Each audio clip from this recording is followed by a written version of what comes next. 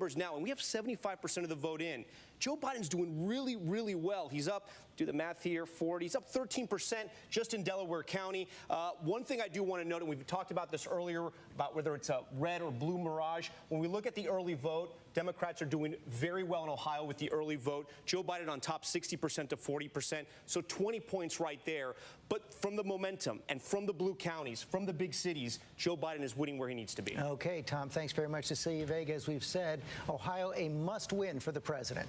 A must-win for the president, George, and our team is in touch with sources close to the president. And I got to tell you, we are hearing that the Trump campaign is becoming increasingly worried right now about what they are seeing in that state. They are working here in the White House in these war rooms where they are watching these returns come in, and they are becoming increasingly nervous about what they're seeing out of Ohio. One senior source telling our team it's much closer than it should be. They're kicking themselves, frankly, for not having gone there more. The Trump team did not hold any rallies in Ohio over 2020 compared to holding 5 in Pennsylvania just this past weekend alone. They had to cut ad spending there in the final weeks because of this cash crunch that they've been facing in the campaign, foregoing millions of dollars in ads. And George, you'll remember this. It's a minor incident, really, in the grand scheme of the things we cover here in this White House, but worth pointing out on a night like tonight. Remember this controversy from just a few months ago where President Trump called for a ban on Goodyear, on the brand Goodyear, after he accused the company of banning its employees from wearing his MAGA gear. Goodyear is based in Akron, Ohio, George. As is LeBron James, and he's been quite active in this campaign as well. Mary Bruce, I mean, we saw that Joe Biden at the last minute went from Pennsylvania, jumped into Ohio on the final day, hoping to make a play for this state. Yeah, they believed that what they were seeing on the ground showed that this state was in play, that it was increasingly competitive, and that appears to be reflected in these numbers that we are seeing so far tonight. Biden's team is encouraged, very much so, by what they are seeing coming out so far. And I want to hit on a point that Tom was making about suburban women, because in these preliminary exit data, suburban women backed Trump by 9 points in 2016. But tonight, in this preliminary data, suburban women are narrowly backing Biden. That bodes well for Biden's team, not just in states like Ohio, but also as you look to those other critical Midwestern states like Michigan and Wisconsin, possibly even in Pennsylvania, as they try to rebuild that blue wall that Donald Trump smashed through 4 years ago. And it also speaks, George, to the power of women voters who tonight could determine the outcome of this election. They were critical to delivering Donald Trump the White House. Women voters tonight could be critical to taking it back. Martha Raddatz, you spoke to a lot of them on the road this summer. I spoke to a lot of them, and I can tell right now that there are a group of women I spoke to around those counties, around Columbus, Ohio, that Tom Llamas was talking about, who are very happy tonight. A group of women, several of them were Republicans, and they switched to Joe Biden. It was right on that character issue once again, character, chaos. Juju Chang talked about that as well. That's what those women were concentrating on. And let me channel the late Cokie Roberts here for a minute, George. This is the centennial of the 19th Amendment. Women have only had the vote in this country for 100 years, and as Mary said, they may determine that tonight. But you also want to listen to what Donald Trump has been saying to women, especially suburban women, which doesn't land very well with many of them. I'm also getting your husbands back to work. They want to get back to work, right? You know how many women are in the workforce. In 2019, 76 million women aged 16 and over were employed. George. Martha Raddatz, you channeled Cokie well. We miss her tonight. David Muir, what do the experts say about Ohio right now? Well, it's really fascinating about Ohio. I wonder if we're going to come back to what Heidi Heitkamp said earlier with President Trump sort of talking down the mail-in vote across this country in the weeks preceding the election, that perhaps this is what we're seeing unfolding in Ohio tonight, because the exit polling tells a different story. A lot of the issues that Joe Biden sort of laid out, he said, we got to take care of the virus first. The economy will come with it second. The Ohio exit polls show that they believe fix the economy, open the country first before the coronavirus. They prefer Trump to Biden handling the economy. They prefer Trump to Biden handling the pandemic. So given what we're seeing in the exit polls, and again, one of the other trends that we're also seeing is Donald Trump is not underwater with approval in Ohio. It's one of his strongest showings tonight in the preliminary exit polls so far. So this would show portends a good night for President Trump in Ohio. I do wonder if the get out the vote and the early voting campaign by the Biden camp, the push for an early vote is actually helping them there significantly tonight. A lot of vote yet to come in the state of Ohio, 51-47 right now. Nate, let's take a look back at your forecast and show everybody what happens if Ohio goes from red to blue if Joe Biden happens to win. So what I have here is if Trump wins Florida, Georgia, North Carolina, in which case it's a more competitive race, but Biden counters by winning Ohio, then that all of a sudden undoes those positive results for Trump. You'll see the numbers come up here. Biden's going to, I think, wind up here north of 99%, because if Trump loses Ohio, he's going to lose in all probability Wisconsin, Michigan, Pennsylvania, Minnesota, which are bluer states, and that makes for a losing map for him most likely. And it really does show the importance right now, because you came into the night showing Donald Trump with about a 10% chance. So even if you give him those three key states we've been looking at in the Southeast right now, Georgia, North Carolina, and Florida, you flip Ohio and it turns everything around. Right. So he has to win both paths, right? He has to win the southern path and hold the states that he flipped from Clinton in 2016 in the north. If he only does one, then it'll be close. It will not be a Biden landslide, but Biden would still be elected president. It is so close right now. Nate Silver, thanks very much. We have to take another quick break.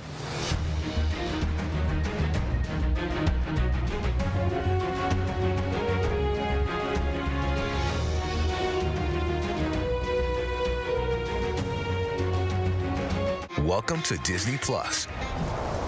Are you ready? Drop in and explore. The action, the adventure, and the originals. There's no limit to what you'll find. These are your worlds. So come on, dive deeper into the universes you love. Wherever and whenever you want them, you'll find them all here on Disney Plus. Now could be a good time to have another baby. Are you crazy? I'm in love with you. Now that I said it out loud, it does sound weird. Please stop. You were so fine, I had to remind myself to breathe. Let's do this. How's your quarantine going? Susan Powell was a young, beautiful mother. She just one night vanished. Where is Susan? July 29th, making sure that if something happens to me, our assets are documented. Josh, did you kill your wife? And I'll never forget the first time that I met him. A chill just raced up through my spine. I just shook the hand of a killer. Now, new details, stunning new interviews. He ends up revealing the biggest bombshell. What will happen next? The new 2020 event, Friday night on ABC. Admit it. These days, what you need to know seems to change just about every day. What is it that you really want to know, need to know? To help you not just get through your day, but to make the most of it. Feel smarter.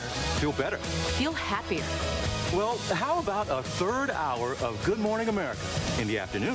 GMA 3, what you need to know. Lunchtime at 1 Eastern, 12 Central and Pacific on ABC. It's all about you. Your mom said, comb your hair. Your dad told you, smarten up. Your dog is judging you right now. And your best friend just called you crazy. We all need someone who'll pull no punches and give it to us straight. Now, imagine getting your news like that. No bull, no spin, just give it to me straight. Straightforward news, straight to the heart of the story. ABC News, straightforward. Good Morning America tomorrow morning. Wake up to real-time answers, real-time results the morning after this historic election with the most powerful team in politics live. First thing in the morning, ABC. Good Morning America. Coming up on 9:20 in the East, that's what it looks like right now in the key state of Florida. 93% of the expected vote in, and Donald Trump has opened up about a 300,000 vote lead over Joe Biden. I want to go to Senator Rick Scott, Republican of Florida. You think this one is over in Florida?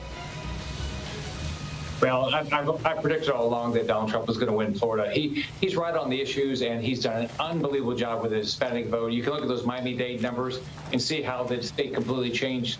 This race completely changed when, Donald Trump put all that effort into dealing with the Castro regime, the Maduro regime, and it paid off with the Hispanic vote in our state. I won the Hispanic vote, and look, in the end, it's going to look like Trump did a really great job with the Hispanic vote. Well, he was able to pull away by even more than you did in 2018, correct, so far? Oh, absolutely. I've had very close races. But look, in Florida, we don't like high taxes, and Joe Biden's talked about the biggest tax increase in the history of the country. That doesn't go well. We like our law enforcement. We're at a 49-year low and crime rate. The Democrats defunding the police didn't help Joe Biden.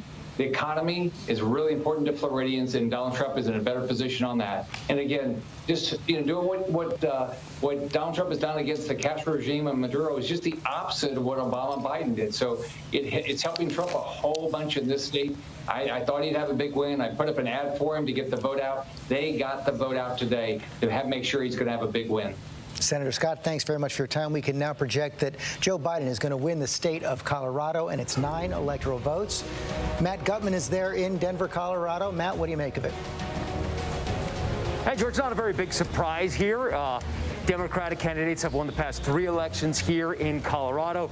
In the Senate, it's been 4 of 5, and not very unusual. This is something that has been forecast in the polls all along. I want to give you a sense of where we are. This is the polling station here in Denver, and what you're looking at looks like watching the paint dry. It looks boring, but all of these people are working within this system to count the ballots. It's incredible, the tenderness with which they are caring for each ballot. A lot of talk tonight about whether or not the elections are rigged, whether or not there has been fraud.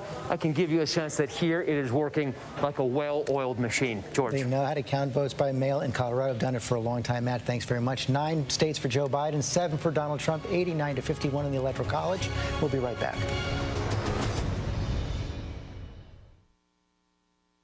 I've been quested to bring this one back to its kind. You know this is no place for a child. Wherever I go, he goes. The Mandalorian, new season now streaming only on Disney+. Wednesday night, get ready for a con so big, so outrageous, never seen anything like it before. Meet the Prince, pretending to be part of one of the world's richest royal families. Living large. But holy cow, who is this person? He stole approximately $8.1 million. Where was all this money coming from? Buckle up. Just the tip of the iceberg. I'm Whoopi Goldberg. This is The Con. All new and royally good. Wednesday on ABC. Good Morning America tomorrow morning. Wake up to real-time answers, real-time results the morning after this historic election with the most powerful team in politics live. First thing in the morning, ABC. Good Morning America. With so much at stake, so much on the line, more Americans turn here than any place else. ABC News World News Tonight with David Muir. We have made it through another week together. America's most watched program across all of television. ABC News, honored winner for the 2nd straight year with the Edward R. Murrow Award for Overall Excellence in Television. More Americans choose ABC News, America's #1 news source.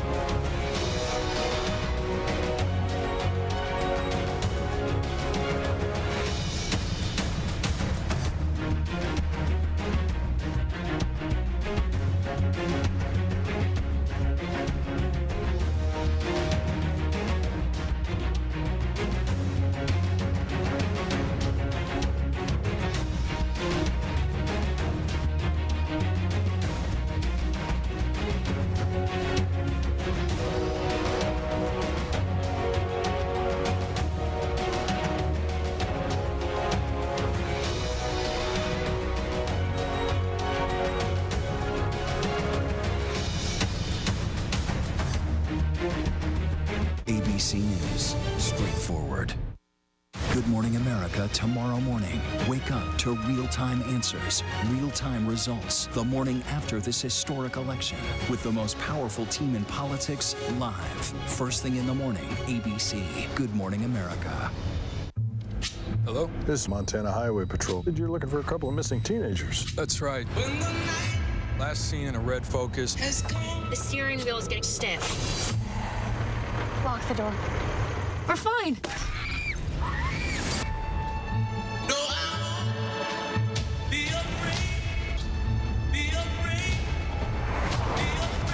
Got ourselves a predicament. When the night has come. I've been quested to bring this one back to its kind. You know this is no place for a child.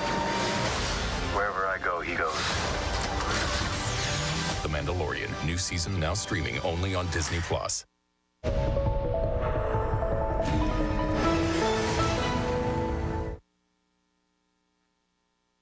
Live from ABC News election headquarters in New York City, here again, George Stephanopoulos. 9:30 now in the East, and we can project two more states now for President Trump. Donald Trump will win the state of Alabama.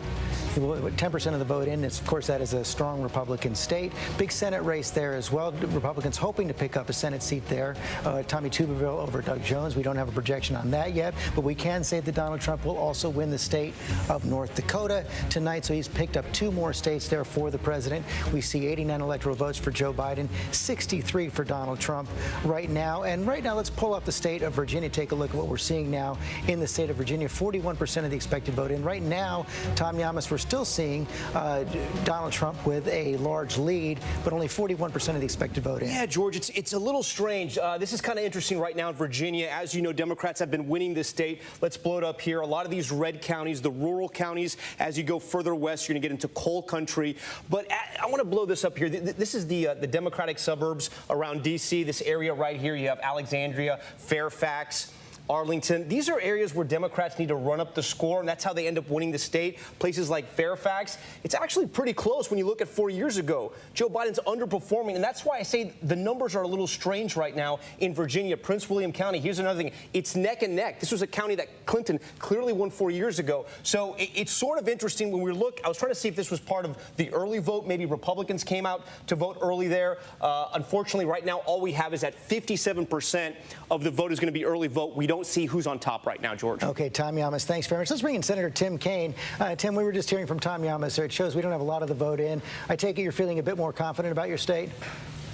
Yeah, George, the AP called Virginia at 736 because of the early vote totals are so strongly Democratic. About 70% of the 2016 total got cast early, and we know who those voters are.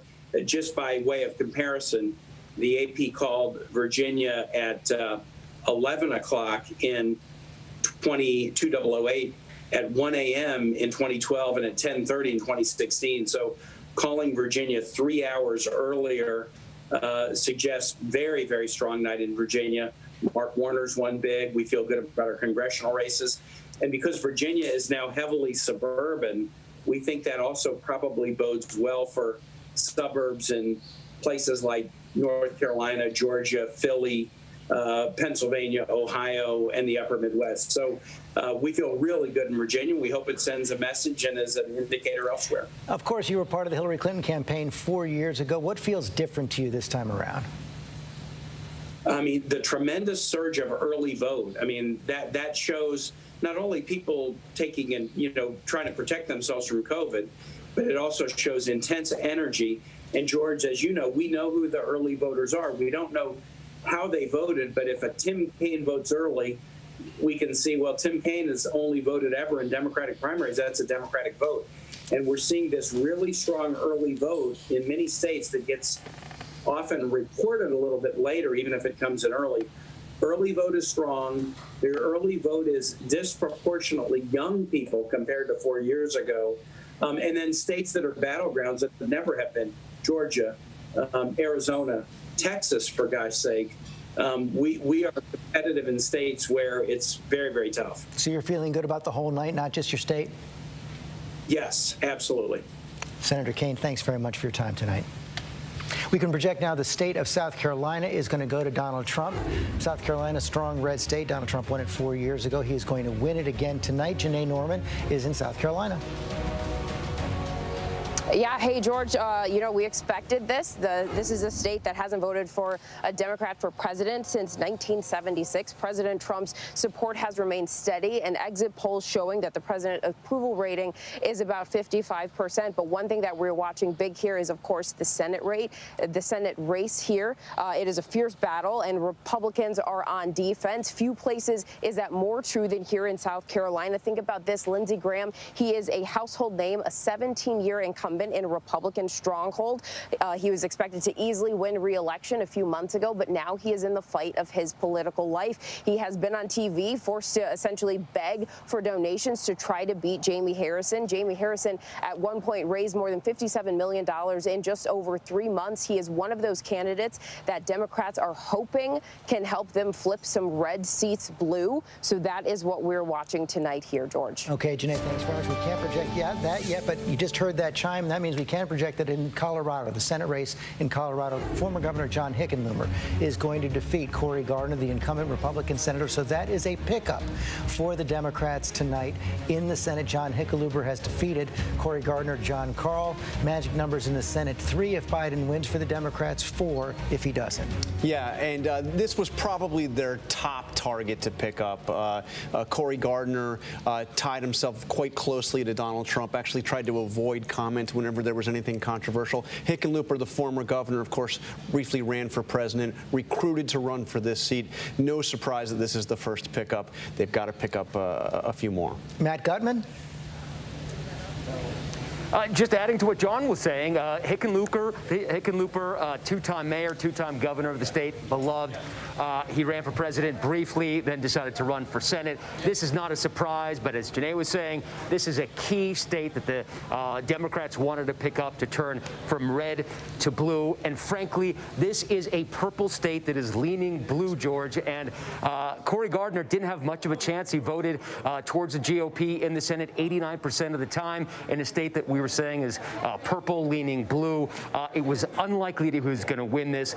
The polls had favored Hickenlooper all along, but this is one state, possibly another in the Rocky Mountain region, Montana, that could flip from red to blue tonight. George. Matt Gutman, thanks very much. Mary Bruce, your day job is covering Capitol Hill, and I wanted you to pick up on what John Karl was just talking about there. Cory Gardner, one of those senators who, whenever President Trump got in a little bit of trouble, he disappeared. Yeah, it was amazing how all of a sudden Cory Gardner would become very hard to find in the halls of the Capitol in those moments. Look, as John was saying, he was viewed as the most vulnerable Republican tonight. There are several others that Democrats are keeping a close eye on. And I have to say, George, Republicans know that there is a very real risk that they could lose their Senate majority tonight. In addition to Colorado, which we now know the result in, they're keeping a very close eye on Arizona. They feel very strongly, Democrats do, that they have a chance to defeat Martha McSally in that race. They're also feeling optimistic about possibly Iowa, Maine, and North Carolina. The Senate race in Georgia is now looming as a very real possibility, with actually 2 races there tonight, and both Republican senators at risk there. Democrats can see that they are likely to lose a seat in Alabama, Doug Jones's seat. That means if you go back to the math here, if they lose that seat, they would then need to pick up 4 seats. Democrats would if Joe Biden wins, because in that instance, Kamala Harris would then become the tiebreaker as vice president. If Donald Trump wins, that means the Democrats would then have to pick up 5 seats if they do lose that race in Alabama. Mary Bruce, thanks very much. Let's take a deeper dive now at the state of Pennsylvania. We've been calling that the most critical battleground of the night tonight. 19% of the expected vote is in right now. Joe Biden has a large lead. And Tom, why don't you try to run through some of the key counties in Pennsylvania that we're going to be watching tonight? You know, George, we were just looking at Pennsylvania a little closely, and the numbers are really all over the place. There's not really a narrative we can really talk about at this point. Look, for instance, I'll give you Scranton right here. Lackawanna, Donald Trump is on top in Joe Biden's hometown, and he's overperforming there for Republicans. We go just south, Lucerne County. This is Wilkes-Barre. This is a swing county that Donald Trump won 4 years ago. Tonight, Joe Biden's on top, but again, only 29% of the vote in. On the big cities where Democrats really have to win, Allegheny, Pittsburgh, you can see how high Joe Biden's there. That's the type of number Democrats want to make sure they can hold in Pennsylvania, not only in Pittsburgh, but also in Philadelphia. Let me open this up a little more as we get to Philadelphia and the suburbs. George, look, I don't want people to have a freak out here. 93%, that's obviously incredible, but there's only 9% of the vote in at this moment. Let me squeeze this down a little bit. We'll look at one of the suburb counties, the exurb counties around Philadelphia, where Democrats have to run up the score. Look, Joe Biden's doing good, but again, George, it's so early. There's nothing really to pull from. Do we have anything from Erie County? And then I want to bring John in. Yeah, Erie County, we have Donald Trump, barely won this. Just by a percentage point 4 years ago, but it was one of those swing counties that Obama won. And you can see right now, I mean, John, it's neck and neck, but 4% in. 4% in. But I've got to say, if you go back to the Philly suburbs, Montgomery County, Delaware County, you see Biden with nearly an 80-point lead. It's 16% of the vote in. What's really important here, though, George, is, as I understand it, almost all of the vote that has been counted are people that voted today on Election Day. Pennsylvania didn't start counting in those collar counties of Philadelphia. Yes. This is day of voting, so they still have to count all of the mail-in vote. They didn't start opening the envelopes until today. That's going to take a long time. It's actually going to take several days. That mail-in vote is expected to really lean heavily towards Joe Biden. So I think it's interesting. It's still a small amount, no doubt, but I think that it's interesting already in the suburbs of Philadelphia. Those used to be swing areas. Now they're trending deep blue. I mean, early indication, again, 17% of the expected vote in, but it's day of vote. We have some exit polls for Pennsylvania? Yeah, Pennsylvania, when you compare it to Ohio, Michigan, Wisconsin, Pennsylvania actually in the exit polls showed Donald Trump's worst performance so far tonight when it comes to his approval rating. Let's dive in here and see what the exit polls show us. Again, these are preliminary, but the exit polls, as we mentioned earlier in the night, do reflect both, as John Carl was mentioning, people who voted today and those who were voting early in person. As you can see, let's try to refresh that and see if the job performance comes up. 52% disapproving of Donald Trump and his performance. Whether or not to contain the pandemic first or rebuild the economy, you can see overwhelmingly they say we've got to take care of this coronavirus in the U.S. And they say that Joe Biden is the best to handle that. When you look at the economy, Donald Trump and Joe Biden neck and neck in Pennsylvania. The most important issue in Pennsylvania, the economy, pandemic, they're behind. It's interesting. Let's look at independents in Pennsylvania. Joe Biden owning independents so far as the exit polls are concerned in Pennsylvania. Chris Christie, neighboring state of yours in New Jersey, always going to be an uphill battle for the president, but essential. Listen, vital, has to have it. And I do think, though, that the things that we're seeing still, I think this is very early, but there's underperformance in Philadelphia, even though those numbers don't indicate it. That's what I continue to hear. And so I think they're still feeling like they can turn out their day of vote in a way that's going to make it very close. No one's predicting a win there yet that I've heard, but no one's bemoaning a loss yet either. Rahm Emanuel, the Biden campaign probably spent more time, energy, money, focus on Pennsylvania than any other state. There's no doubt about it. And the vice president, did you remember in your town hall when a guy stood up and was, oh, I know you, you're a sheriff. I mean, he's got to feel like a precinct captain or a county exec. They look at these numbers, and I would say there's a regional thing that's starting to happen. You look at the Ohio number, you look at Pennsylvania numbers, they're early, but there are trend lines where Joe Biden is outperforming in the suburbs. He's outperforming among working class, and he's also outperforming in the rural areas, even though you don't count it. Just minimizing the losses is doing well. So he is doing really in those areas well. The vote total, in the sense of how many people show up in the suburbs versus working industrial areas versus urban, is going to be what's really interesting. Because I think the urban areas may not be performing to the kind of baseline of what people were expecting. Yvette, are you seeing that across the country right now? The urban area is not performing as well. That's not what we're seeing, and that's what I want to make sure I reserve comment until we see that. We're seeing a lot of, particularly in Ohio, Hamilton County, Cuyahoga County, Franklin County, huge turnout there. I mean, we're running not just on the presidential, but down ticket. We're winning all these races down ticket as well, and so I think we'll just have to wait and see. Some of those places, like Cuyahoga, for instance, people were still in line up until about a half an hour ago. Those are the watchwords for tonight. Wait and see. And we're going to be doing that with every state all night long. Sarah Fagan, the Trump campaign was hoping after that last debate where they thought that Joe Biden made a blunder by talking about ending fossil fuels and the issue of fracking. They thought that could give them headway in western Pennsylvania and coal country in these final 2 weeks. Yeah, and I think it probably will give him some headway. Whether he wins it or not, we'll see. I think Pennsylvania, to me, is the best case of the mirage, the red and blue mirage. We don't know whether these are early votes, whether these are absentee votes, whether they're day of votes yet. And so, I would go back to something Nate Silver said, has been repeating over and over tonight. Wait till an entire jurisdiction is in before you get too excited. I think we have to do that. There's no question about that. Eva Pilgrim, you spent a lot of time with suburban women in the state of Pennsylvania. That's right, George. And specifically with moms, a lot of them telling me they usually avoid talking about politics amongst their mom groups. But this year, that just wasn't possible because so many of the things that are very political right now directly impact them and their children. In their text chains, you can see what some of those things are. They're talking about masking their children. They're talking about virtual learning. Are you sending your kid back to school? Should we go on vacation this summer?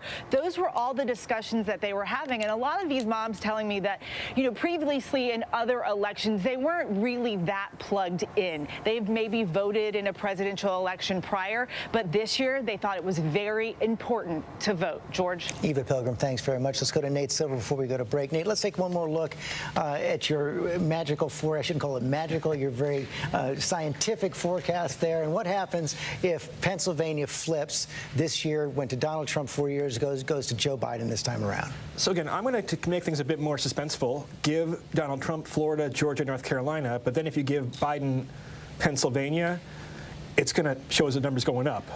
We'll see where it calculates here in a second. It's not quite the same as Ohio because it's a little bit of a more purple state. But you see Biden's up to 91% despite losing the South. If he wins back Pennsylvania, they'd have to hold the Wisconsin and Michigan. So that's really interesting. It kind of brings you back to where you were at the beginning of the night. It narrows the range, right? If Biden wins Pennsylvania, things are not going to fall apart from in the Midwest. He's also not going to have any type of landslide victory. But it would bring the probability back. It would mean that you have a close election where Biden is favored, but it's this kind of wide range of possible outcomes. Chris? Just heard from Republican leadership in Ohio that Trump has now pulled ahead in Ohio and that they believe Trump will win between 1.5 and 2 points. Right now, what we're seeing on our board right now is 64% of the expected vote in. Joe Biden just ahead by a little bit, but you're saying you're getting that from your sources right now inside Ohio. They're looking at the vote that they're still waiting on, and they believe, at least, we're not ready to say that, they believe that Donald Trump will win the state of Ohio. Have to take another quick break. We'll be right back.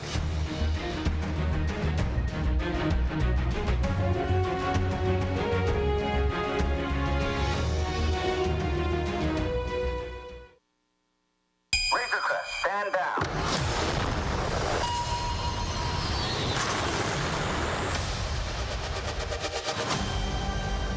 I've been quested to bring this one back to its kind.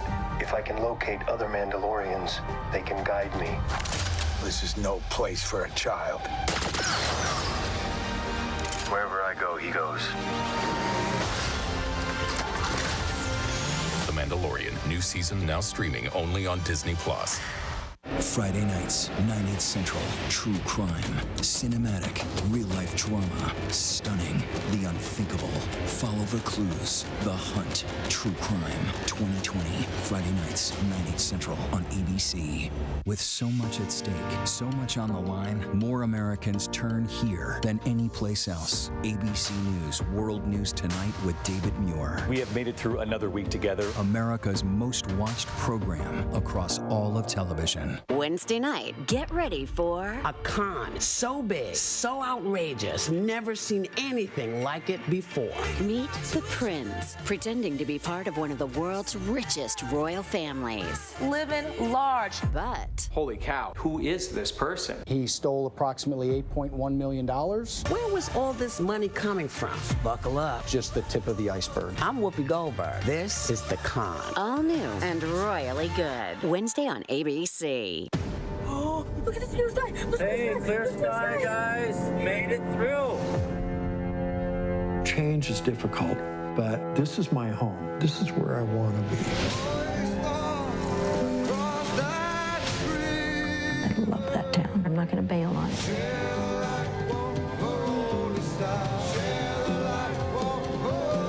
Big deal. New beginning. Rebuilding Paradise. Network premiere Sunday at 9 on National Geographic. Hello? This is Montana Highway Patrol. You're looking for a couple of missing teenagers. That's right. Last seen in a red Focus. The steering wheel is getting stiff. Lock the door.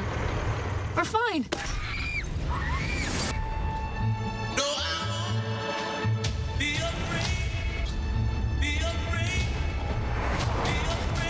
Got ourselves a predicament. When the night has come. Good Morning America tomorrow morning. Wake up to real-time answers, real-time results the morning after this historic election with the most powerful team in politics live. First thing in the morning, ABC. Good Morning America.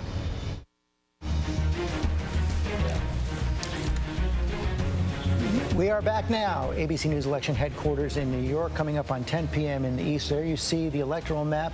Joe Biden has won 9 states, 89 electoral votes. Donald Trump has won 10 states and 72 electoral votes. All the big swing states still in play right now. Let's take a look now at the state of Georgia, one of the key battlegrounds at the end of this campaign. 16 electoral votes, 46% of the vote in right now, and Donald Trump has a fairly sizable lead right now. Tom Llamas, what more can we say about where Georgia is right now? Look, we can't stop talking about Georgia yet because it's still very, very early. And the reason why I say that is because look at Atlanta right now. We're still waiting for a lot of the vote to come out of some of these huge counties where Democrats are going to run up the vote. Joe Biden's doing well in these counties around Atlanta where he needs to win. He's building off Hillary Clinton's lead that she had here. He's expanding the map even further. The problem for Joe Biden is at the red counties, President Trump's base, and this is something we're seeing throughout the country, at least in some of the big battleground states. President Trump's base is showing up and they're voting. And a lot of this, you see all the red around here, almost the same as 2016. The blue counties are the same. What we have to find out, what we have to figure out is what the count is at the end of the night in the Atlanta counties. If Joe Biden can run up the score there, he can tighten this up. But President Trump has got to be happy with this number at this hour right now. But again, a lot of the vote out in Atlanta. Lindsay Davis, what are you seeing in Georgia? You know, Georgia is 6th overall when it comes to the total number of coronavirus cases in our country. I think that one good image is that Governor Kemp today dropped off his ballot in a ballot drop box because he's quarantining because he came into contact with somebody who tested positive on Friday, though it's worth noting that he also did take a rapid test and is subsequently tested negative. But look, we're seeing the same thing that we saw in North Carolina, where the 3 counties that are hardest hit by coronavirus, all are counties that voted for Hillary Clinton in 2016. We'll remember that Governor Kemp was criticized for trying to open up Georgia early, and he then had that lawsuit against Keisha Bottoms, the mayor of Atlanta, when she implemented that mask mandate, which he later dropped. But what's interesting is, black voters make up 32% of the eligible voting population in Georgia. And a lot has been said tonight about the black voters not turning up. And I do think that it's relevant to talk about the disproportionate effect on black and brown communities. Of course, black people make up 13% of the population, but 20% of the COVID deaths, 1 out of 900 black people have died as a result of coronavirus. Okay, Lindsay Davis, thanks very much. Let's take another look at the state of Texas right now. Not expected to be a battleground this year, but it is close right now with about 76% of the expected vote in. Donald Trump has about a 2-point lead over Joe Biden right now. Tom, what stands out? Yeah, well, what stands out for me, George, as I put Texas here in the middle of the map so we can see it a little bigger, absentee, basically neck and neck, George. Look at that right there. Democrats had to build a lead on the early vote, especially in a state like Texas, but Republicans showed up early as well, and they voted there in Texas. Look, a lot of red counties. Texas has been Republican for a very long time. Jimmy Carter was the last Democrat to win this state. Some things that are good for Democrats are around the Dallas County suburb areas, and we'll show you why. So Fort Worth, which is usually a Republican stronghold, let me clear this out here. Tarrant County, 49%. It's neck and neck. President Trump won this by almost 10 points 4 years ago. We go a little bit higher here to Denton County. It's the same story. President Trump underperforming there. But here's something that's interesting. In Houston, Harris County, the biggest county so far, it's essentially the same race as it was 4 years ago. Harris County, Houston, is an area where the Democrats have to run up the score even more if they have any chance of winning in Texas, because you go to one of these red counties, George, look at that, in East Texas, it's 3-1, and it's like that all across East Texas. Matt Dowd is in Texas. Matt, it looks like John Cornyn is going to be returned as a Republican senator from Texas, but in the final days of his campaign, he started to break a little bit, uncharacteristically, from President Trump. Well, I think he saw the numbers in Texas and the changing nature. He's catching up to the changing nature of the state of Texas, which, as we've talked about earlier, has gone from a solid red state to now, I think, a slightly red state. I think in the end, Biden's going to get really close in this state as I look at the numbers, very close, closer than any presidential candidate in 40 some odd years. But I don't think he's going to have enough. It's those last 2 or 3 points that are really hard, but he'll get really close. The other thing I'm going to say is what's played out in Florida is not playing out in Texas. So I think I'd counsel everybody to not interpret one place as meaning it's going to affect another place. The Hispanic vote here went really well for Joe Biden, much better than Donald Trump did here last time among the Hispanic vote. So I just counsel everybody that one state, Florida, may be about Florida, but it may not necessarily be about others. What are we seeing, thank you, Matt, in the exit polls in Texas, David? You know, similar to what Matt Dowd was saying, you know, some pretty decent exit polls for the president, though, who's looking at this, 55% approve. But to Matt's point on the Latino vote, which is significant, 59% went for Joe Biden, though I'll point out that Hillary Clinton had 61% 4 years ago. So Joe Biden still has some room to grow there if he's going to match her numbers. Okay, coming up on 10 p.m. in the East, polls are going to close in 4 more states. We'll be right back.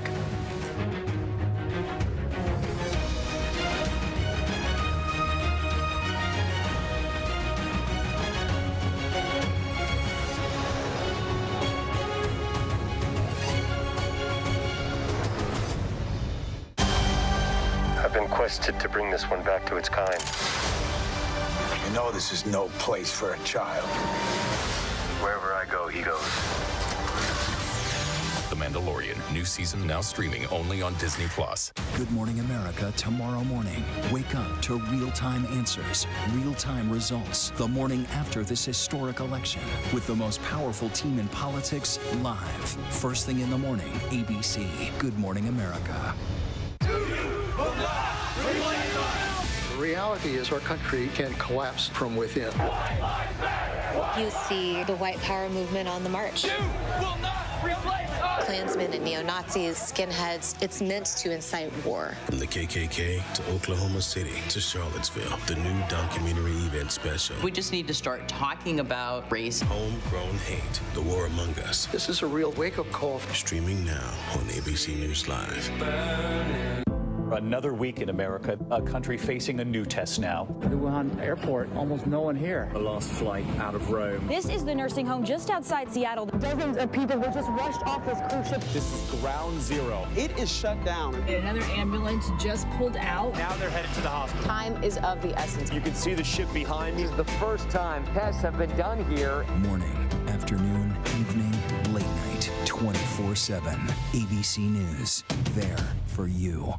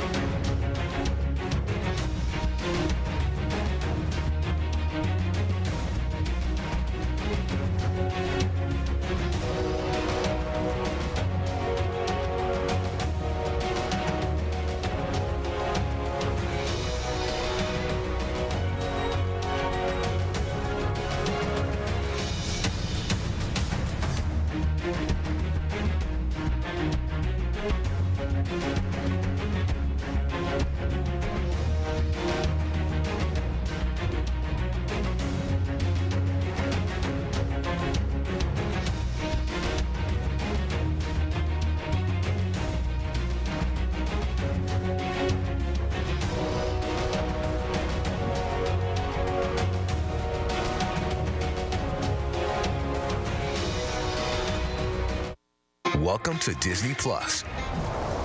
Are you ready? Drop in and explore. The action, the adventure, and the originals. There's no limit to what you'll find. These are your worlds. So come on, dive deeper into the universes you love.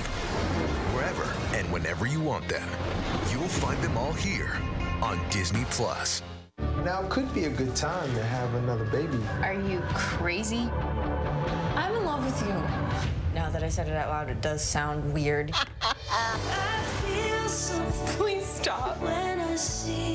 You were so fine, I had to remind myself to breathe.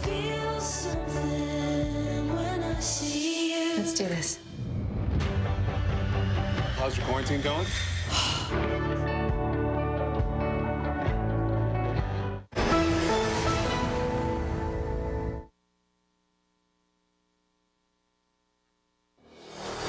This is an ABC News special. America is voting in record numbers. So who will be your next president? I'm the candidate of police officers, the middle class, law-abiding, hard-working American patriots, and others. There will be no blue states or red states, just the United States. I'll work as hard for those who vote against me as those who voted for me, because that's what a president's supposed to do. Live from New York City and across the country, Election Night 2020. Now reporting, Chief Anchor George Stephanopoulos. Coming up on 10 p.m. in the East, and we have a long way to go on this Election Night 2020. That's where things stand right now. Joe Biden has won 9 states, 89 electoral votes. Donald Trump has won 10 states, 72 electoral votes, but all of the big battlegrounds are still out there right now. The polls have still just closed in 4 additional states. Let's take a look at that right now. State of Iowa, key state in the middle of the country, 6 electoral votes, key Senate race there as well. We cannot project a winner right there, but Kana Whitworth is on the ground for us in Iowa tonight, where she's focused on the rural vote. Kana. Yeah, hey, George. So 75% of rural voters cast their ballot for Donald Trump in 2016. That was certainly the case here in Iowa.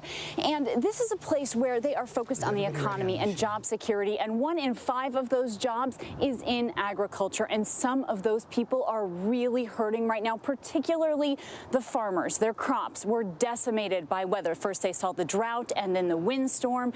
They're battling COVID-19 and, of course, Trump's trade wars with China. Now, the federal government dumped $37 billion into aid to American farmers, but some that I spoke with here in Iowa simply said that's not enough. It doesn't make them whole, and their vote cannot be bought. One farmer in particular said he simply cannot overlook the lack of civility in the White House, and he cast his vote for Joe Biden. Now, it's important to note here that, of course, Donald Trump has a lot of support. He was made an honorary member of the Iowa Corn Growers Association, which is a big deal here.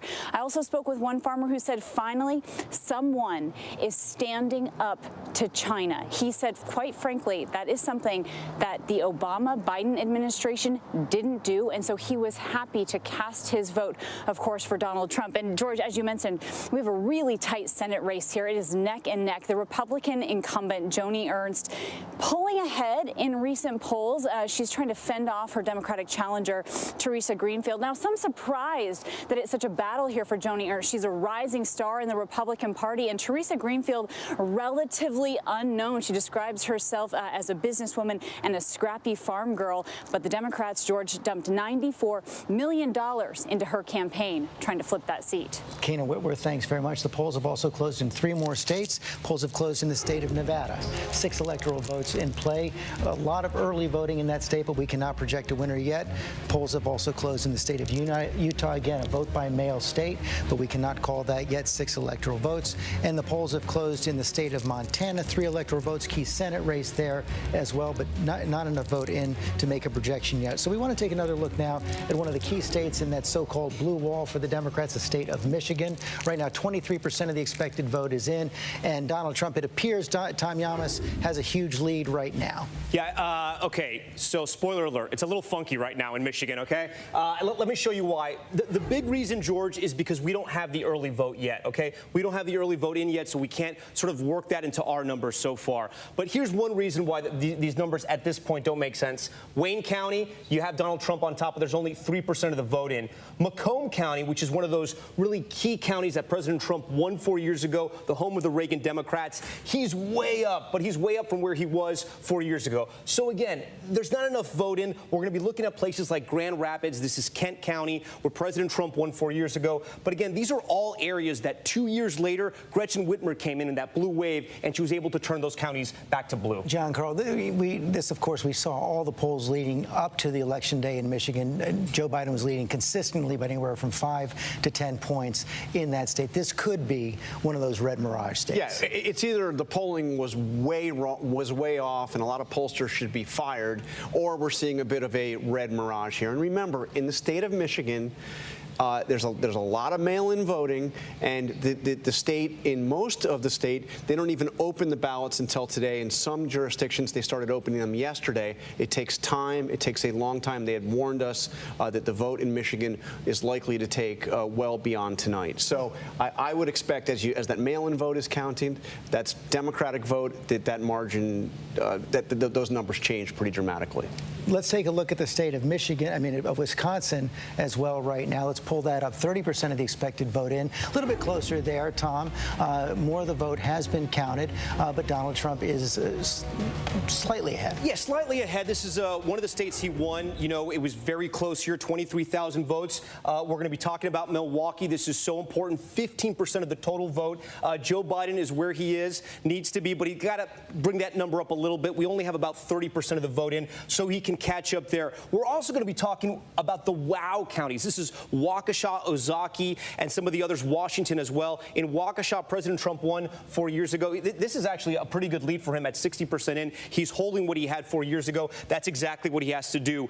Still not enough vote in. You know, like some of these swing counties I can take a look at here. Price, a tiny county, Donald Trump on top, building on his lead there, but only 12%. So it's a little hard to sort of pull data out of here. In Green Bay, Brown County, you know, Donald Trump's sort of performing where he needs to be. But again, it's so little here. Kenosha, of course, we want to talk about as well because it had such a big role. We were talking about the social justice that swept across the country with the Jacob Blake shooting there. Donald Trump on top. He won this just barely 4 years ago. He has a big lead right now. But again, I just think that there still needs a lot of vote to come in. While we're looking at the blue wall, let's pick up Pennsylvania again. Let's take a check back in and see where Pennsylvania is. At this point, 23% of the expected vote in. All right, we got a lot more vote in here, George. So let's take a look. We'll start with Scranton, Joe Biden's hometown, Lackawanna County. President Trump on top right there. He's going to like those numbers. Joe Biden is not. Just south of that, Lucerne. This is Wilkes-Barre, PA. Joe Biden behind again there. You know, he's doing better than Hillary Clinton. That's some good news. But President Trump still on top. And we got to talk about Philadelphia again. We're still waiting for a lot of the vote to come in here. Philadelphia, giant margins. But this is what John Carl was just talking about. George, we just don't have the vote in, only 9%. Those counties around, this is Bucks County. This is kind of one of Montgomery, excuse me. Let me see if we can find Bucks over here. Philadelphia. Let's go over here. Yeah, Chester. Oh, we don't have Bucks yet. Chester's another big suburbs around the Philadelphia area. Joe Biden doing well there. So, I mean, look, George, 23%, and it's hard to kind of pull any kind of narratives at this point so early in the night. Pittsburgh, we'll look at this because this is where Joe Biden has to run up the score, and there he has at 80%.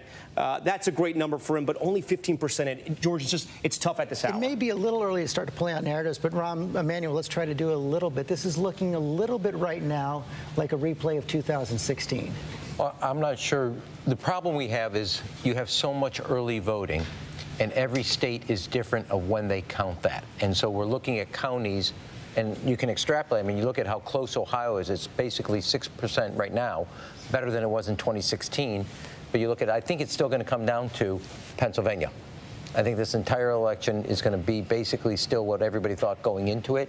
But if you look at where Joe Biden was performing in Ohio, Akron, Toledo, Hamilton County, Cuyahoga County, Franklin County, you can extrapolate that that's very good news for both Michigan, Pennsylvania, and Wisconsin. But again, each state counts their early votes. Some of them count before the day of the polls close. And then in Pennsylvania, they don't start counting them. They have still got 3 more days of ballots to come in.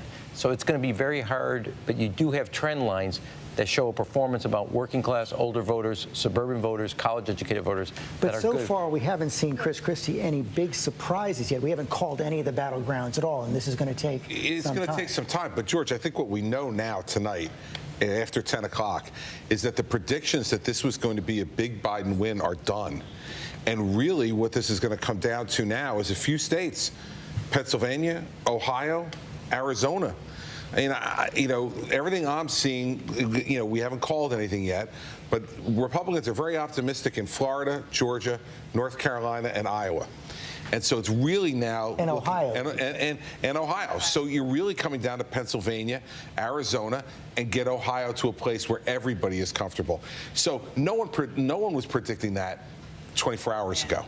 They were predicting 330 votes for electoral votes for Joe Biden. As you're talking, I just got some news in my ear, and I want to pull up the state of Arizona because this is potentially big news right here from the state of Arizona. 70% of the expected vote is in from Arizona. There was so much early vote in that state. More than 90% of the 2016 vote came in before Election Day. And one of the things you see right there is that Donald Trump is now losing the 70% of the expected vote into Joe Biden, 55-44. Tom Yamas, let's take a dive. Yeah, George, at this hour, this is a major story and a major development. Not all the vote is in right now, but Maricopa County, this is going to be 3/4 of the total vote in all of Arizona.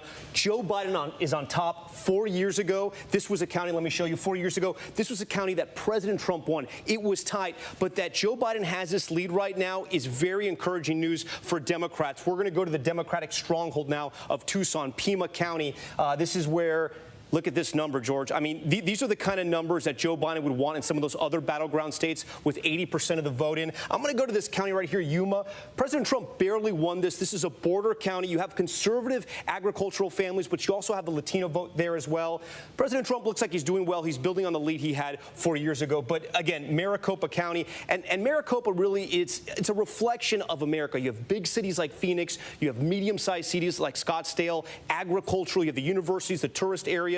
Joe Biden's looking at this number right now, and it's going to make him very happy. David Muir, what do the exit polls say about Arizona? A couple of things coming out of Arizona right now that are really interesting. First of all, independents outnumber Democrats and Republicans in that state. So let's go right to that.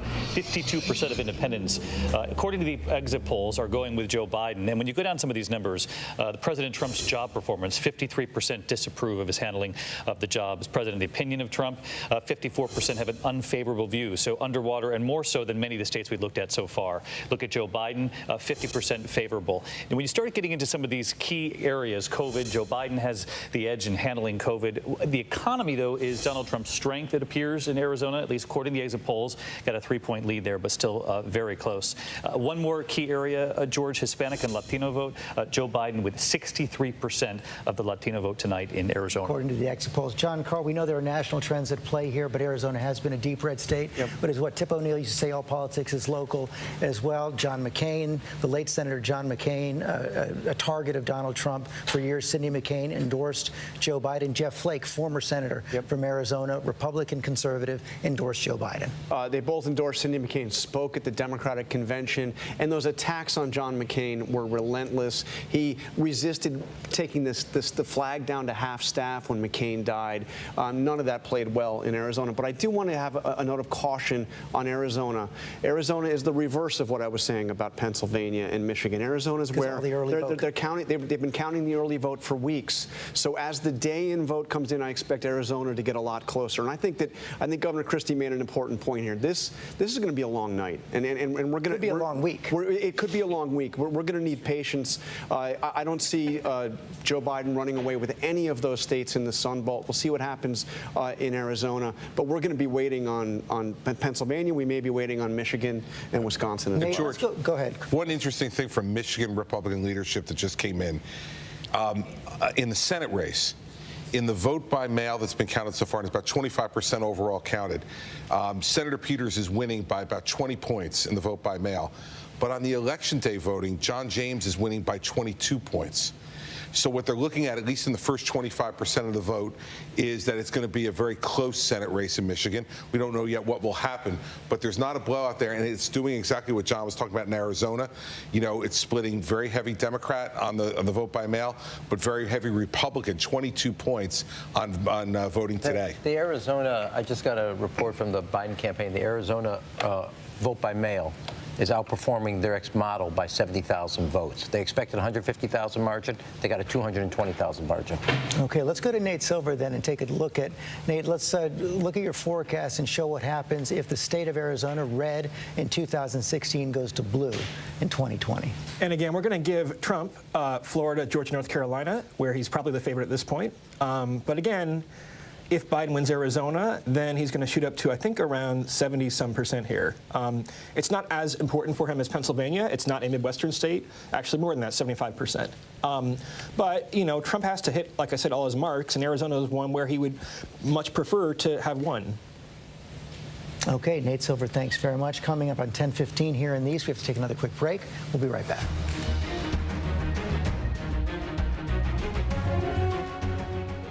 Welcome to Disney Plus. Are you ready? Drop in and explore. The action, the adventure, and the originals. There's no limit to what you'll find. These are your worlds. So come on, dive deeper into the universes you love. Wherever and whenever you want them, you'll find them all here on Disney Plus. Now could be a good time to have another baby. Are you crazy? I'm in love with you. Now that I said it out loud, it does sound weird. Please stop. You were so fine, I had to remind myself to breathe. Let's do this. How's your quarantine going? Susan Powell was a young, beautiful mother. She just one night vanished. Where is Susan? July 29th, making sure that if something happens to me, our assets are documented. Josh, did you kill your wife? And I'll never forget the first time that I met him. A chill just like raced up through my spine.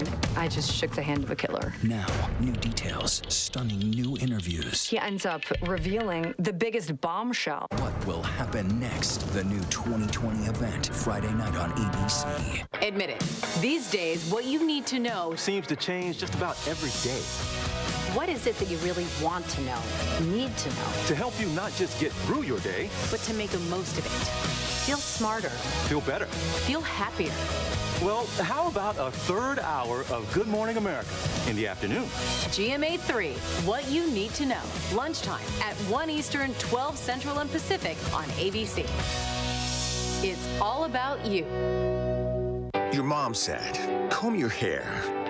Your dad told you, smarten up. Your dog is judging you right now. And your best friend just called you crazy. We all need someone who'll pull no punches and give it to us straight. Now, imagine getting your news like that. No bull, no spin, just give it to me straight. Straightforward news, straight to the heart of the story.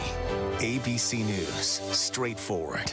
With so much at stake, so much on the line, more Americans turn here than any place else. ABC News World News Tonight with David Muir. We have made it through another week together. America's most watched program across all of television.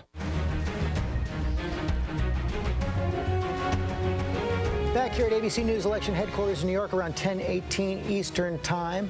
And we want to take another look at the state of Ohio right now. 72% of the vote is in right now. And Tom Yamas, Donald Trump has pulled ahead now of Joe Biden in the state of Ohio. Yeah, George, we're going to need a neck brace for Ohio. I told you earlier in the night it was looking like 2012, the map. Now it's looking like back to 2016. Donald Trump has gained control of Ohio. He's swung back a lot of those counties that were looking blue, places like Wood, Ohio, this county just south of Toledo. Toledo there. You can see Donald Trump on top. He's actually doing a little bit better. But the big question is the 3 C's, Cincinnati, Columbus, and Cleveland. This is where Democrats are going to have to run up the vote. All the votes not in Cuyahoga County yet, and Joe Biden is doing really well there. He's overperforming. It's a similar story in Columbus. 66% of the vote is in, but he's up 10 points from where Hillary Clinton was. And Cincinnati, Hamilton County, this used to be Republican stomping grounds. It switched over with Obama, and tonight Joe Biden has a very significant lead there. George, the story is this. He's going to have to run up the vote in the big cities. The rural counties are sticking with Donald Trump tonight. Well, that seems to be the question, that the margins are good in the cities for Joe Biden, but are enough voters coming out for him? We've seen significant turnout in the 3 Cs. I mean, not just early vote, but on Election Day. I mean, they were predicting at about 2 o'clock in Hamilton County, we were at 60% of our total registration number, which is a really, really, really big deal. And they were projecting to beat 70% of our total registration number, which doesn't happen all the time. I think the big thing is these urban centers, they're counted slower. That's where most of the votes are, and they'll come in later. And I think they will make the difference, particularly because he's overperforming Hillary Clinton by so much, which means that the work is working, that the message is getting out to those folks. The other big question, Matt Dowd, might be, are Donald Trump's voters coming out in record numbers as well? I think that's clear. I think it's even if you look at the total numbers that we think are going to be cast, it's definitely true. It was true in Florida. It looks like Donald Trump is going to get more votes in Florida this year, not only percentage-wise, but more total votes by far, by hundreds of thousands, that he did last time. So it's absolutely clear. I disagree on part of this. It's not as if the African-American vote's not turning out and there's a problem. They're turning out. But the counter to that is Donald Trump's supporters are turning out even in greater numbers than they did in 2016. Okay, let's take a look at John Karl. I mean, you just have to say, look at those rallies that he did. He did 17 rallies over the past few days. He did something like 27 over the past week. They always, the Republicans talked about their turnout operation. They talked about how they had invested in it for the past 3.5+ years. So, I mean, clearly we are seeing increased turnout in some of those areas, rural areas. There's no question about it. Okay, let's take another look at the state of Georgia. 52% of the vote, expected vote, is in right now, and Donald Trump has quite a wide lead with that 52% of the expected vote. Tom Yamas. Yeah, I know, George, but this race is far, far from over, and I'll explain why right here. We've been talking about the state of Georgia and, of course, the state of Atlanta. The city and the ring counties around it, so important. About 50% of the vote is going to come from there. Right now, the spread, if you look at it on top here between Trump and Biden, you're looking at about less than 400,000 votes, right? The problem with that is in DeKalb County in Atlanta, there's about 250,000 votes that Hillary Clinton got 4 years ago. Here in Gwinnett County, we only have 17% of the vote in, but Hillary Clinton ran up the score there, too, with 150,000 plus. So there's a lot of the vote out in the Atlanta metro area that could help Joe Biden. The story for Donald Trump, counties that he swung, counties like this, tiny little counties like this. I'll give it back over to you. Give it back to me. We have a Senate projection right now. It's in the state of Alabama. And Tommy Tuberville is going to be the next senator from the state of Alabama. Republican, former Auburn football coach, defeated Senator Doug Jones, a Democrat who was seeking his first full term. Of course, he won a special election in 2017. John Karl, the president had a lot of personal interest in this race. He did. This was Jeff Sessions' seat, and Jeff Sessions left the seat to become Donald Trump's attorney general and to become Donald Trump's hated attorney general. And when Sessions tried to get his seat back, the president endorsed Tommy Tuberville and worked very hard, actually, to get Sessions to lose. Not a surprise that Doug Jones is losing here. This was really a once-in-a-lifetime situation that brought Doug Jones, a Democrat, representing Alabama in the Senate. So, Mary Bruce, one pickup for the Democrats, one pickup for the Republicans. We're back to where we started.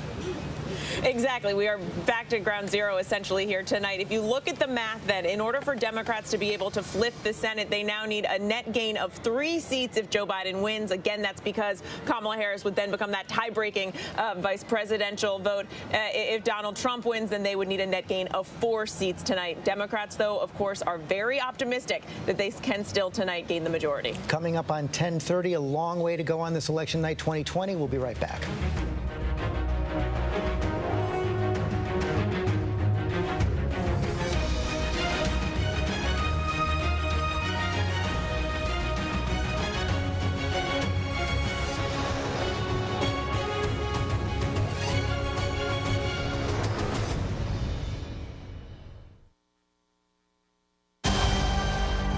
requested to bring this one back to its kind. You know this is no place for a child. Wherever I go, he goes. The Mandalorian, new season now streaming only on Disney+. Wednesday night, get ready for a con so big, so outrageous, never seen anything like it before. Meet the Prince, pretending to be part of one of the world's richest royal families. Living large. But holy cow, who is this person? He stole approximately $8.1 million. Where was all this money coming from? Buckle up. Just the tip of the iceberg. I'm Whoopi Goldberg. This is The Con. All new and royally good. Wednesday on ABC. Good Morning America tomorrow morning. Wake up to real-time answers, real-time results. The morning after this historic election with the most powerful team in politics live. First thing in the morning, ABC. Good Morning America. With so much at stake, so much on the line, more Americans turn here than any place else. ABC News World News Tonight with David Muir. We have made it through another week together. America's most watched program across all of television. ABC News, honored winner for the second straight year with the Edward R. Murrow Award for Overall Excellence in Television. More Americans choose ABC News, America's #1 news source.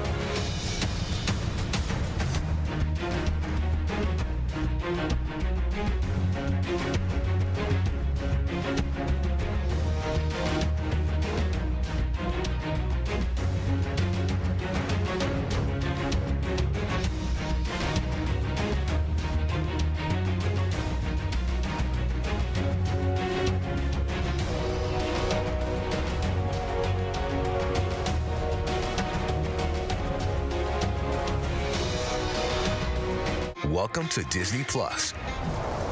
Are you ready? Drop in and explore.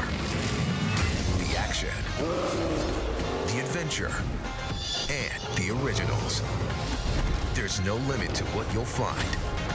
These are your worlds.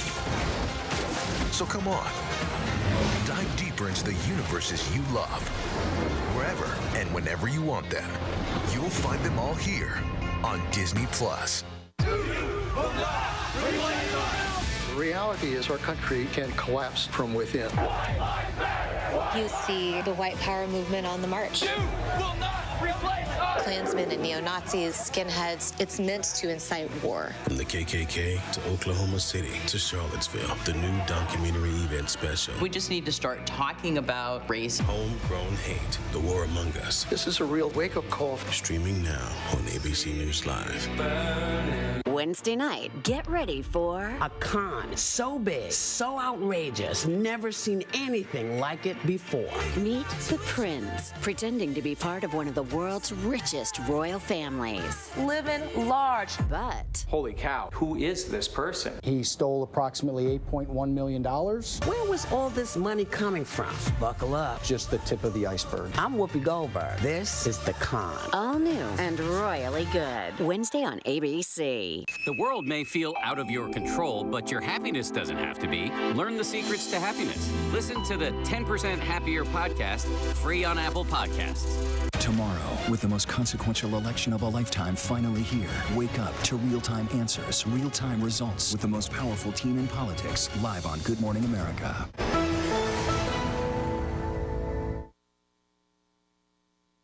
Live from ABC News election headquarters in New York City, here again, George Stephanopoulos. It is 10:30 in the East. Polls have closed in 44 states, and it is a close race so far. Joe Biden has won 10 states, 93 electoral votes. Donald Trump has won 12 states, 83 electoral votes. Not a surprise yet. Right now, that is a rerun of the 2016 map. We can add 2 more states right now, though. Joe Biden's going to win the state of New Hampshire, and it's 4 electoral votes. Donald Trump had fought pretty hard. They thought that was one of those states they might be able to take back in 2020, but it was not to be. Joe Biden will win the state of New Hampshire, and it's 4 electoral votes, but Donald Trump will hold on to Louisiana, and it's 8 electoral votes. No surprise there. Blue state stays blue, red state stays red. So let's take another look at those key states up in the northern tier of the country: Michigan, Wisconsin, and Pennsylvania, the so-called blue wall. Right now, that's where things stand. Michigan with 33% of the vote in, Donald Trump has a lead. Wisconsin, 35% of the vote in, Donald Trump has a lead. Pennsylvania, 31% of the vote in, Donald Trump has a lead. John Carl, the question there is that a red mirage or is something different happening here? I mean, in all of these states, first of all, they're going to take time to get final results. All of these states are states that do not process mail-in vote as it comes in, which is the opposite of what we see in Arizona, the opposite of what we see in Florida. So we always knew there was going to be a bit of a red mirage factor here. As they open up those ballots, as they process that, those are going to be more Democratic votes. Those numbers will change. The question is, how much will they change? Okay, that's an important point right there. I want to come to Pennsylvania in a minute, but right now we're just getting some results in from the state of Nebraska, and Donald Trump has won not all of the votes yet in the state of Nebraska, but he has won 3 of the 5 votes in the state of Nebraska. That's the overall state vote. Nebraska, one of those states that splits their electoral votes also among congressional districts. Tom Yamas, why don't you explain that? Yeah, okay, so let's take a look at Nebraska right now and follow along with us because it gets a little complicated. As George mentioned, Nebraska splits its electoral votes. Here is the beautiful state of Nebraska right here. We're going to show you 2 counties right here. This is Sarpy, a conservative county that makes up the 2nd congressional district. Donald Trump should be on top right now, and he's not. He won this county 4 years ago, and that's good news for Joe Biden because just above this is Douglas County, and it's like the numbers are reversed here, George. Hillary Clinton won this 4 years ago. This is Omaha right here, right? And Democrats usually always win this area, even though Trump pulled off the win in the congressional district 4 years ago. It was because of that other county. The numbers are inverted right now. Still very, very close here. To give you an idea of the size of this county, it's essentially like this. It is minuscule. But if the race were to come down, and I don't want to say it, but you know what it is, if it were to come down to 269, whoever won that one county, that tiny little county, Nebraska, those would be the most important Americans right now on the planet. That turns it into a 270, 268. We also have got something I want to say to them right now. I can't believe you already have their number. Hello? Can you hear me there? I don't. You should have their number. That's malpractice, bro. I have their emails. We do have another state to call right now. The state of Utah is going to go to Donald Trump. Again, not much of a surprise right there. Donald Trump is going to win the state of Utah, and it's 6 electoral votes. Even though that's the home of Mitt Romney, of course, is the only Republican senator who voted to convict Donald Trump in the impeachment trial. Let's go back now to the state of Pennsylvania. David Muir, you had some exit polls from Pennsylvania. Yeah, it's really interesting. This is just to pick up what John Carl was saying, is that these blue wall states are going to take days possibly for us to find out who actually won of these states. The Secretary of State in Pennsylvania warned us in the last couple of days that it could take till the end of the week until we know Pennsylvania. But there are some numbers here that I would think the Biden campaign would be very happy with. When you take a look at suburban voters in Pennsylvania, Donald Trump with a small edge there, according to the exit polls, 2 points ahead of Biden. But when you remember that he was 8 points ahead in the final tally over Hillary Clinton, 2 points is an improvement for Joe Biden. And you can see where he got the improvement from. When you break it down, Donald Trump still has overwhelmingly done well with men in the suburbs, but look at this among women. This is where the gender gap presents itself. In Pennsylvania, at least, we've seen this in other states too, coming in 53% of suburban women going with Joe Biden. One other thing here that was really interesting is the independent vote coming in from Pennsylvania. According to the exit polls, obviously, and these are all still preliminary, 53% of independents are going with Joe Biden. That's a flip from 4 years ago. 4 years ago, Donald Trump won independents in Pennsylvania 48-41. Now Biden ahead by, what is that, almost 10 points in Pennsylvania. According to the exit polls, we'll see if it holds up as the real results come in right now. We want to take another look at the state of Minnesota as well. Again, that was a state that President Trump had hoped he might be able to flip, like the state of New Hampshire. Right now, 36% of the expected vote is in, and it appears that Joe Biden has a big lead. Let's go back to Alex Perez in Minnesota. Yeah, George, and what we're seeing is that Joe Biden has a huge lead in Hennepin County, the most populous county here in Minnesota. We're seeing 93% of the vote coming in from Hennepin County, about 70% of that vote right now going to Joe Biden. Those are the kinds of numbers that Democrats want to see here in Minnesota. You know, Obama, there were 19 counties that Obama won that Hillary lost to Trump back in 2016, and the Democrats are hoping they're going to be able to win back those so-called pivot counties. Now, the important vote, the rural areas, the Iron Range, the other part of the state, we still don't know the exact numbers from that area. That part of the state typically looks better for Republicans, typically went for Trump, so we will have to wait a little bit later in the evening to figure out those numbers. But right now, Hennepin County, Ramsey County, the populous areas of this state looking good for the Biden campaign. George. Alex Perez, thanks very much. Let's take another look at North Carolina. Right now, we've got the state of North Carolina with 89% of the expected vote in. It's a very close race right now. Donald Trump at 50, Joe Biden at 49. Tom Yamas. Yeah, so we have just one county that we have no data on right now in North Carolina. The race is very, very close. We're looking at a spread of about 40,000 votes. This is Granville County right here. This is a swing county. President Trump won it back for Republicans 4 years ago. There's about 15,000 votes for Republicans, 15 to 20,000 votes. That could affect the score. I mean, this is such a close race. This was a state that President Trump outright won 4 years ago, and yet right now it's a nail-biter. A lot of the swing counties, President Trump has been able to hold on, especially in the southern part of the state on the border of South Carolina. But Charlotte, this is Mecklenburg County. This is where they wanted to hold the RNC, Republicans, hopefully to drive out some voters there later on in the year. That didn't happen because of COVID. Joe Biden's doing exactly what he has to do here. He's driving up the votes. So to win in North Carolina for Joe Biden, he's going to have to do that there and in Wake County as well. We're still waiting for some of the vote in there, but you can see Joe Biden is building on that Hillary Clinton lead in those counties. If he can keep doing that, there might still be enough vote out there, but President Trump right now on top with about 40,000 votes. Byron Pitts, what are you hearing in Raleigh? Well, George, I can tell you that at this point, the Democrats in this state are getting nervous. The expectation was that they knew they would have an early lead, but they thought it would be big enough that they could hold off a Republican surge. They were looking for a double-digit lead when the numbers came out, and it was only 9 points. And since that time, steadily as each half hour has passed, you've seen the President Trump gain ground, and eventually he's taken the lead. And the sense is that the Democrats may be running out of time. And, George, it's still early, right? I mean, North Carolina could go either way. But at this point, one of the things that we can see is that hard work can outwork money. In this state, for instance, in the Senate race, the Democrat outspent the Republican 2-1. And in TV advertising, the Trump campaign spent in TV and radio ads. The Trump and the RNC spent $41 million. Biden and the DNC spent $56 million. And that cash difference at this point doesn't seem to be a sufficient difference for the Democrats in a state in which they felt good going into the night that they might have a comfortable lead that they could hold on to. But to this point, the Republican strategy to start close and then finish strong seems to be the direction that we're going in, George. Byron Pitts, thanks very much. We have another call to make, another projection to make in the state of Kansas.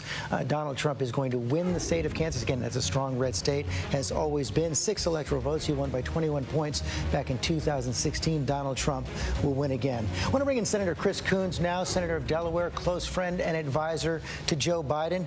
It looks like we're in for a very long night, Senator Coons, maybe even several days of this to go on. Is this really going as you expected tonight? Well, George, we had a record early turnout. 100 million Americans voted early, whether in person or by mail. And as we're hearing from all over the country, we had record turnout in many states. So I'm optimistic. When there's record turnout, often that means Democrats win. And I'm hopeful that Joe still has several paths to 270 and towards being our next president. I think his message all along that he and Kamala Harris can bring our country together, can move us out of this deadly pandemic and the mess that Donald Trump's bungled mishandling of the pandemic has gotten us into, has connected with voters and moved people to the polls.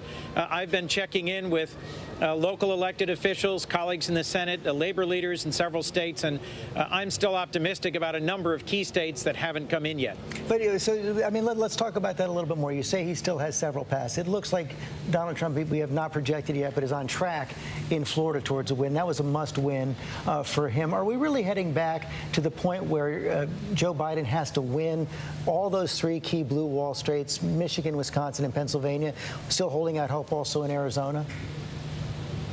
Arizona, I'm optimistic about, given what I'm hearing from a number of elected officials and local organizers there. And I think that means there's several different paths. It doesn't all come down to Pennsylvania. But I'll remind you, George, part of why Joe was a great candidate from the outset is he's someone who was born and raised in Scranton, Pennsylvania, and Claymont, Delaware, has always been close to the people of Pennsylvania, and I think has run a terrific race in Pennsylvania, as well as in Michigan and Wisconsin and Arizona. Those are states I'm optimistic about this evening. Senator Coons, you still think we're going to hear from Vice President Biden tonight? I'm hopeful, but not certain. You know, I think we need to remember that elections aren't called on election night. They may get projections from the news, but in the end, elections in the United States are decided by states and counties, and it's often days after election night when all the votes are counted. And given that we had 100 million cast early by mail and in person, we need to make sure every vote is counted before we ultimately reach a decision about this election. And an important reminder, no question about that, Senator Coons. Thanks very much for your time tonight. I want to go back to Cecilia Vega at the White House. What more are you picking up now, Cecilia, about whether or not President Trump will speak? Actually, we just asked an aide when the president will speak, and we were told that they didn't know. We are sort of relying on what Kellyanne Conway told you at the beginning of the evening, that he will, in fact, address the nation at some point. I got to say, I'd seen some photos from some photographer friends of mine here, colleagues in the White House who were in the room where the president's supporters are gathering in the East Room of the White House, and it looks very much like it is a room where he will speak. There is a podium. There are teleprompters up, so I would not be surprised if we hear from him at some night. And just in terms of a quick mood check, George, you know, they've got, again, these 2 war rooms here on the grounds of the White House where aides and campaign staffers are feverishly monitoring these returns coming in. We've been told that the president has been going between the residence and these rooms and touching base regularly with aides, so they're keeping him up to speed on that front. But the mood check here is they're feeling extremely confident by what they're seeing. Those North Carolina numbers they like very much, and that's giving them some more confidence in states like Arizona and Nevada as we watch those numbers rolling over the course of the evening. Cecilia Vega, thanks very much. ABC News can now project the Democrats are going to retain the House of Representatives. Not a surprise here. Democrats went into the night with a healthy margin in the House, but we can now say the Democrats will keep that margin. Mary Bruce, that means likely that Nancy Pelosi, who I think had not spoken to President Trump in over a year, will return as Speaker. That certainly does seem to be the case, George. We know that they have had this incredibly fraught relationship. There is still that fraught relationship continuing. I think specifically about the fight over COVID relief, which continues to be ongoing, even given the state of this pandemic. The two sides have not been able to come together and pass a COVID relief bill in these last recent weeks. It seems that certainly is not going to happen anytime soon.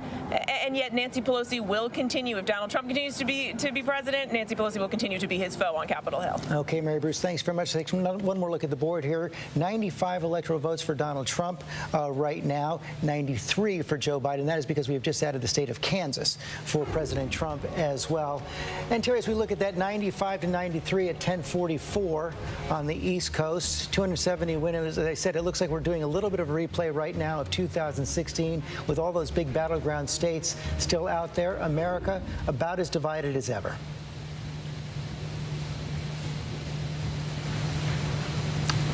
Terry Moran? Yes, I'm sorry, George, I was looking at something else. But it does look that way, and it looks like it comes as a surprise to Democrats who thought they had the wind in their sails. But it turns out, I think one of the reasons the polls have been so battered is that Donald Trump represents a realignment. The pollsters don't understand a post-Donald Trump America, it seems to me. He wasn't a Republican, he was a nationalist.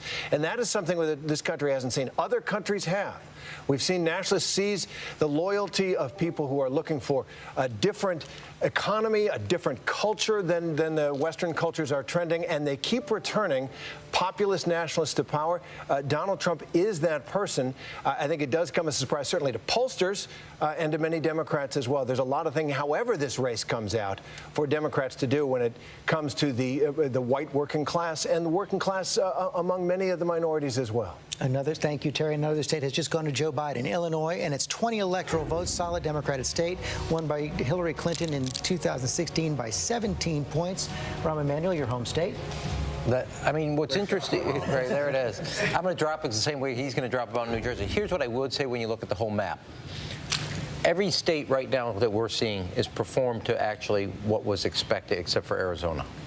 That's the only one that's outperformed, that is different than what happened in 2016. Well, but that's an important distinction. You say to 2016, not necessarily to the wealth of polls we saw coming into this election. No, that's what I was going to get to next. I appreciate the lead-in right there. Congratulations. We should really take this on the road. I think it's really going on. But what's happened is there's basically, when the dust gets settled, you'll see Joe Biden is overperforming in certain areas and underperforming from a vote total. But when you look at the polling, what some of the expectations and people have right now, just on election night, is they saw things happening in North Carolina, Georgia, et cetera. Still could happen. But what's happening is really it's going to come down to 4 states, Pennsylvania, Michigan, Wisconsin, and Arizona. And perhaps Arizona. And maybe Georgia. Well, I did some quick back-of-the-envelope math, and it looks to me like Trump would have to get between 65 and 70% of what's outstanding to win Arizona. It's not impossible, but that's a really tall hurdle. And we've seen repeatedly in this campaign where the president is underperforming with seniors. Certainly, COVID hit Arizona very hard, and this could be an example of what we're seeing, where the COVID crisis is actually having a disproportionate impact in Arizona compared to other states. And if that's the case, then he's got to pick up Michigan or Wisconsin, in addition to holding Ohio and holding Pennsylvania, if he loses Arizona. John, I'm going to go to you on this because this is where the Nebraska 2nd Congressional District comes into play. If Joe Biden wins Arizona, wins Michigan, and wins Wisconsin, but loses Pennsylvania, you get to 269, and that's a tie. And the way the tie is broken is it's broken in the House of Representatives, but it's not the majority of the House of Representatives, which the Democrats control. Every state's congressional district gets a single vote. And the Republicans control more congressional districts, more state delegations than by one vote. They have 26. If Joe Biden wins that 2nd Congressional District in Nebraska, 270 Right. to 268. And by the way, we call it, I mean, it's got a nickname. It's called Obama-ha, you know, because Obama won it when they started splitting the Delaware. So, you know, it is a district that I would say Biden is favored to win. You do not look at this person and ever think of the word patience, but I'm actually going to advocate it. This is going to be a long week. It's going to take a while. It's going to come down to four to five states, and that's what's going to happen. I was going to say we have a very competitive congressional race going on in NE2. Carr Eastman and Don Bacon, and as you know, this is a rematch. Progressives and Democrats came together to support Carr Eastman. So if it comes down to that, I think we might win it. Okay, we got to take a quick break. We'll be back. George.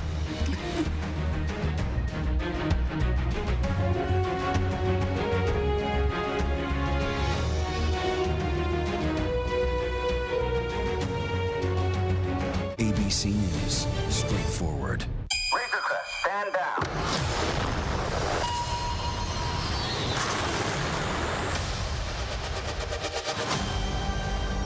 I've been quested to bring this one back to its kind. If I can locate other Mandalorians, they can guide me. This is no place for a child. Wherever I go, he goes.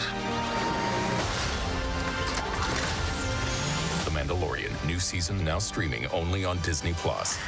With so much at stake, so much on the line, more Americans turn here than any place else. ABC News World News Tonight with David Muir. We have made it through another week together. America's most watched program across all of television. Hello? This is Montana Highway Patrol. You're looking for a couple of missing teenagers. That's right. Last seen in a red Focus. The steering wheel is getting stiff. Lock the door. We're fine.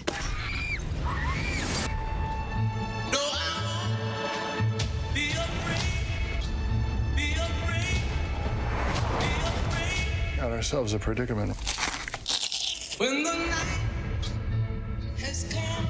Wednesday night, get ready for a con so big, so outrageous, never seen anything like it before. Meet the Prince, pretending to be part of one of the world's richest royal families. Living large, but holy cow, who is this person? He stole approximately $8.1 million. Where was all this money coming from? Buckle up. Just the tip of the iceberg. I'm Whoopi Goldberg. This is The Con. All new and royally good. Wednesday on ABC.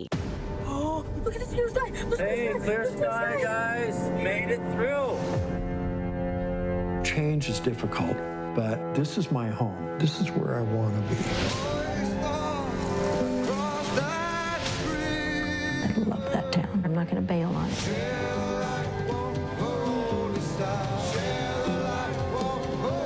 It's a big deal. New beginning. Rebuilding Paradise. Network premieres Sunday at 9 on National Geographic. Friday nights, 9/8 Central. True crime, cinematic, real-life drama, stunning, the unthinkable. Follow the clues. The Hunt. True crime. 2020. Friday nights, 9/8 Central on ABC. Welcome to Disney+. Are you ready? Drop in and explore. The action, the adventure, and the originals. There's no limit to what you'll find. These are your worlds. So come on, dive deeper into the universes you love. Wherever and whenever you want them, you'll find them all here on Disney+. What's the most innovative daily news podcast out there to listen to every day? Well, the Edward R. Murrow Awards say it's Start Here, the daily news podcast from ABC News. Even the New York Times calls us a top news podcast worth listening to.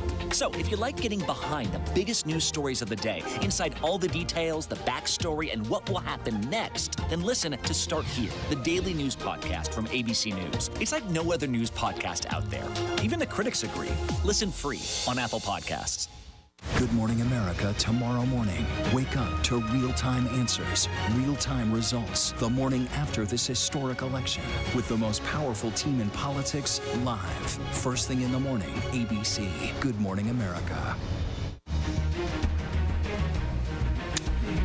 And we are back at ABC News Election Headquarters. That's what you see right there, the map.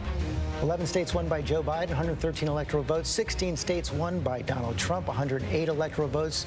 Exactly the states 4 years ago the Democrats and Republicans won. There has not been a switch yet in any of the key battlegrounds. We're still looking at a lot of states. We can project now that Donald Trump, as you see up there, has won the state of Wyoming, and it's 3 electoral votes. Solid Republican state, no surprise there again. And we can report in the Senate, Lindsey Graham will hold on to his seat in South Carolina, faced a fierce, surprising challenge from Jamie Harrison, who raised tens of millions of dollars in the final weeks of this campaign. It wasn't enough to put him over the top. Janae Norman in South Carolina. Yeah, George, Jamie Harrison spoke not long ago conceding the race to Lindsey Graham, a hard-fought race that Lindsey Graham hadn't originally anticipated. As you just mentioned, Harrison raised record-setting amounts of money, and he pushed this idea about the New South, hoping a surge of black voters and growing diversity in this historically red state could help propel him to victory. But Republicans remained optimistic that conservatives would choose Lindsey Graham. That's one thing the state's GOP chair talked with me about earlier today. He said demographics are not ideology, demographics are not philosophy. He told me it is conservative ideals that have given Republicans a majority here in South Carolina, and that has helped Lindsey Graham in recent weeks, even though he has changed his stance on Supreme Court nominations in an election year by supporting the nomination of Amy Coney Barrett to the Supreme Court. He has been able to tout those conservative values, and that has helped him a lot. He struggled more this time around with women and independent voters, with women seeming evenly split between Harrison and Graham, and independent voters seeming to lean toward Harrison. But in the end, Graham pulled this one out. He will hold on to his seat, and that will certainly help Republicans as they remain optimistic in maintaining a majority in the Senate. Janae Norman, thanks very much. John Carr, I want to go to you. One of the reasons Jamie Harrison was able to raise so much money is that Lindsey Graham become such a target of progressives and liberals, gone from being the best friend of John McCain to basically Donald Trump's biggest supporter in the Senate. Yeah, no doubt. I mean, there was when Obama first got elected, I think he was Rahm Emanuel's best friend. I mean, he was the Republican you like to work with. He was, but he hitched himself. He hitched himself to Donald Trump thoroughly and totally. After calling Trump a racist, he attacked Trump in the most vicious terms during that Republican primary and turned right around. And Jamie Harrison was able to raise presidential level money in a Senate race, but not enough to win in South Carolina. No, and Mary Bruce, Lindsey Graham was such a key player in the confirmation of both Brett Kavanaugh and Amy Coney Barrett to the Supreme Court.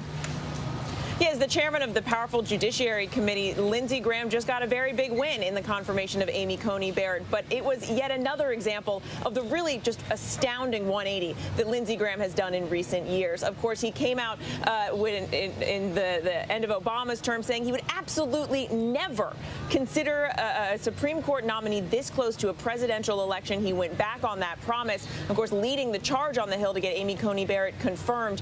Lindsey Graham has really gone from being one of the president's opponents, one of his fiercest foes, to being his absolute top ally on the Hill. I can tell you, anyone who covers Capitol Hill knows in Washington, if you want to know what the president is thinking, you go and find Lindsey Graham in the basement of the Capitol. And he is not hard to find because often it works the other way around, too. If he wants the president to know what's happening on the Hill, he often comes and finds us to telegraph through the media. It has been just a remarkable run for Lindsey Graham, and I think it was one of the reasons, of course, why you saw Jamie Harrison raising so much money. Lindsey Graham was pummeled in this race by ads for his flip-flopping on his positions. And when it comes to the president, Jamie Harrison raising that astounding $57 million. That is presidential level money, but ultimately not enough. Lindsey Graham, it appears, will continue to be the president's top ally, closest friend on Capitol Hill. Mary Bruce, thanks very much. Chris Christie, now the Senate battle is going to come down to North Carolina, Iowa, and Maine. Yeah, and the Republicans have to win 2 of the 3 there. And I think they're in good shape to do it. I continue to hear from North Carolina Republican leadership. They're getting more and more confident as the night goes on that Tom Tillis is going to win a narrow race there and that the president will win the electoral votes. And in Iowa, spoke to a couple of Republican leaders there who think that Joni Ernst is going to be in good shape tonight. We are going to keep an eye on it. We're going to be back in just a minute. Some of our stations are going to go to the late local news right now, but our election coverage continues in just a moment.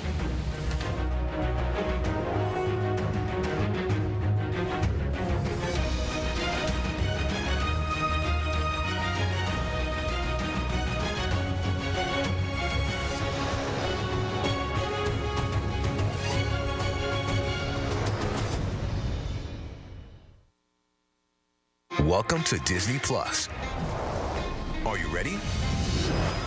Drop in and explore. The action, the adventure, and the originals. There's no limit to what you'll find. These are your worlds. So come on, dive deeper into the universes you love. Wherever and whenever you want them, you'll find them all here on Disney Plus. This is what being live is all about. This is ABC News Live, the 24/7 streaming news source from ABC News. Breaking news, live events, streaming nonstop. Original breakthrough storytelling from ABC News, National Geographic, ESPN, and it's all designed differently for you to stream straight to any screen whenever you want. ABC News Live. Streaming everywhere, right to you. ABC News Live. It's that easy to go there. Now could be a good time to have another baby. Are you crazy? I'm in love with you. Now that I said it out loud, it does sound weird. Please stop. You were so fine, I had to remind myself to breathe. Let's do this. How's your quarantine going?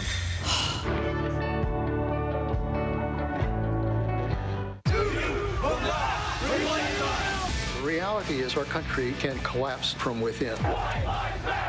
You see the white power movement on the march. Klansmen and neo-Nazis, skinheads, it's meant to incite war. From the KKK to Oklahoma City to Charlottesville, the new documentary event special. We just need to start talking about race. Homegrown Hate, The War Among Us. This is a real wake-up call. Streaming now on ABC News Live. Susan Powell was a young, beautiful mother. She just one night vanished. Where is Susan? July 29th, making sure that if something happens to me, our assets are documented. Josh, did you kill your wife? And I'll never forget the first time that I met him. A chill just raced up through my spine. I just shook the hand of a killer. Now, new details, stunning new interviews. He ends up revealing the biggest bombshell. What will happen next? The new 2020 event, Friday night on ABC. Live from ABC News election headquarters in New York City, here again, George Stephanopoulos. It is 11 o'clock in the east, 8 o'clock in the west. The polls have now closed in 48 states, and we can now project 3 more states for Joe Biden. In the west, California, 55 electoral votes. Won by Hillary Clinton by 30 points back in 2016. Joe Biden will win its 55 electoral votes in 2020. He will also win the 7 electoral votes in the state of Oregon, and he will win the state of Washington as well, and it's 12 electoral votes. You see that entire Pacific coast. No surprise there. It is going to go to Joe Biden. So right now at this hour, Joe Biden has 187 electoral votes. Donald Trump has 114. Again, right now it is a complete repeat of the 2016 map. All the big battleground states are still in play, and one of the key ones, this could be a new state in play for 2020, is the state of Arizona. Let's take a state at that. It's been a long time Republican state. But right now, with 75% of the expected vote in, Joe Biden has a lead over Donald Trump. Tom Llamas. Yeah, so, George, the first data point I want to show our viewers right now is on the early vote. We've talked so much about the early vote now, but you need to talk about this number if you talk about Arizona at this hour. Joe Biden with a 10-point lead in the early vote, and that's so important because if you look at his lead right now overall, it's by 10 points as well. So where is Joe Biden winning? He's winning in the biggest county. This is where he needs to be. 3/4 of the vote's going to come from right here. And you can see he's up 10 points from Hillary Clinton 4 years ago. One of the things Joe Biden did here, he spent big. He went to Maricopa County and he spent $17 million. Democrats looked at the map after 2016. They saw that Donald Trump had underperformed from Mitt Romney. Kyrsten Sinema comes in a Senate race 2 years later and she wins. And we got to talk about Tucson as well, Pima County. So you can see here, Joe Biden is on top. He's overperforming there. And we haven't talked about this a lot tonight, George, but that's the home of Mark Kelly. He's on top too. His range, 10 points as well in that Senate race against Martha McSally. Some people said this could be a reverse coattail effect. Of course, Mark Kelly, former astronaut, husband of Gabby Giffords, the congresswoman from Arizona who was, of course, tragically shot back in 10 years ago. I want to go to Whit Johnson in Arizona. Whit, what are you hearing there? George, I can tell you the Biden campaign is feeling really good about these early results and what they're seeing, although this is very much what they expected early in the night. Remember, we had the huge early voter turnout here. About 85% of the ballots were cast early. Democrats knew that they needed to take an early lead. But on the flip side, Republicans were counting on today. The Trump campaign told us that they had data that showed them that they would outnumber Biden supporters at the polls on election day by a ratio of 4-1. And George, I can tell you, just talking to voters here, Trump has strong support, especially among independents as well. David was talking about the independent vote being so important in Arizona. We spoke to 3 self-proclaimed independent voters who voted for Obama previously, but this time voted for a second time for President Donald Trump. And one of them actually split the ticket. And you might be hearing quite a bit about that here in Arizona. He voted for Donald Trump, but also voted for the Democrat, Mark Kelly, for the Senate. 2 years ago in 2018, 150,000 voters in Arizona voted for the Republican Ducey, but also voted for the Senate Democrat Kyrsten Sinema. So we've seen that independent spirit here in Arizona. Again, this is maverick country, and in the spirit of John McCain, the voters here like to give the thumbs up or the thumbs down on the individual candidates they like and the issues they care about. But I don't want to forget about that Senate race, too, because it is huge. This is one that Democrats have really been eyeing across the country. You have the astronaut Mark Kelly against the combat pilot Martha McSally. Kelly has maintained an edge in the polls, and if he were to win, this would be the first time that the state of Arizona would send 2 Democrats to the Senate since 1953. That's about 68 years. And I can tell you, George, again, this is that Senate seat that belonged to John McCain. His wife, Cindy, endorsed Joe Biden. But the voters we spoke with throughout Arizona here over the past couple days didn't care much about any of the endorsements. Whit Osmond, thanks very much. Let's go to Cecilia Vega. 2 big issues in Arizona: COVID and its impact on the Latino community. COVID impacted on the Latino community, and of course we've been talking about this for so long now. This is a community that has been hit disproportionately hard. Some experts say that this is a community that has been devastated by COVID. George. Okay, we now are going to hear House Speaker Nancy Pelosi is coming out to speak to the cameras, and we're going to see her right now. Thank you for joining us. I know that transportation is always challenging in this time of coronavirus, but thank you for joining us virtually here this evening so that I can praise you for retaining our House Democratic majority. Under your leadership, Madam Chair, we have held the House, and now after all the votes are counted, we'll see how much better we will do than that.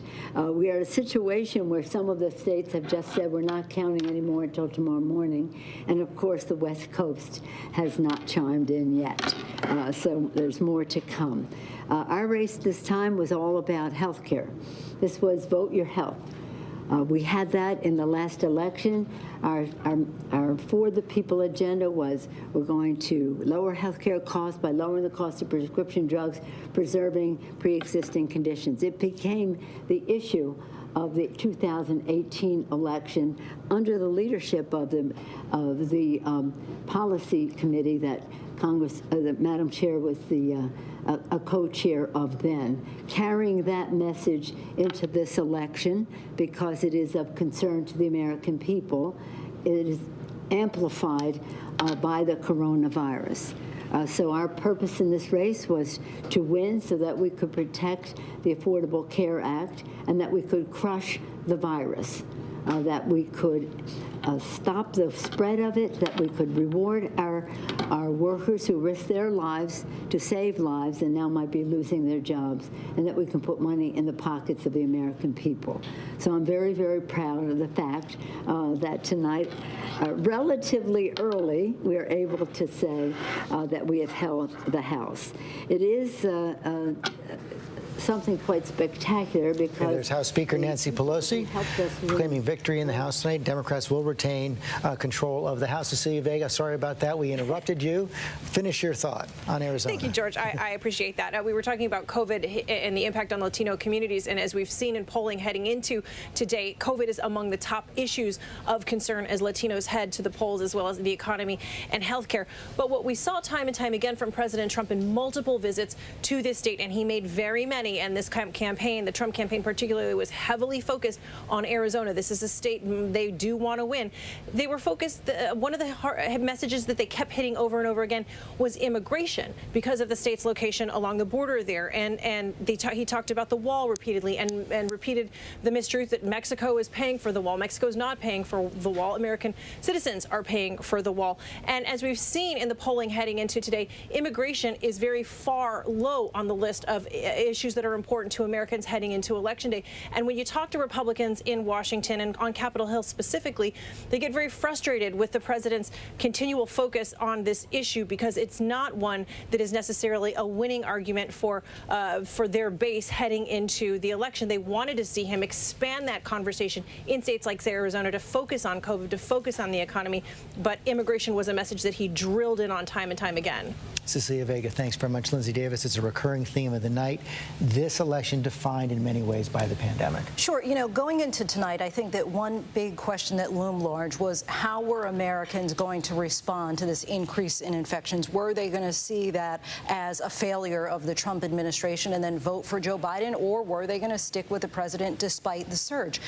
1,000 people died today of coronavirus, and yet when we're looking at the map, we really don't see that much has changed as far as the way people generally, we haven't again heard from the battleground states yet, but we haven't seen a lot of change from how people cast their votes in 2016. There really couldn't be much more daylight between these two candidates as far as how they've said. Well, yeah, I want to take that to Jen Ashton because, Jen, we've seen all through this campaign such different visions on how to handle the pandemic from Joe Biden and from Donald Trump as the entire country, basically, more than 42 states are in the grip of this second wave.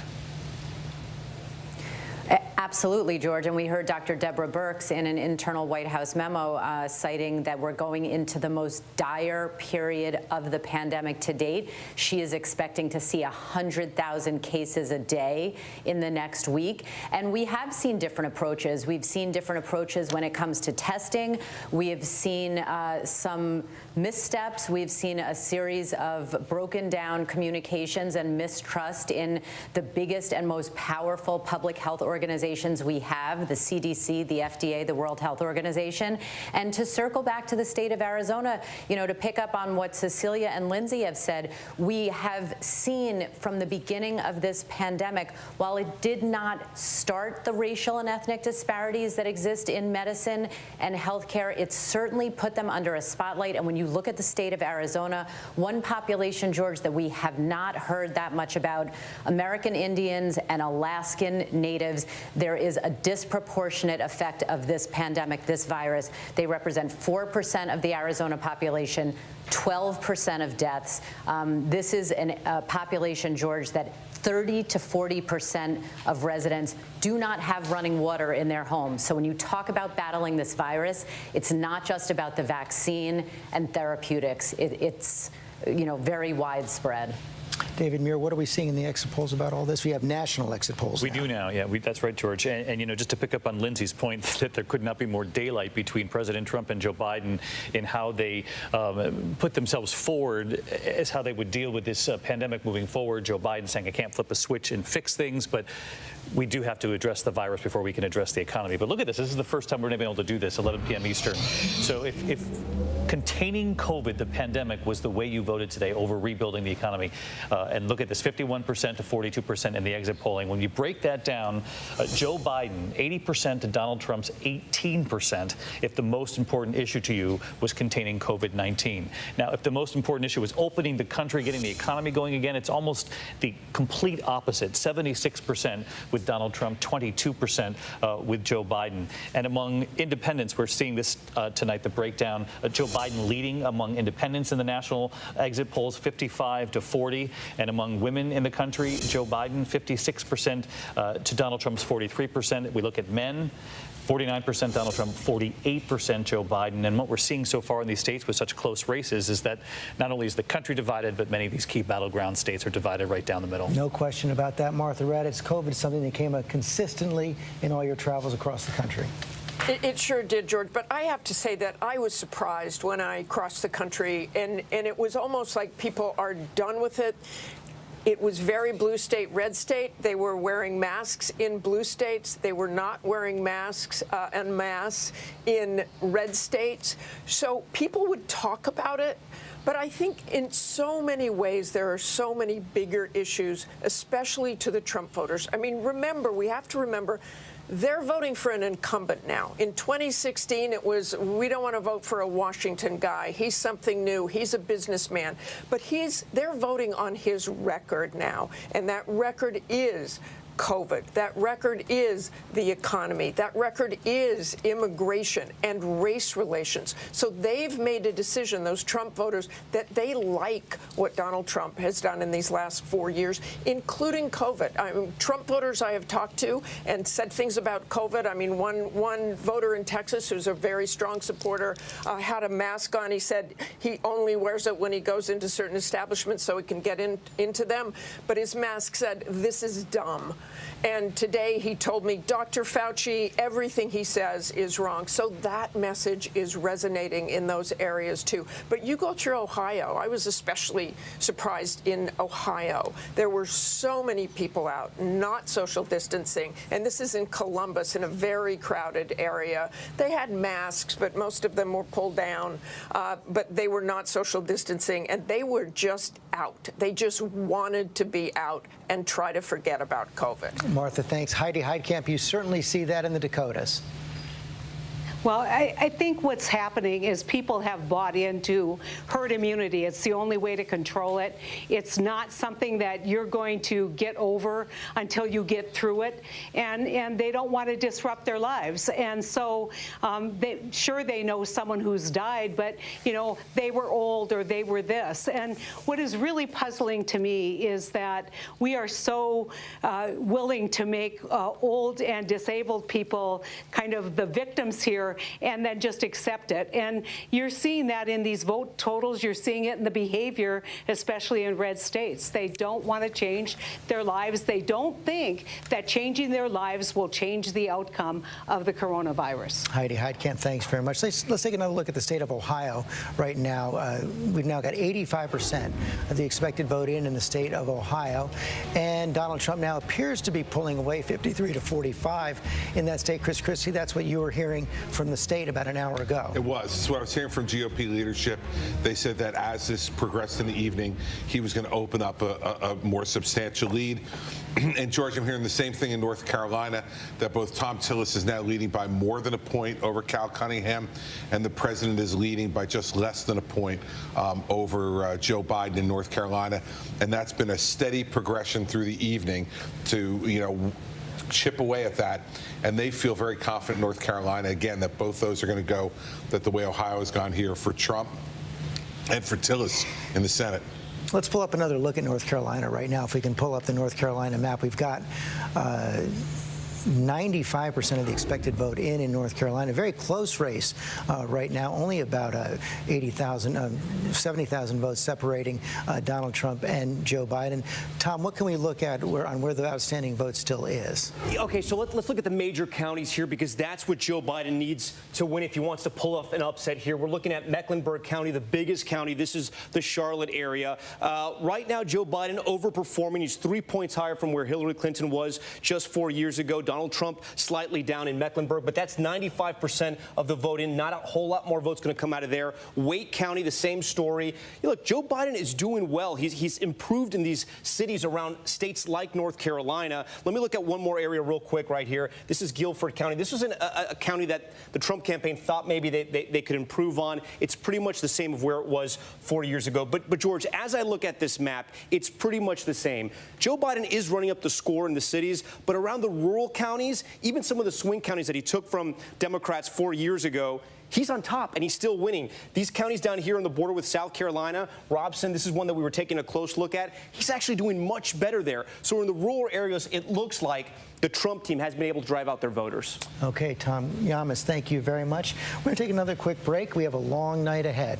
We'll be right back.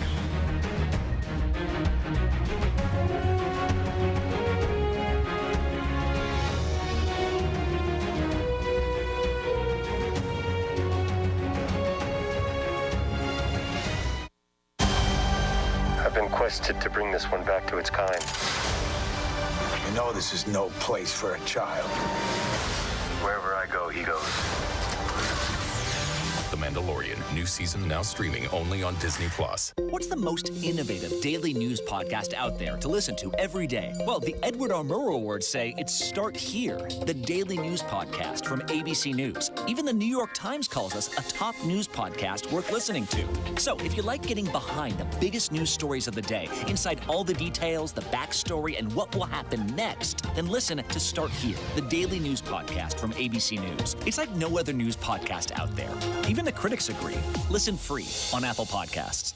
Wednesday night, get ready for a con so big, so outrageous, never seen anything like it before. Meet the Prince, pretending to be part of one of the world's richest royal families. Living large. But holy cow, who is this person? He stole approximately $8.1 million. Where was all this money coming from? Buckle up. Just the tip of the iceberg. I'm Whoopi Goldberg. This is The Con. All new and royally good. Wednesday on ABC. Good Morning America tomorrow morning. Wake up to real-time answers, real-time results, the morning after this historic election, with the most powerful team in politics live. First thing in the morning, ABC. Good Morning America. With so much at stake, so much on the line, more Americans turn here than any place else. ABC News World News Tonight with David Muir. We have made it through another week together. America's most watched program across all of television. ABC News, honored winner for the second straight year with the Edward R. Murrow Award for Overall Excellence in Television. More Americans choose ABC News, America's #1 news source.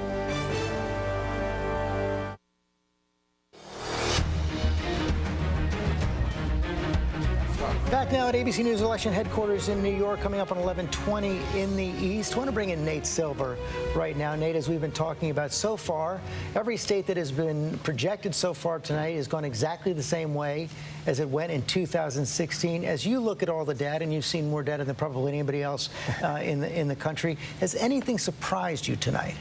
I mean, obviously Miami-Dade County in Florida, and the big question is that indicative of a polling error in other parts of the country, or is it isolated to South Florida? The fact that Biden has won New Hampshire, for example, might make you say, well, actually, it's part of Florida, but maybe not a problem elsewhere. The fact that Arizona looks okay for Biden. So, look, it's going to be a long night. I think we're in a scenario now where we're talking about this might take days to get resolved. But still, how much is that an isolated incident in Florida versus a national polling problem, kind of like we saw in 2016? Yeah, and we still don't know how the popular vote is going to come in. Of course, we expect to see millions and millions of votes coming in from the Pacific West Coast, especially California. Yeah, I mean, Biden will probably win the popular vote, but that doesn't make you president. And so, you know, I mean, look, it feels a little bit like 2016, but also a bit like 2018, where Florida went very badly for Democrats, but they had a good night in the end of the day. The fact that in different corners of the country, the fact that New Hampshire went for Biden and Arizona looks okay for Biden would give Democrats quite a bit of hope, I would think. But, you know, if they lose Pennsylvania, then we probably have a second term for Trump. So it's going to take a long time to know what happens in Pennsylvania, what happens in Wisconsin, what happens in Michigan. We will know more about Arizona probably by, 2 or 3 in the morning tonight. But it's going to be a while here. Well, and we should just emphasize that. We said it at the beginning of the night. We'll say it again right now. We have to have patience. We have to wait until all the votes are counted. We know it's going to take some time to count the votes in Pennsylvania and Michigan and Wisconsin. It is looking increasingly clear that we are not going to know who the next president of the United States will be tonight, and we're just going to have to be patient as we go through this process in the coming hours and perhaps the coming days. Let's take another look at the state of Georgia right now. 67% of the expected vote is in, and Tom Llamas, Donald Trump appears to have a fairly healthy lead right now. Yeah, we're talking about 340,000 votes, and I want to show you one data point right now because this is interesting. Donald Trump actually winning in the early vote in the state of Georgia. So we talked about the spread, almost 400,000 votes. Donald Trump's holding what he needs to hold. The swing counties he took from the Democrats 4 years ago, he's winning again. Places like Peach County. We wanted to look at Peach County because, as you can imagine, they got peaches there. But it also has a good breakdown in the state. They have 50% white, 44% African American. It's a place that Donald Trump won 4 years ago, and he's holding on to the same lead. But this was a county that Barack Obama also won. The big question, George, and this is maybe for other people on the panel, but the big question is, can they find those 300,000 votes in this area? That's what's going to need to happen, because in the rural areas, in northern Georgia, southern Georgia, the Piedmont area, Donald Trump is winning. His people are turning out. Are those 300,000 votes still there? We're going to have to wait and see. If we go into some of these counties, you know, like DeKalb, there's only 24% of the vote in. And Joe Biden, he's doing better. But the question is he doing well enough to drive out all those numbers and drive them up in a big way? I don't know if 3 or 4 percentage points is going to do that. He's going to have to come up much higher. Okay, Tom, thanks very much. We should also say we now know that in the Senate race, one of the Senate races in Georgia, Reverend Raphael Warnock, the pastor of Ebenezer Baptist Church, will be in a runoff with the Senator Kelly Loeffler right now, Republican Senator Yvette Simpson. That could be quite a barn burner on January 5th. We are ready to go to battle for that seat, and we're super excited about the fact that Raphael, who is a newcomer, has been able to do so well against two pretty well-known Republicans in the state. And so we predicted that this would go to a runoff. Our folks are ready, and we hope to take that seat. And a very good possibility there'll be a second runoff on the same day. Exactly. Of Georgia. Yes. Let's pull up now Michigan, Wisconsin, and Pennsylvania. Of course, those are those key blue-tier states. Blue wall for the Democrats was taken away by Donald Trump in 2016. Right now, 44% of the expected vote in Michigan, Donald Trump is ahead. 52% in Wisconsin, Donald Trump is ahead. 45% in Pennsylvania, Donald Trump is ahead. John Carr, we're going to repeat this again right now. This is not necessarily unexpected. Yeah, this is not unexpected. Remember, the mail-in vote, which we expect to be overwhelmingly Democratic, didn't even start counting. The process didn't even start counting until today. So I fully expect that Biden's numbers will increase as it goes on, and not just tonight, but over the coming days. I mean, in Pennsylvania, they have told us that Friday is the very earliest. In fact, Pennsylvania will still accept absentee votes that come in as long as they were postmarked by today until Friday. So this is going to take some time. But George, looking into some of the details here, particularly in Michigan, I see signs that should be concerning to the Democrats. I see Donald Trump performing in these early returns quite well in places like Macomb County, which he won last time. He seems to be potentially putting up numbers bigger than he did 4 years ago. And also in Kent County, Grand Rapids, which is where he held his very last rally of this campaign. Juju Chang is in Michigan. Juju, tell us more about what you're hearing about how the counting is going, how long it's going to take. Well, George, it will definitely be a marathon nail-biter here, but at least in Michigan, not as marathon as projected. The Secretary of State Benson said a short time ago in a press conference that she believes it will be fully tabulated within 24 hours. Now, they originally said they wouldn't be done until Friday, but a lot of that has to do with the fact that yesterday, unlike the other upper Midwestern states, they had 10 hours to process. They had an army of volunteers come in, hand open envelopes, check signatures, so that at 7 a.m. this morning, with a double the number of speed counting machines, they were able to get to work, and they believe they're getting to work much faster.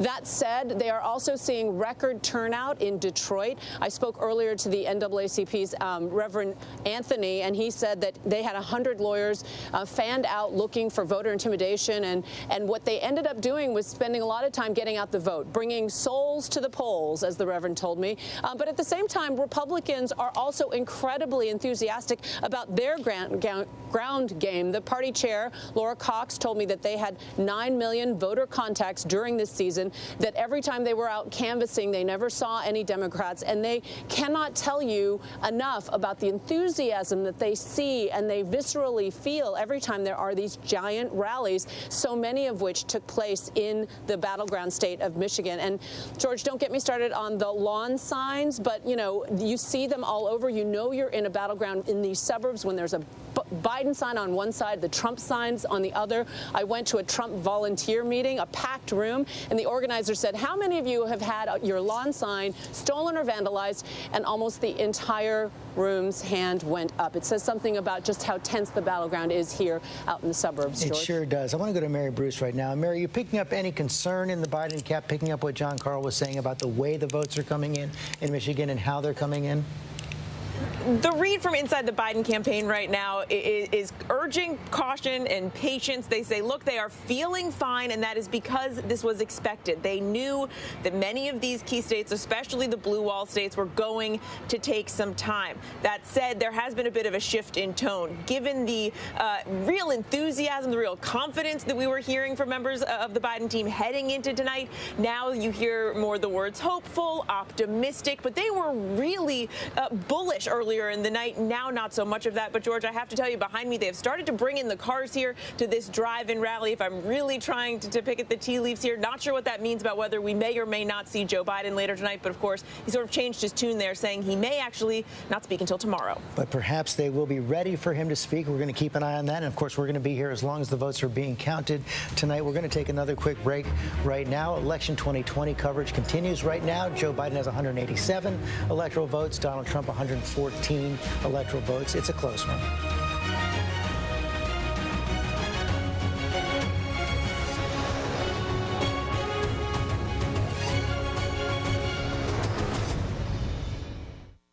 Welcome to Disney Plus. Are you ready? Drop in and explore. The action, the adventure, and the originals. There's no limit to what you'll find. These are your worlds. So come on, dive deeper into the universes you love. Wherever and whenever you want them, you'll find them all here on Disney Plus.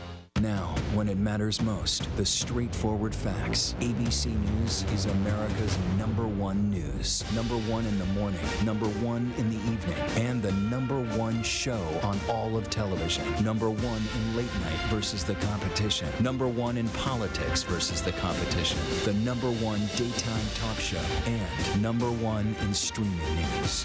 Most trusted, most watched. ABC News is America's #1 news. Now could be a good time to have another baby. Are you crazy? I'm in love with you. Now that I said it out loud, it does sound weird. Please stop. When I see You were so fine, I had to remind myself to breathe. Let's do this. How's your quarantine going? Admit it. These days, what you need to know seems to change just about every day. What is it that you really want to know, need to know? To help you not just get through your day, but to make the most of it. Feel smarter. Feel better. Feel happier. Well, how about a third hour of Good Morning America in the afternoon? GMA 3, what you need to know. Lunchtime at 1 Eastern, 12 Central and Pacific on ABC. It's all about you.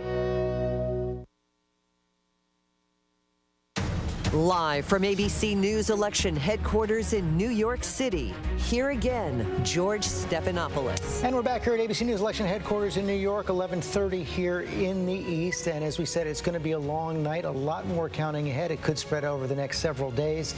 And so that makes me want to bring back our legal team, our ballot watch team. I want to bring in Kate Shaw and Dan Abrams right now. And Kate, we just talked about Pennsylvania. We've had this Supreme Court ruling on how and whether and when ballots can be counted in Pennsylvania. It could prolong this process, could be more challenges ahead. That's right. So actually, the Supreme Court has now twice had a chance to weigh in on this question of whether ballots that arrive between today and Friday can be counted under Pennsylvania law.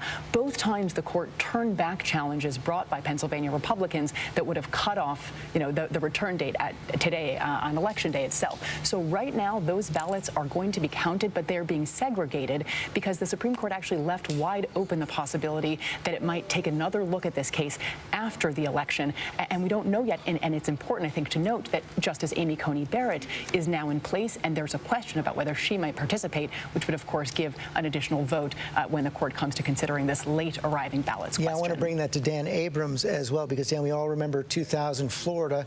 If it's close, that adds another layer of complication as well if you have recounts and have to have the ballots counted again. So first you have the challenges to the existing ballots and then the possibilities in a close race of recounts and the courts getting involved in that. Right. We've said in our room here, the legal room, we're only relevant if this thing is close. This thing is now close. And so as a result, the lawyers are all on speed dial. There's no question that there are going to be some form of legal challenges. We don't know exactly how real they will be, how significant, but Pennsylvania could become critical here. And as you point out, not just with regard to the 3 days of ballot counting, because there may not be that many votes in those 3 days. I think you could argue that the more critical question is going to be exactly how they're counting the variety of votes, the signatures matching, et cetera. And I think that those could be the critical questions here, even more than that 3-day window. Okay, and Terry Moran, we saw how that played out in Florida in 2000. We did, and one of the big questions here is how much will this conservative supermajority that is now in the Supreme Court defer to state Supreme Courts that find under state constitutions that these ballots should be counted, or will they reach into those states and federalize the question, decide it for themselves? Okay, many questions ahead. We'll see if we get to them. We're going to take another quick break, and we'll be right back.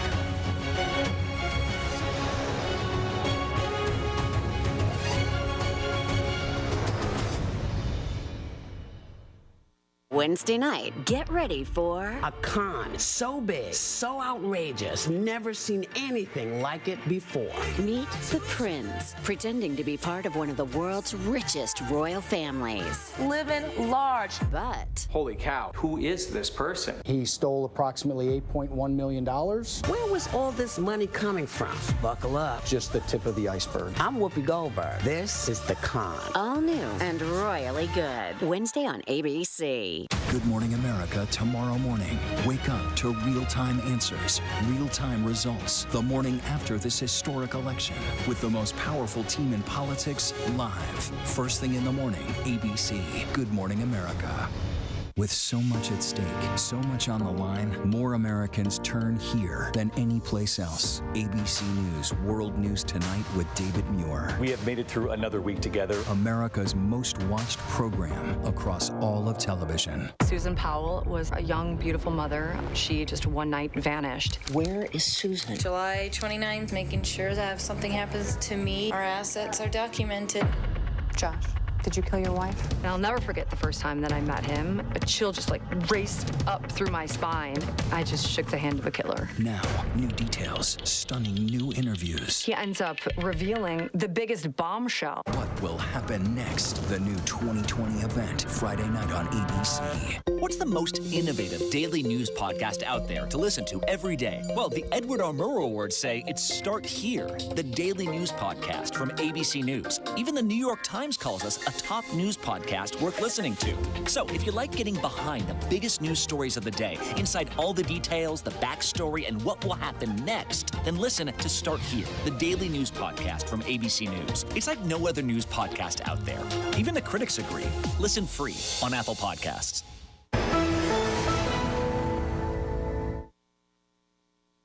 Live from ABC News election headquarters in New York City, here again, George Stephanopoulos. And we are back. Let's take a look at the electoral map right now. So far, Joe Biden has won 14 states, 187 electoral votes. Donald Trump has won 17 states, 114 electoral votes. So far, at least, according to ABC News, every state that Hillary Clinton won in 2016 has been won by Joe Biden. In 2020, same goes Donald Trump, repeating his wins in the red states. The big battleground states still out there right now. Let's take a look at some of them, starting with the state of Florida. And there, with 94% of the vote in, Donald Trump has a relatively healthy lead, Tom Llamas. Yeah, he does, George. And I think when we look at Florida at this hour, it's really just some simple math, and I'll walk you through it. When we talk about the vote difference right now, plus 5 million, so huge turnout in Florida. We have to acknowledge that. We're talking about a 400,000 voter gap, right? I told you 4 years ago, Hillary Clinton comes out of Miami-Dade County with a 300,000 plus advantage. What happened tonight? Let's go to Miami-Dade County. And look at this, George. We're talking about less than 100,000 difference right there. This entire state, you could bank it on this one county right here. Republicans were able to make inroads with voters there. Donald Trump, even though he lost, he actually won. Okay, David Muir, what are we seeing in the exit polls in Florida? A couple Florida? of really key things, George. Let's laser in on the Latino vote in Florida. As you can see, look at this. Joe Biden got 52% of the Latino vote to 47% for Donald Trump. If that number holds and bears out at the end of the night, that's a significant number for Donald Trump, not only with Cuban Americans, but perhaps gaining on some of the numbers we saw 4 years ago with the Latino vote. And look at this. We asked seniors, particularly in the I-4 corridor and other parts of Florida, whether or not they'd been affected by the pandemic. They were concerned when they would be able to hug their grandchildren, as Lindsay Davis talked about earlier in the evening. 52% of seniors in Florida, according to the exit polls tonight, supported Donald Trump to 47% for Joe Biden. Okay, let's take a look now at the state of Arizona. Pull it up right there. Still 75% of the expected vote in, 54-45 right there for Joe Biden. A big lead there. We say that Mark Kelly also has a lead there. Not much new coming in the count yet, Tom, but we do expect more tonight. Yeah, not yet, but one more data point we haven't talked about yet. It's a county that's sandwiched in between Maricopa and Tucson, right? Pinal County right here. This was the county that swung the biggest for Trump 4 years ago, was where he was most popular. And look at his numbers down. He's down 7 points right there. In a very tight race, in a very tight election, you can't be down 7 points anywhere. It's just one sign. But the big headline, George, so far coming in, 77% of the vote in, and Joe Biden is up in a very big way in Maricopa County. This is Phoenix. This is Scottsdale, Mesa area. He's doing very well right there. This is the surprise of the night so far in Maricopa County. Look, Donald Trump had underperformed from Mitt Romney. Democrats thought Republicans were vulnerable there. They went in, and right now they're on top. Okay, let me bring in Nate Silver back again as we pull up and look in Michigan, Wisconsin, and Pennsylvania again. Those states still coming in. Let's talk about the possible paths now for Biden and Trump. Very similar to what we saw, first of all, in 2016. Yeah, so if we can speculate a bit. So what happens if Donald Trump wins Florida, wins Ohio, wins North Carolina, but then Biden wins Arizona? We actually think it's a decent map for Joe Biden. He's about an 85% favorite. There is also a chance of electoral college tie.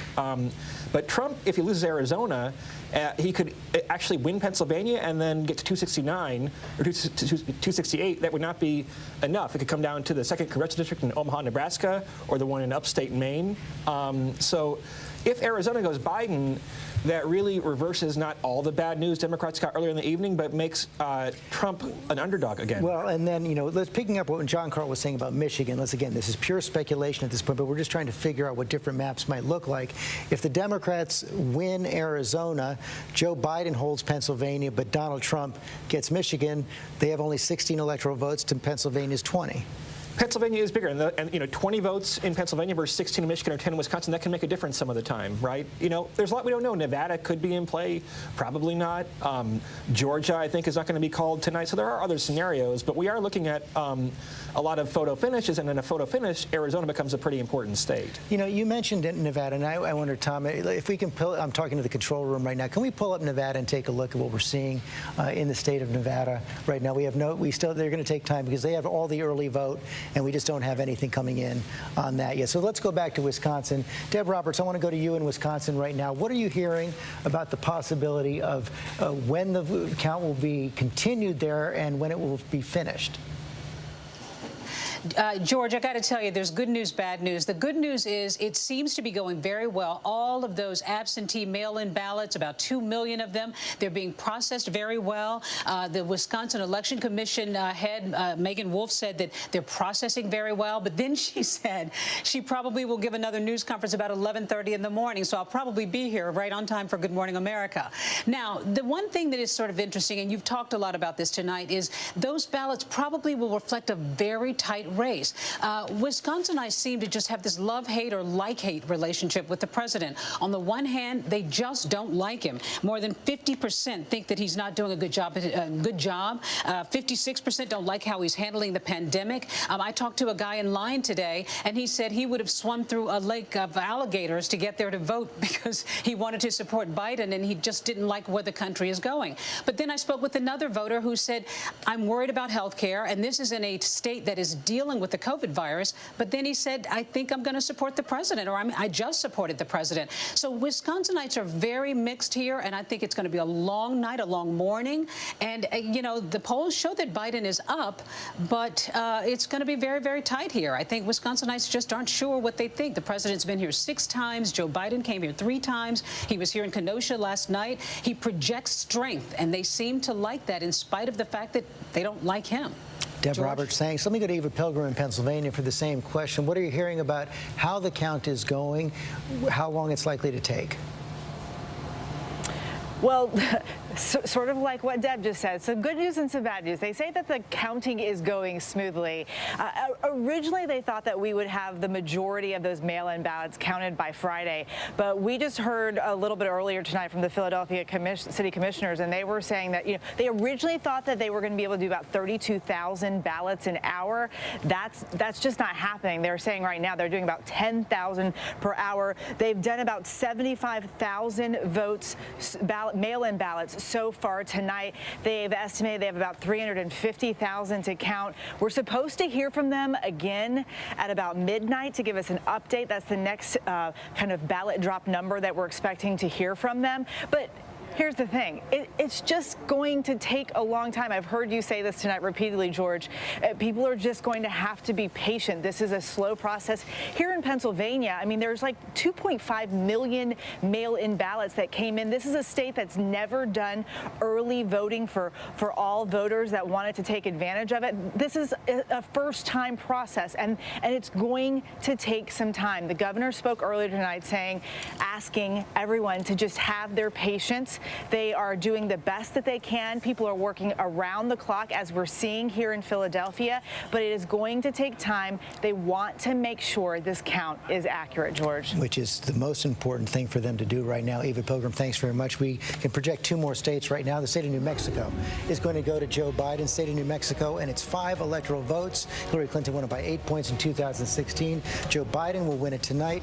And the state of Idaho, it's 4 electoral votes. No surprise there. Going to go to Donald Trump. He won the state by 32 points in 2016. I want to go to the table right now. And Sarah Fager, let me start with you. We're coming up on midnight now on the East Coast. Is the night going as you expected? What's the surprise? What should we be looking for ahead? I think the night's going better than I expected. For Republicans? For Republicans, yeah. I mean, I was in the camp where I thought Joe Biden was going to win this, and it is far from clear that he's going to win this election. And the president seems to be doing much better in the upper Midwest. Now, again, we don't know exactly what vote is in. It may be heavily election day vote. But, you know, clearly in some of those counties, the president is overperforming, and even overperforming what he did in 2016. So I think this is going to be a nail-biter. Rob? I think the way I look at it is every state to date has performed like they did, not changing. There wasn't really a move in the sense that some people thought there was this tailwind coming, except for Arizona. And the only state that's flipped so far is Arizona. It hasn't flipped yet. It hasn't flipped yet, but it's going to tighten considerably. It's going to tighten, but I'm going to go out on a limb then, given it's midnight, it's way past my bedtime, and say that those are numbers that are hard at this point for the president to break. That said, we have big numbers in Atlanta and Metro Atlanta, big numbers in the metro areas of the upper Midwest that are out. It's going to come down to those 4 states to make the determination, and we are going to be here every night Friday. So I look forward to seeing you every night. I mean, so we're going to be here right through, and I'm going to sit next to you, so we're going to be there. But it's going to be a while here, and I think what the problem is, what was your baseline is going to determine your mood. And instead, if you thought this was going to be a big tailwind, you go, oh boy, that was disappointing. As Nate said, the truth is, it hasn't been. It's actually, the states are doing exactly what they did. It's also looking very good for Republicans to control the Senate. Joni Ernst is ahead. Thom Tillis is ahead. It's not done in North Carolina. The Georgia senators are ahead. If you go to a runoff, especially, if Biden does pull this off, you're likely to keep control of the United States Senate. People like a split power, and we will see at least one runoff in Georgia. You don't want split power. No, we don't. We want to take the whole darn thing, of course. I think a couple of big picture things I'm seeing is that the strategy to flip Republicans to Democrat didn't pan out. And so now we're all hoping that enough Democrats came out, particularly in urban centers and some suburban areas, to really carry the day. And I think that was the big surprise aha, I think, for a lot of us who were expecting, particularly with what happened at the convention and Lincoln Project, that all these Republicans were going to flip. But we're seeing Donald Trump win in big margins where he won before. So are there enough Democrats, particularly in these areas where we're seeing Joe Biden actually overperform Hillary Clinton in 2016? Will that be enough to carry the day? Donald Trump's overperforming Donald Trump. And that's part of the problem for Democrats right now. And for Rahm to say the evening's gone about as expected, it's not what I was hearing about 6 hours ago. Okay, so what we're seeing is that the president is enormously competitive in Wisconsin, where he was not supposed to be competitive according to the polls. He's competitive in Michigan, where he was not supposed to be competitive according to the polls. And he's winning in Florida and winning in North Carolina. And so, I think it's going to come down to Pennsylvania. At the end of the day, I think if the president wins Pennsylvania, he's going to be reelected.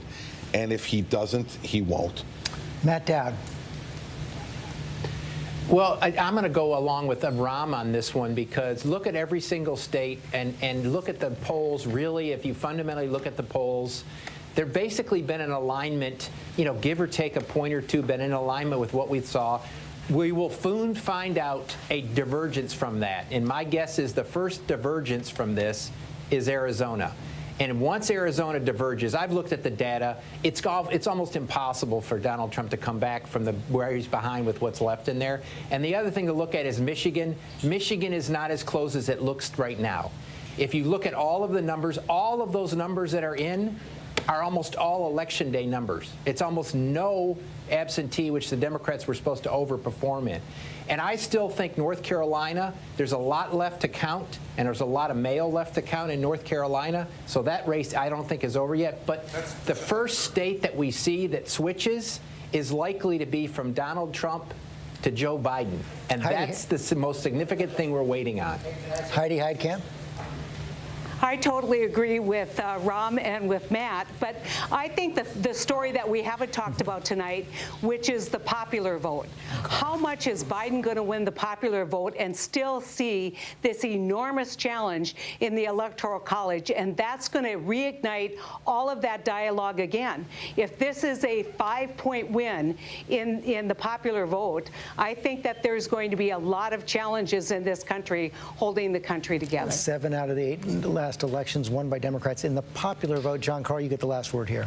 Well, I think there are dangers out there for Joe Biden in Pennsylvania by looking in Ohio. I want Tom, if he can pick up 2 counties that border Pennsylvania in Ohio, Trumbull and Mahoning. In both these counties, Donald Trump seriously outperformed what he did 4 years ago. Now, that's in Ohio. Ohio's one state, but right on the other side, key counties in Pennsylvania. We are going to be watching it all day, all night, perhaps all week long. We'll be right back.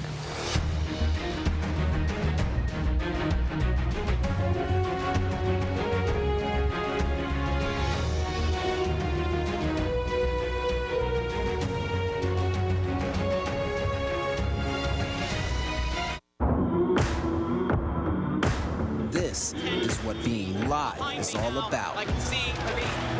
This is ABC News Live. Neighborhoods are underwater. 24/7 streaming news source from ABC News. Here goes. Imagine breaking news, live events as they happen, streaming live, non-stop, straight to you. Imagine instant, incredible access to the most compelling live video. That's a grenade. Original, on the edge, breakthrough storytelling from ABC News, National Geographic, ESPN, all the most innovative storytellers, all designed differently for you to stream straight to any screen whenever you want, free. And imagine The most celebrated, epic live events and moments. This is live? All playing out right before your eyes. See those flames behind me? Go We're there trying to now. put this fire out right With now. ABC News Live. Think of it as your live streaming adrenaline rush. Just look at all of the smoke here. Real, raw, Welcome live. to the Columbus Zoo. No matter where the next step takes us, we're taking it. It's frightening.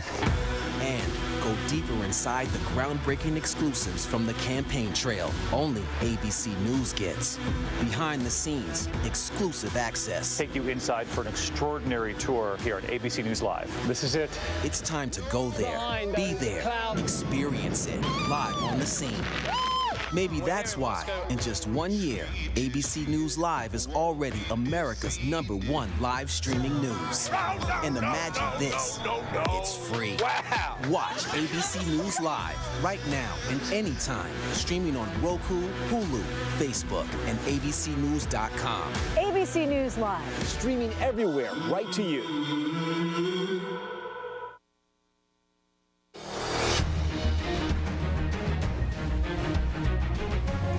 It is coming up on midnight here in the East Coast. Let's take a look at the map right now. Right now, Joe Biden leading in the popular vote. He's got 50%, about 56 million votes, 56 million plus to Donald Trump's 48%. In the Electoral College, he's won 15 states, 192 electoral votes, 18 states for Donald Trump, 118 electoral votes. I want to bring in our political director, Rick Klein, right now, because, Rick, we've been saying it, but now let's put some meat on the bones on this.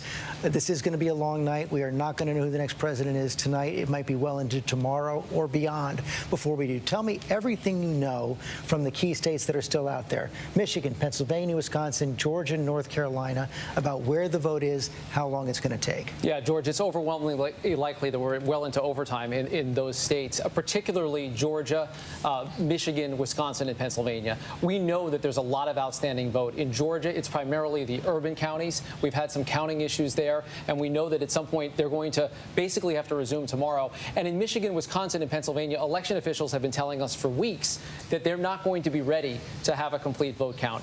In Wisconsin, we're expecting more information overnight. In Pennsylvania, though, it's going to be several days. I think it is now fair to assume that we're into an overtime scenario with several states on the line. I think North Carolina may be a little bit different, but the other four, they're all big states, George, are now very likely to head into tomorrow or beyond. And we should also explain it generally takes more time, not always, but it generally takes more time to check, verify, count a mail ballot than it does one made at the ballot box. Exactly. You have to go one by one, and it's one of the ironies of this surge in early voting that it may actually force election officials to take a lot longer on the back end. They've been preparing for this for weeks. They have been warning about this possibility, and it is now a probability, or even more than that we're talking about having to wait a while to get this complete and accurate count. We know that at least on the Democratic side, they're starting to talk about lawyers. They're setting up an infrastructure to fight in the courts if necessary. But for now, we're going to wait for quite a while on the vote count. And keep in mind that in those three states, those upper Midwestern states, we're still looking at primarily day of vote, election day vote, which we know from all the polling and all the indications that heavily favors Donald Trump. So the Biden campaign is hoping to close that. And again, you can't say this enough. I mean, we're also looking deep into where the vote is coming from. But both campaigns always expected the day of vote in those three states to favor Donald Trump. Precisely. We knew that Joe Biden built up a lead in just about every state with any kind of early vote. Going into Election Day, the question was, can Donald Trump overcome that? And he has overperformed his margins in a bunch of states, and he has just about hit the expectations. There's a range of states, George, where it's almost uncanny, where talking to Democrats and Republicans both, they knew there were numbers that Donald Trump had to hit to be competitive, and he's there almost to a 1/10 of a percentage point. Dan Abrams, thank you, Rick. Dan Abrams, we talked about this moments ago. You guys are getting more relevant by the minute. Just walk people through what to expect in the coming hours and days. Well, look, I don't think anything in the coming hours apart from preparation, right? I think that what you're going to see in the next few hours is the legal teams gathering and sort of playing it out as to all the various possibilities that could occur. What happens if there's a fight in Pennsylvania? What happens if there's a fight in Michigan? What are the laws in Wisconsin? What are the recount laws? I mean, that's the first place we got to be looking at right now, which is the automatic recounts. For example, in the state of Pennsylvania, if it's within half a point, there's an automatic recount that will take place in the state. Those are going to be the first round of sort of legal issues. Round two is going to be, okay, now there's been a recount. Let's get down to the very specifics of ballot by ballot. But we're not there yet. So there's no question the lawyers are on hold. The lawyers are preparing. The lawyers are learning the laws, particularly in those 3 states. I'm sure they already know them, but they're going to be brushing up on the laws in those 3 states as they prepare for what could be litigation, getting down to the point of ballot by ballot in some of these states. That's the point I wanted to bring to Kate Shaw. Remember back in 2000, it was Justice Scalia on his own who actually stopped the counting in the state of Florida. That's right. And obviously that's a nightmare scenario, that it all comes down to one state, and there's the possibility of the Supreme Court intervening in a state process, right? Remember, elections are typically run at the state and local level, right? That is the sort of design of our system. So it was, I mean, unusual doesn't even begin to capture it for the Supreme Court to essentially halt the state process in Bush versus Gore, and then ultimately, essentially, to hand the victory by, stopping continuing counting to George W. Bush. So I don't think anyone, I think probably most, John Roberts, the Chief Justice, wants to see a replay of that this time. Kate Shaw, thanks very much. We're going to take another break. Some stations are going to leave us now for late local news. For the rest of the country, our coverage continues.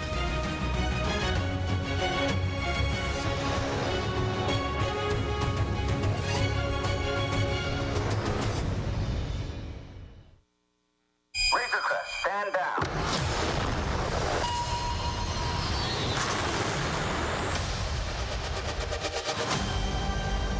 I've been quested to bring this one back to its kind. If I can locate other Mandalorians, they can guide me. This is no place for a child. Wherever I go, he goes. The Mandalorian, new season now streaming only on Disney+.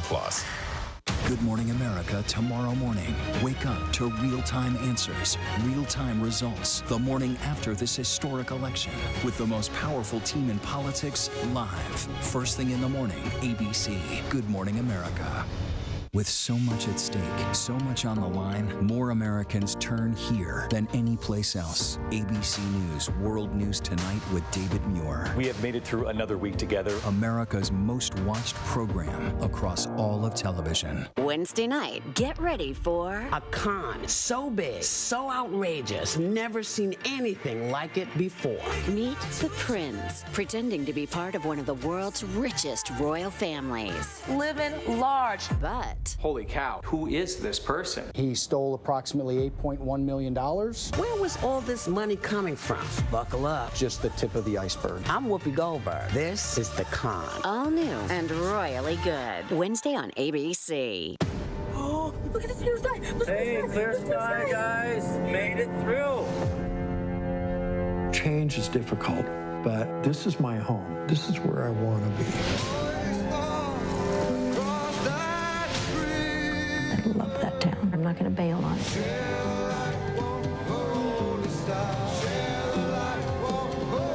It's a big deal. New beginning. Rebuilding Paradise. Network premieres Sunday at 9 on National Geographic. Hello? This is Montana Highway Patrol. You're looking for a couple of missing teenagers. That's right. Last seen in a red Focus. The steering wheel is getting stiff. Lock the door. We're fine.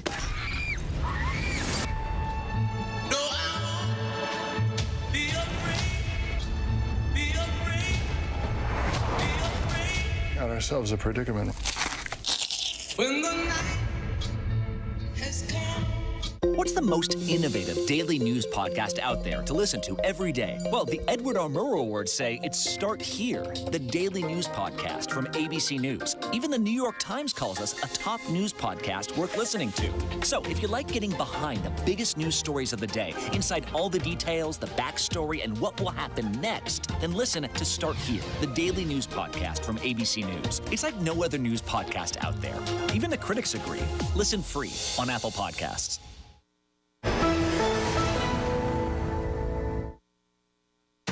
Live from ABC News election headquarters in New York City, here again, George Stephanopoulos. It is midnight here in the East, and we are here at ABC News election headquarters in a very tight race for president right now. Let's take a look at the map. Joe Biden has won 15 states, 192 electoral votes.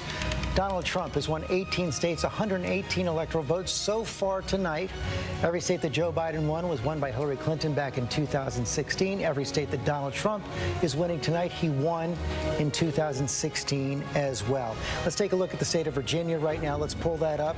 Hillary Clinton won it 4 years ago. Right now, with 75% of the vote, of the expected vote in, Joe Biden is leading, is behind Donald Trump there. Actually, you skipped ahead to Texas. Let's stay on Virginia for a second. 75% of the expected vote is in, 52-46, Joe Biden over Donald Trump. Tom Llamas. Yeah, okay, so, George, right now, Virginia, we take a look at the map, and it looks a lot like 2016 looked like, right? Joe Biden, the Democrat, on top. What finally happened here? Because at the beginning of the night, remember, I was telling you about the suburbs around D.C. where a quarter of the vote's going to come in. Well, the vote is now in, and you can see Joe Biden is up with big numbers, 76.7. Overperforming in counties like Fairfax. Let's take a look at Alexandria, Prince William County, 63%. So he's winning where he needs to be. That vote has come in. And also other areas that were kind of tight, places like Virginia Beach. Donald Trump on top there right now, which is a good sign for the president because it was razor thin just before that. We look at Chesapeake. This was a swing county before. Now it's swung back to Democrats. Look, Virginia wasn't a big story. People thought it was going to go for the Democrats. The votes come in outside of D.C. It's going for Joe Biden. Right now it is. Let's pull up Texas now. Let's pull up the state of Texas. Stay up at the board right now. Let's see how much of the vote is coming in. 88% of the expected vote is in right now. And Donald Trump's starting to pull away. Yeah, he is, George. And something really interesting about Texas. John Carl and I were just talking about this. If you look at some of the big counties like Harris County, Houston, so Joe Biden in Houston, the biggest city, he's basically doing what Democrats did 4 years ago. I'm going to give it back over to you. You got to do that because we are now projecting that Donald Trump will win the state of Ohio. Donald Trump will win the state of Ohio tonight. It's 18 electoral votes, excuse me, go to Donald Trump. He won it 4 years ago. He will win it again tonight. Chris Christie, I guess that's not a surprise, but still an important win. Really important because there was no way for the president to win without Ohio. And as we know, no Republican president has ever been elected without Ohio. So, you know, when you talk about a must-win state, when you got that much history behind it, it's a must-win state. So he pulled it off. It took a little longer than we all thought, but he pulled that one off, and it allows him to continue in the game. The question, Yvette Simpson, now is what is that going to tell us about what happens in Wisconsin, Michigan, and Pennsylvania? Well, you just don't know. Let's remember that Ohio was the one state in that area that didn't flip in 18. So I don't want to cast aspersions about what might happen. So Ohio was red for Trump, and then it was red again. We lost statewide in Ohio for a lot of reasons. We didn't win any of the congressional races that we were fighting in 18. But Michigan, Wisconsin, Pennsylvania, they all flipped, presumably, in the midterm. So I still hold out hope for those other three states, even though, unfortunately, my home state of Ohio did not come through today. Rahm Emanuel, Donald Trump is getting out his vote. Yeah, I mean, so we can start to extrapolate certain information, and that is that Donald Trump is in the race of Donald Trump versus Donald Trump's beating 2016 Donald Trump. And while the numbers, and we keep showing how Biden is beating Hillary, but the total vote is not showing up at the right now in areas that Democrats need. So when DeKalb County is still out in Georgia and other areas, what is your expectation for that vote? And so far, while he may be winning 65, 35, et cetera, the totality of the vote is not matching the totality of Trump's vote in Trump's area in areas, except for, I do want to keep coming back to, we have had a state flip. Only one state is flipped, and it's flipped towards Biden. And so we got to keep that in mind at this area. You keep saying that. I have to keep reminding our viewers that we have not yet projected Arizona going. That is true. We have not projected it, but if you look at the math, it's hard to see how it does it. That is fair, but that is the only state that is so far, and it's up by 9.5 points. What are you learning from Ohio? From Ohio, I mean, obviously the president won by the same margin tonight as he did in 2016. And when you look, to a point John Carl made, which is you look at Western Ohio, now that is a good sign for Donald Trump in Pennsylvania. I'm hearing on the ground in Pennsylvania African-American turnout down in Philadelphia, and that fracking issue did in fact hurt Joe Biden in Pennsylvania, that you see big turnout in those areas for Donald Trump. And what are you seeing, David, in the exit polls from Ohio? A lot of really interesting things coming in on Ohio. First, let's take a look at the suburban vote in Ohio. 52% of it went to Donald Trump, and then you do the breakdown, which really illustrates the gender gap, but it's huge.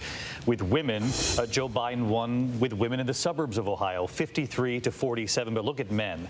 The gap is huge. 59% with Donald Trump to 39% in the exit polls for Joe Biden.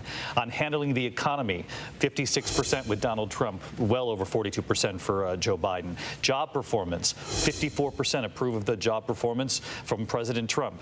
Contain COVID, rebuild the economy, almost evenly split. But look at this. The opinion of Donald Trump, 51% unfavorable, but even higher for Joe Biden, 52%. This was really interesting, George. First-time voters, Donald Trump wins them, 54% to Joe Biden. It's what you said earlier, George. Donald Trump is getting out his voters. And on independents, Joe Biden with an edge, but certainly not enough to make up the room for those. That trine right there, that means that we have another state to project, and it is the state of Virginia. It is going to Joe Biden. It's 13 electoral votes. Again, not a surprise, but now it's been officially projected by ABC News. Joe Biden will win the state of Virginia. The blue states are filling in blue. The red states are filling in red right now. Let's go to the state of Wisconsin. Take a look at that. This is one of the states that Joe Biden will have to flip if he wants to be the next president of the United States. 64% of the expected vote is in. Right now, Donald Trump is in the lead, Tom. Okay, so I'd like to acknowledge the gentleman from New Jersey on this one. About half an hour ago, you said the Trump campaign was feeling good about Wisconsin, and they should be. We still only have 64% of the vote in. But, George, there were 23 counties that swung for President Trump 4 years ago. I did some quick math. I was counting them. He's up in almost 20 of those pivot counties. So let's look at Milwaukee, because this is where most of the votes are going to come from right now. Only 36% in. Look at Joe Biden's numbers, though. Underperforming from 4 years ago. He's got to get that number up. And let me bring this up over here, because we're talking about the WOW counties. These are the suburb counties around Milwaukee. And they're called WOW because of their initials. First, Ozaukee here. Donald Trump at 53%. We look at what he did 4 years ago. He's slightly under.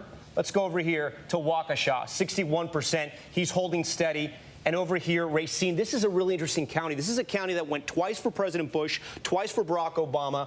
President Trump barely won it 4 years ago. He's on top in a big way. And we have to talk about Kenosha, because it's interesting what's happening here. Half the vote is in, right? But Donald Trump barely won this 4 years ago. There was huge protest because of the shooting of Jacob Blake, social unrest in the streets. It got national attention. Donald Trump right now is up here in a major way. This is not good for Democrats. Like I said, those swing counties aren't going for Democrats right now. One more county I want to talk about, Sauk County. Obama had this. It swung for President Trump 4 years ago. It was very tight. He's up there as well. We also like Sauk County because it's the home of the International Clown Hall of Fame. Carl? I have a very important point to make about Wisconsin, and that is this notion of the early vote. What we are told so far in Wisconsin, there's 64% of the vote in statewide. The percentage of early vote that is in Wisconsin right now, we estimate to be 0. They have not begun counting the early vote in Wisconsin. So yes, it's looking good for Donald Trump right now, but that will change dramatically as they open those envelopes, they do the work, the slow counting of counting the mail-in ballot. I want to bring Terry Moran in for more on that. You have more information on this, Terry? That's right. So Wisconsin has one of the most decentralized systems for counting mail-in ballots in the country, but we are told, ABC News has been told repeatedly by officials throughout the state that they expect those big counties to be counted in full by early tomorrow morning, 4 or 5 in the morning Central Time. And so we should have a better picture of those votes that John Carl is talking about by early tomorrow morning. Forgive me, I might have missed you say the percentage. How many of those by 4:35 tomorrow morning? 100%, according to what officials in Wisconsin are telling ABC News. That they should have Milwaukee County, they're telling us, by 5 a.m. Central Time. Brown County, which is Green Bay, sometime around the same time, before dawn tomorrow morning. So Wisconsin should be known, at least as far as the count is concerned, by tomorrow morning. That could be one of the first of those blue wall states to come in. Deborah Roberts, what more are you hearing on that from Wisconsin? Well, you know, George, very much what Terry was just saying. The one thing that still has to be done here is that those absentee and those mail-in ballots still have to be counted. And all the elections officials around the state are saying that they just have not gotten to them yet. We're hearing, as Terry said, 5 a.m. 4 a.m. There's a state law that these officials cannot go home until those absentee and mail-in ballots are counted. So they fully expect to have them counted. They say they're deliberately working on these overnight, could very well be into the wee hours of the morning. And to John Carl's point, 2 million of those ballots around the state. So they could make a significant impact on the numbers that you're seeing right now. And again, Wisconsin is always very, very tight. But it is interesting that President Trump won Kenosha by just 200-plus votes last time. And at this point, he seems to be doing very, very well here, the site of those protests and so forth. Apparently, his message of strength, he was here a lot in Wisconsin. Apparently, that message seems to be resonating. But those absentee and mail-in ballots, I think, are going to tell us a lot. And we won't know that until the wee hours of the morning, if not maybe late tomorrow. Sarah Fagan. Well, you know, we know the absentee and early vote in Wisconsin is about 57% of the vote. And there is a lot out. But looking at modeled data, it looks like Trump would lose that vote as it's on its own by only 5 points. That is going to make, I mean, that to me means Wisconsin's going to either be very close or it's going to move to Trump. Mary Bruce, what are you hearing from the Biden campaign on that? Well, George, they continue to stress, as they have in the days leading up to this, that they believe that the early vote has gone overwhelmingly to Biden. And that means that they still are optimistic, still are confident. In fact, a Biden campaign official just tweeted that we are going to win. They still are confident, even though, of course, we are at this waiting period, this intense waiting period, constantly urging everyone to be patient here. But we have to remember that the early vote, we still don't have a good sense on in so many of these critical states. That blue wall, yes.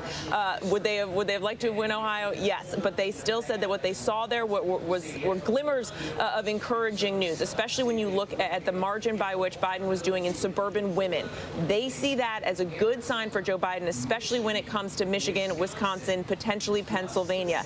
They are urging us to be patient as all of these other states come in. I can tell you the supporters behind me here are still holding out hope, very enthusiastic. There's just a lot of cheering and applause and honking because that is how we hold an election night rally in this pandemic.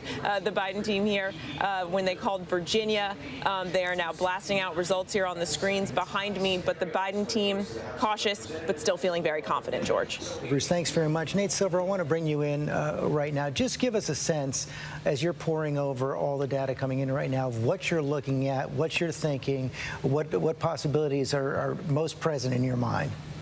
I mean, the easiest way for Biden to win is to hold Pennsylvania. We won't know that for a while, and also flip back Wisconsin and Michigan when you have more early votes counted, more mail vote counted. But there are other states in play. The New York Times has a model that has Georgia being very competitive once all votes are counted there. Arizona looks pretty good for Biden. I think it would be premature to call it at this point. But, you know, it's not a map where you necessarily have, or a night when you have a neat narrative. It's not quite 2016. It might wind up being 2016. It's not quite 2018 yet. We're somewhere in between. Can you tell yet whether the popular vote is going to come in fairly close to where most of the national polling averages was? I think you had it, what, between 8 and 9% at the end? Our best guess is that Biden's going to underperform by somewhere on the order of 2 or 3 points, but he might win by 5 or 6. It's a very early guess, but it's regionally correlated, right? So in Florida, Biden has a bigger disadvantage of that. He's going to lose Florida by several points, we think, in the end. In Arizona, he might hit his numbers or beat his polls potentially. In New Hampshire, he's very close to his polls. So it's very regionally driven, and the question is what happens in Pennsylvania, where he was ahead by about 5 points. If you had a Florida magnitude polling error there, then that would be a photo finish going to the court, frankly. Nate Silver, thanks very much. We have to take another quick break.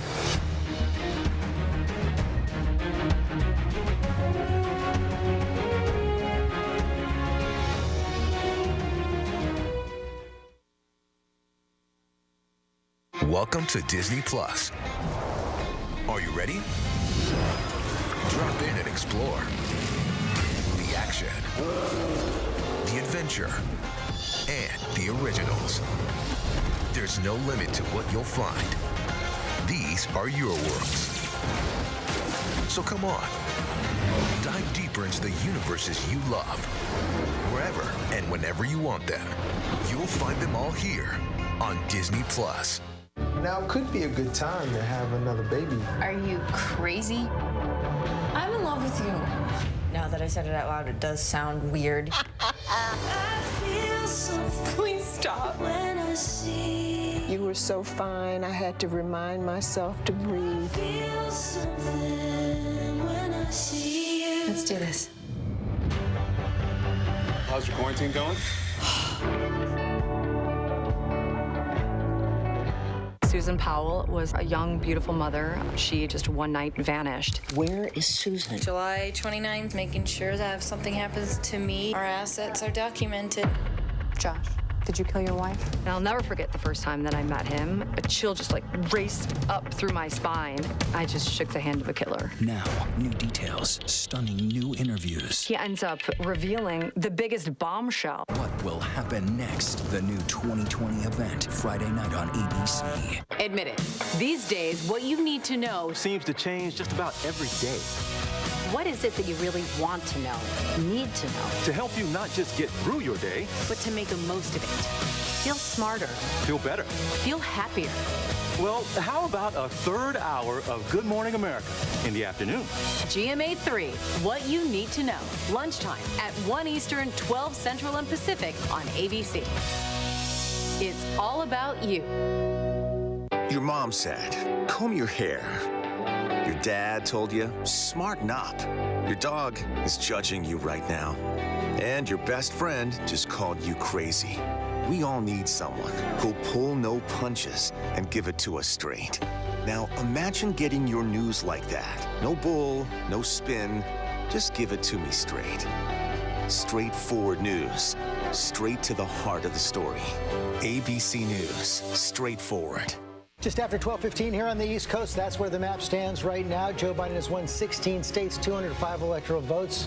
Donald Trump has won 19 states, 136 electoral votes. You see that familiar red and blue. Every red state was won by Donald Trump in 2016. Every blue state was won by Hillary Clinton in 2016. So far, a repeat. The big battleground still out there right now. We're going to talk to the former governor from perhaps the most critical state in the country right now, the state of Pennsylvania, Ed Rendell. Thank you for joining us right now. And Governor Rendell, can you just give us a sense of where you think things stand in your home state right now? Well, I still think Joe Biden's going to carry Pennsylvania, George.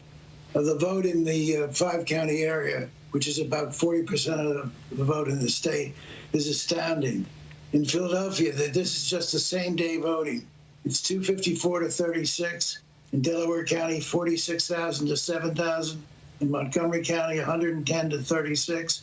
And the mail vote, if the mail vote splits, Democrats have voted 1.6 million. Republicans have voted only 550,000. I think Donald Trump will be down in the mail vote about 900,000 votes. So I don't think he can carry Pennsylvania, although he's doing better than most of the polls reflected. What's your sense of how long it's going to take in your state? Well, they're going to start counting the mail vote right after midnight there. I guess they just started.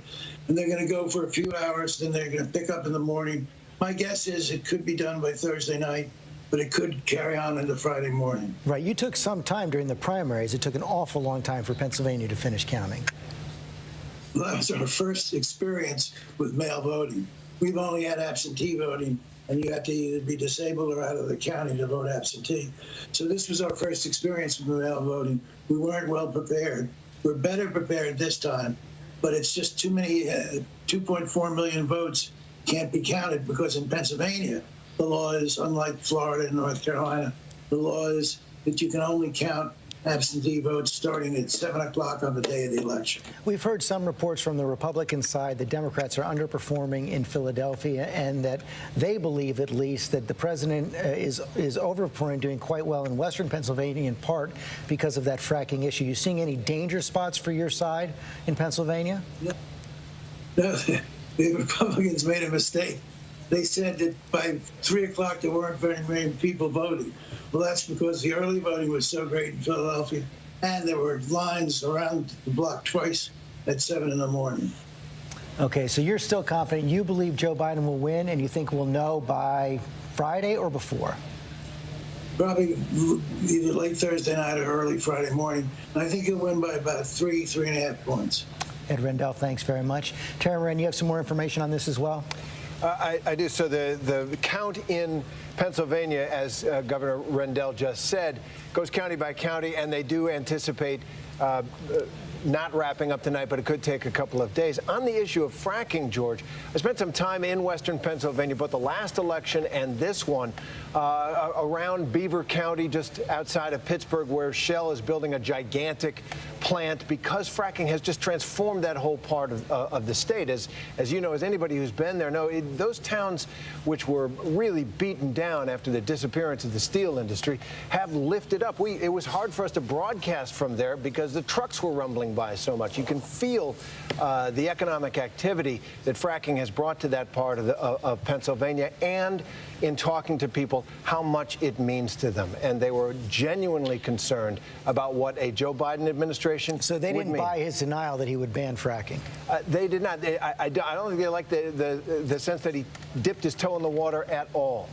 Because it has lifted up communities that have been ground down almost into despair, and now it's a boom land right now. Okay, John Carl, what else are you picking up right now?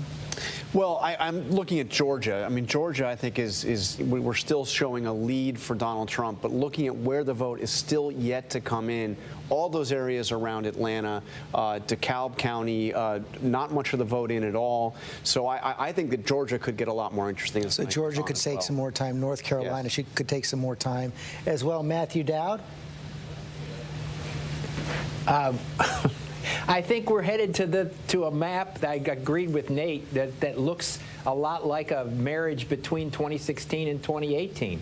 And the early part of the evening went to the Republicans in 2018, and the latter part of the evening went to the Democrats. And one of the things, I know we keep coming back to this, is Arizona. Remember, late in 2018, it took days till we found out there was a United States senator a Democratic senator from Arizona. So I think we're in that. I think I'd also caution people to examine counties that are only half reported as if it matters to what it was before. That's a great point, but I just want to put one more question to you. You say basically emerging, and Nate said the same thing, of 2016 and 2018.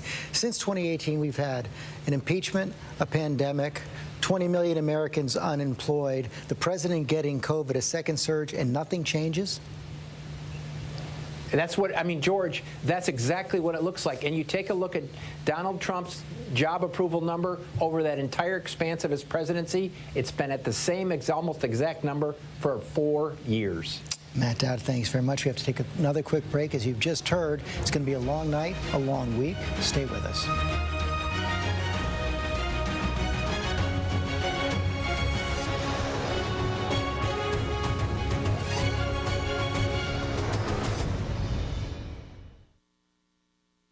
Good Morning America this morning. The real-time answers, real-time results. Now, the morning after this historic election night. Breaking new details with the most powerful team in politics live on ABC's Good Morning America. With so much at stake, so much on the line, more Americans turn here than any place else. ABC News World News Tonight with David Muir. We have made it through another week together. America's most watched program across all of television. Hello? This is Montana Highway Patrol. You're looking for a couple of missing teenagers. That's right. Last seen in a red Focus. The steering wheel is getting stiff. Lock the door. We're fine.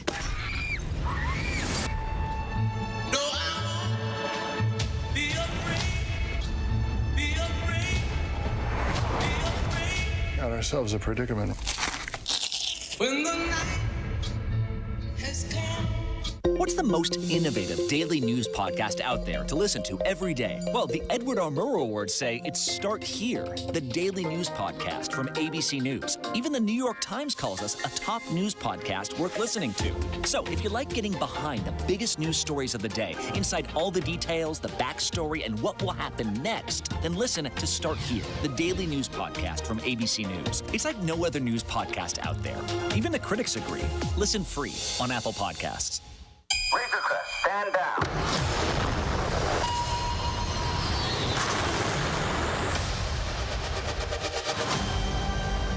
I've been quested to bring this one back to its kind.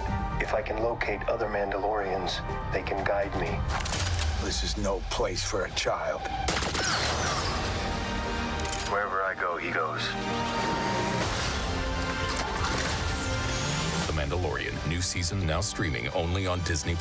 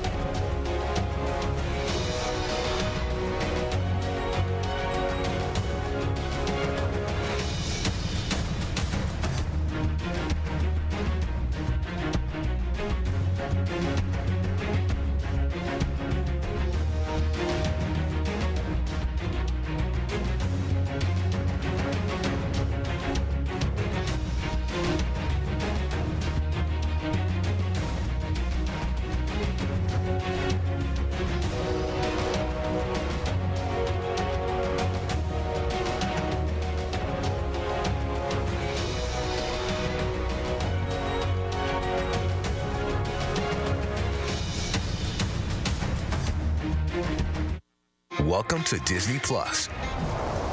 Are you ready? Drop in and explore. The action, the adventure, and the originals. There's no limit to what you'll find. These are your worlds. So come on, dive deeper into the universes you love. Wherever and whenever you want them, you'll find them all here on Disney Plus. Now could be a good time to have another baby. Are you crazy? I'm in love with you. Now that I said it out loud, it does sound weird. Please stop. You were so fine, I had to remind myself to breathe.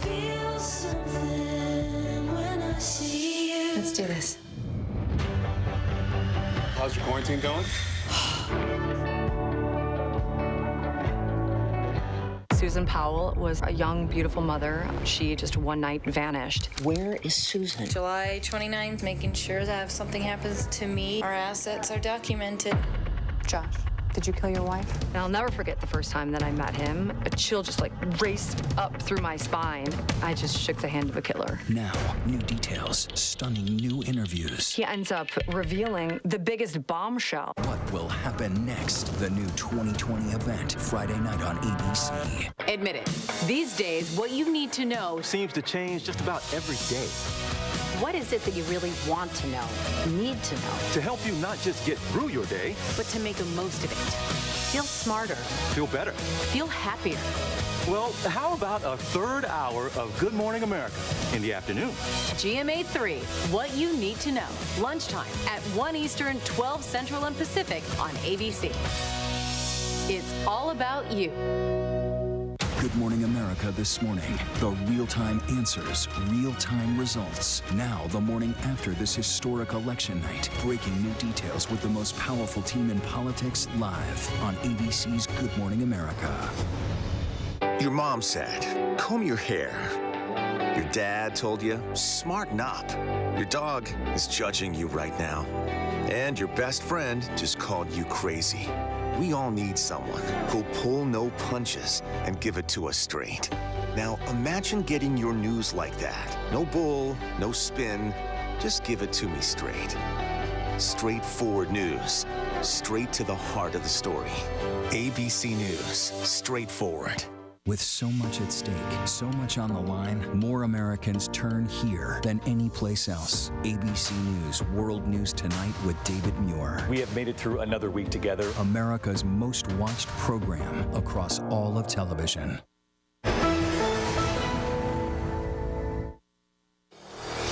Election Night 2020 on ABC continues. Here again, George Stephanopoulos. 12:30 here in the East, and let's take a look at that map. 16 states won by Joe Biden, 205 electoral votes, 19 for Donald Trump, 136 electoral votes. We're calling it election night.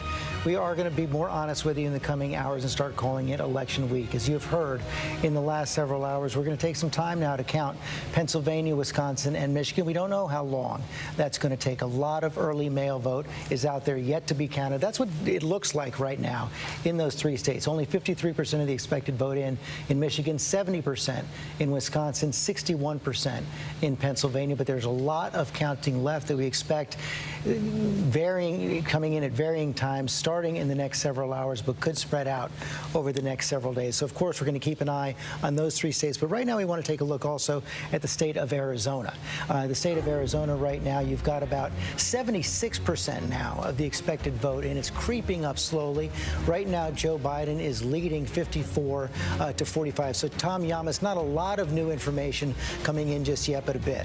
No, but a big number here. George, 4 years ago, President Trump wins Arizona by 100,000 votes. Tonight, right now, with 76% of the vote in, he's behind by 200,000. The big story is Maricopa County. This has the city of Phoenix, city of Scottsdale, 54 to 44. He's up by 10 points, overperforming from Hillary Clinton here. The biggest county. You know, Democrats thought Arizona was in play for several reasons, one of them being President Trump underperformed from Mitt Romney, but also the changing demographics. You have a lot of Californians coming in, also a growing Latino population as well. In places like Yuma County, if we see where the race stands right now, President Trump doing pretty well there. They have large agricultural families that are more conservative, so he's overperforming in that area. But when we go to Tucson, Pima County, this is the Democratic stronghold. Joe Biden exactly where he needs to be, overperforming and driving up the vote there. And John Carl, let's talk a little bit more about the importance of Arizona. The reason Arizona is so important, if Joe Biden is able to flip the state of Arizona, it's not enough for Donald Trump to win the state of Pennsylvania or win the state of Michigan. He's got to find something else. He needs Pennsylvania or Michigan plus. He could win Pennsylvania and Wisconsin. He could win Michigan and Wisconsin, but it's not going to be enough. Nevada's still hanging out there in some way? Nevada, I mean, they count so slowly. We just have no idea what's happening in Nevada, but possibly. But really what they were going to need is Nevada plus New Hampshire they were targeting, and New Hampshire we've called for Joe Biden. So really what it would mean is that he's going to have to win, that Donald Trump would have to win 2 of those 3 blue wall states. Rahm Emanuel, the Joe Biden campaign, did they think it would be coming down? And it's not down to it yet because we still have had so much vote out there in the blue wall to the state of Arizona. No, I mean, they went there and they thought they had a shot there because of the trend lines you could see. And you have a lot of people not from California, from Illinois, other states that have moved in there. I will say one other thing. If this flips, you've cautioned me to be more careful about it. This is the final revenge of John McCain.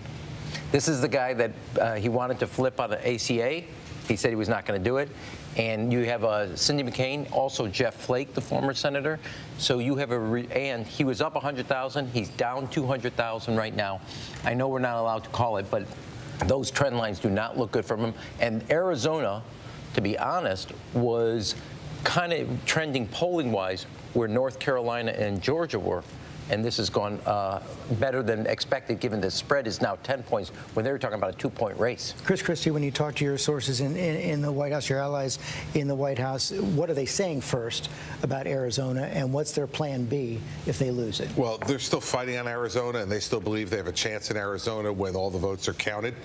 But they're very optimistic about Wisconsin. And I've also spoken to Wisconsin Republican leadership who are saying, given the vote that is out in Wisconsin and the results as they stand now, they feel very confident about Wisconsin. So the approach is going to be Pennsylvania plus Wisconsin. They're also not giving up on Michigan yet. And I think one of the things we're missing tonight, I know a few people have said this around the table a bit tonight, but I want to really emphasize it. The Biden people thought they were going to have to beat 2016 Donald Trump. And what they're now realizing tonight is he has grown his base. He has found voters that didn't vote in 2016 that are now voting for him in 2020. And I will tell you, the last rally that he had in North Carolina, the campaign told me that 20% of the people at that rally did not vote in 2016 at all. And if you go to a rally and stand 5 or 6 hours and wait to see the president, you're voting for him. So I think that's the thing, the Biden campaign, if it goes against Biden, they have grown their numbers above where Hillary was, but they haven't, maybe if they lose, they haven't grown them enough to beat the 2020 Donald Trump. Deja vu for Democrats, Yvette? You know, I want to reflect really quickly on what the governor said about 2016. I've been thinking about this a little bit, and I'm curious about whether the issue of race is the reason why Donald Trump is actually picking up new folks and holding folks. I would love to see any exit polling around, you know, certain areas where there's been a lot of racial resentment, where the law and order message is playing really, really solid there. And I'm curious about whether that is the key, whether or not we lost. Both ways, doesn't it? Well, I mean, it depends. Was our message stronger? Was it better, or was his message stronger or better? Are his folks now more motivated? We've actually seen his folks be way more animated, way more out there when we think about what we expected to happen today as it relates to polling locations, when we think about the stand by, stand back, and stand by. I'm curious about the role that race is playing and the fact that we're not seeing the type of change that we expected to see, particularly after 2018. Sarah Fagan, Trump powers. One of the things we've seen is the Republicans were touting before Election Day the places where they had seen increases in registration. Yeah, I mean, look, campaigns matter. And one of the things that we might find after this is all said and done is Donald Trump never shut his campaign down. They registered, 100,000 net more in Florida, 80,000 net more in Pennsylvania, 40,000 net more in North Carolina.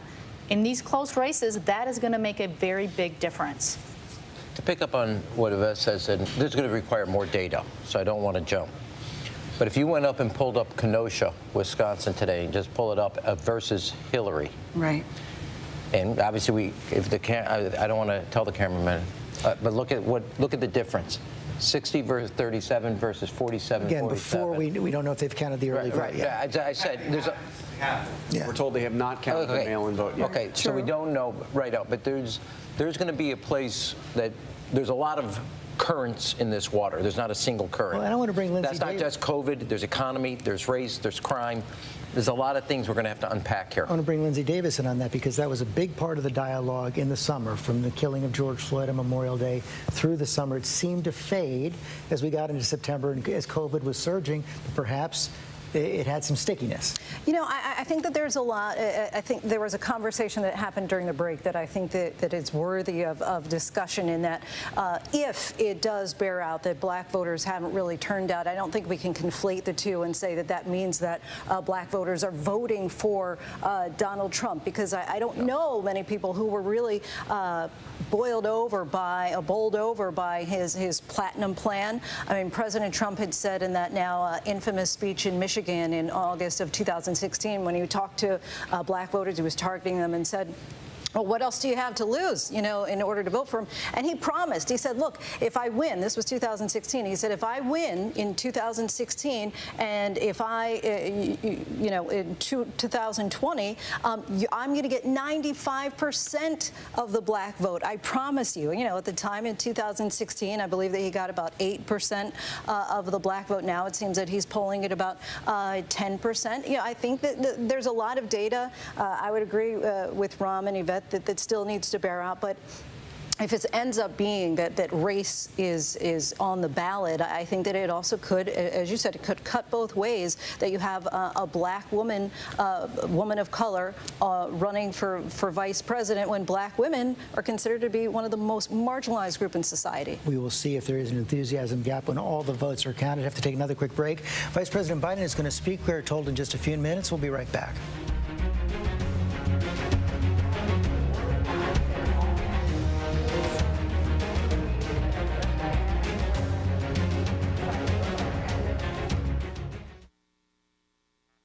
Tonight, Get ready for a con so big, so outrageous, never seen anything like it before. Meet the Prince, pretending to be part of one of the world's richest royal families. Living large. But holy cow, who is this person? He stole approximately $8.1 million. Where was all this money coming from? Buckle up. Just the tip of the iceberg. I'm Whoopi Goldberg. This is The Con. All new and royally good. Tonight on ABC. Good Morning America this morning. The real-time answers, real-time results. Now, the morning after this historic election night. Breaking new details with the most powerful team in politics live on ABC's Good Morning America.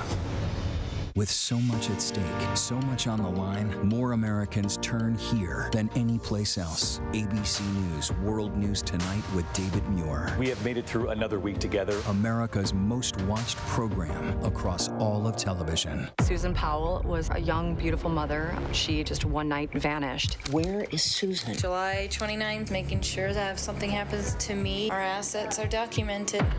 Josh, did you kill your wife? And I'll never forget the first time that I met him. A chill just raced up through my spine.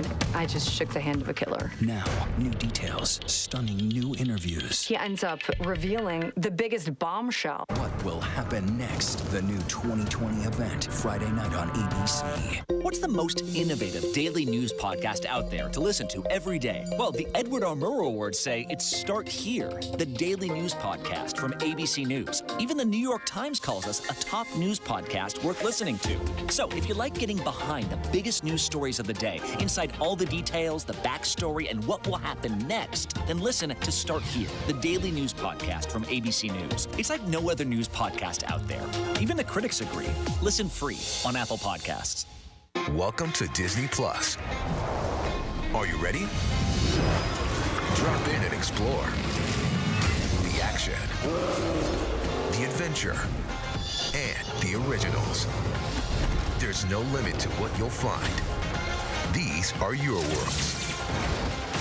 So come on, dive deeper into the universes you love. Wherever and whenever you want them, you'll find them all here on Disney Plus. The reality is our country can collapse from within. You see the white power movement on the march. Klansmen and neo-Nazis, skinheads, it's meant to incite war. From the KKK to Oklahoma City to Charlottesville, the new documentary event special. We just need to start talking about race. Homegrown hate, the war among us. This is a real wake-up call. Streaming now on ABC News Live. Listen in. We're going to go into maybe tomorrow morning, maybe even longer. But look, we feel good about where we are. We really do.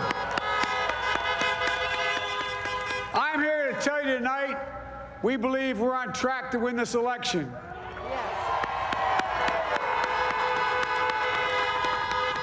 We knew because of the unprecedented early vote and the mail-in vote that it's going to take a while. We're going to have to be patient until the hard work of tallying the votes is finished.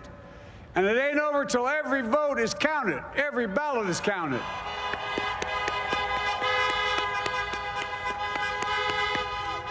But we're feeling good. We're feeling good about where we are. We believe one of the nets has suggested we've already won Arizona, but we're confident about Arizona. That's a turnaround. We also just called it for Minnesota, and we're still in the game in Georgia, although that's not one we expected.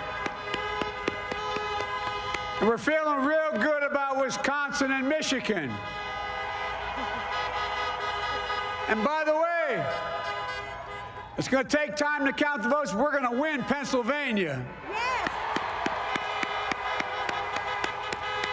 I've been talking to folks in Philly, Allegheny County, Scranton, and they're really encouraged by the turnout and what they see. Look, you know, we could know the results as early as tomorrow morning, but it may take a little longer. As I've said all along, it's not my place or Donald Trump's place to declare who's won this election. That's the decision of the American people. But I'm optimistic about this outcome. And I want to thank every one of you who came out and voted in this election. And by the way, Chris Coons and the Democrats, congratulations here in Delaware. Hey, John, the Gov, yeah, the whole team, man. You've done a great job. I'm grateful to the poll workers, to our volunteers, our canvassers, everyone who participated in this democratic process. And I'm grateful to all of my supporters here in Delaware and all across the nation. Thank you, thank you, thank you. And folks, you heard me say it before. Every time I walk out of my grandpa's house up in Scranton, he'd yell, "Joey, keep the faith." And my grandma, when she was alive, you'll know, "Joey, spread it." Keep the faith, guys. We're going to win this. Thank you, thank you, thank you. Your patience is great. Let's walk over here. Short message there from former Vice President Joe Biden. Joe Biden there as well in the mask. Got a smile on his face right now. Says he feels good about where they are right now, on track to win this election. Named the states he thought they could win. Confident about Arizona, still in the game. He said in Georgia, didn't mention North Carolina, but then went on to mention the big three, that blue wall, Wisconsin, Michigan, and Pennsylvania, saying he was optimistic about the outcome. Chris Christie, he did not declare victory there by any means. He said he expected to win, knows that all the votes have to be counted. Now, it's an interesting game, though, of expectations to set. More of us were expecting to hear from President Trump tonight first, rather than Joe Biden. Is that a sign that perhaps the White House reads this the same as Joe Biden, or they just don't know? I think they don't know, George. From what they're saying, I think they're optimistic. I think the vice president wanted to get out there and set an expectation that he thinks they're winning and are going to win. And I think what you'll see now is the president will probably do much the same thing. I don't know that. That's just speculation on my part. But I think that's what they'll probably do. I think the American people are pretty sanguine about this. They recognize at this time of the morning that they're not going to know, and they're going to have to wait. And I think if both of them take the same tone, then I think everything will be fine, that smart. People will do that. Rahm Emanuel, smart move right there? Real smart. Because now he's kind of put out there, he's put the first kind of design, the architecture, and the kind of the molding has been cast. And I think waiting and not waiting for the president to move was a smart move. And also to give people some sense that this is going to take a while, but that he sees light here at the tunnel. I've been in communication with the campaign, and they do see Arizona going that way. Lift the veil for everybody a little bit. You've worked in campaigns. I'll bring Matt Dowd on this as well.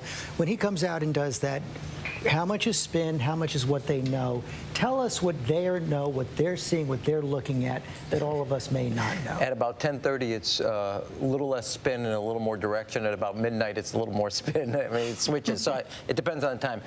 Look, he's also being clear because it is going to be, we're all going to be here for a minimum of a week, all the way through, counting all these ballots. And he is making sure that there's an energy level among his supporters, the legal teams, and also that at no point do people kind of shift off and that, this is not going to happen or whatever. He's got to keep them on the prize. What is the expectation? How long is a journey going to take us?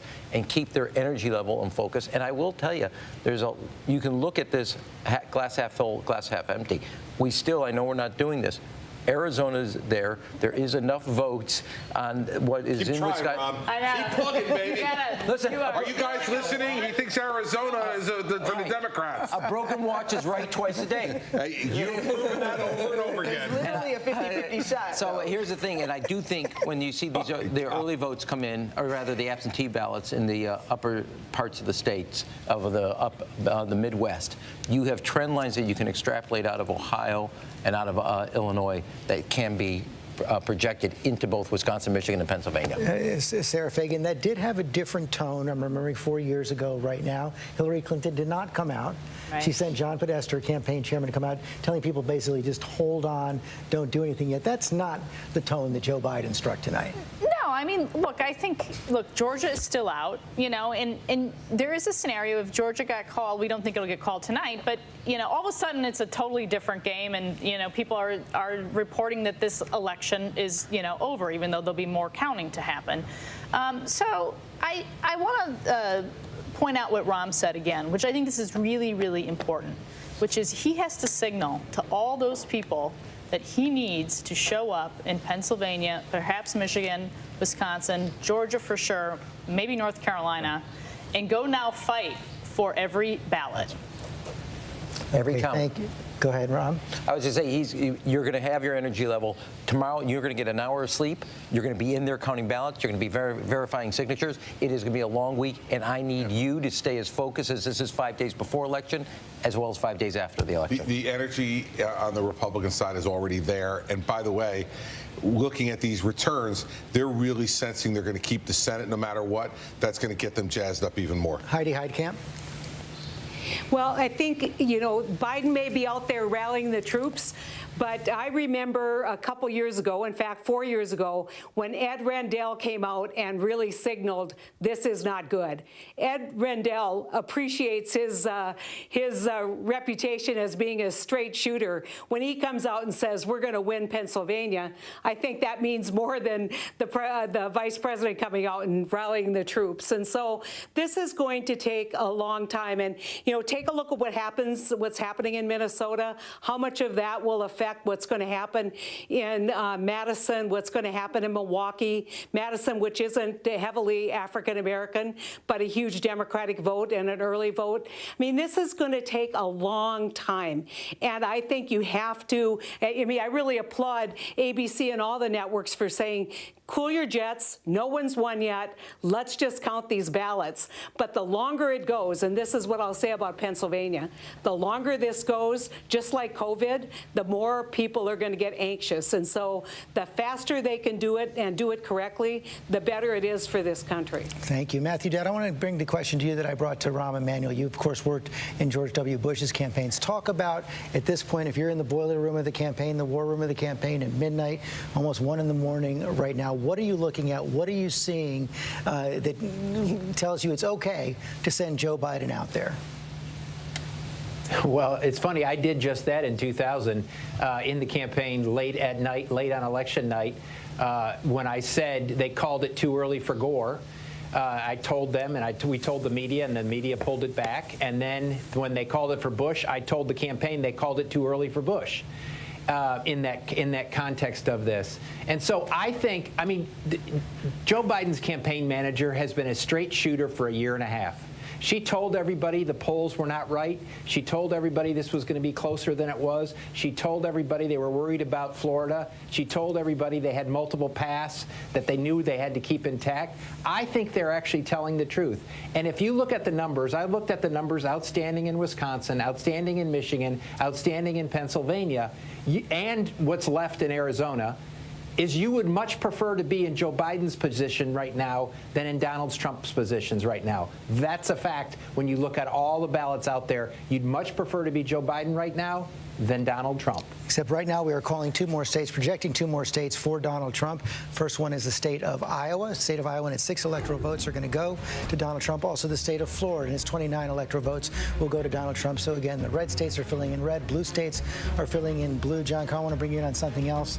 Right now, we have not seen President Trump speak last night, but we've now gotten the first tweet. We're not going to show it right now, but it was something that we were prepared for. We were expecting coming into tonight. After Joe Biden went out and spoke, Donald Trump put out a tweet where he said the Democrats are trying to steal the election. Apparently it was taken down, but now it's been put back up.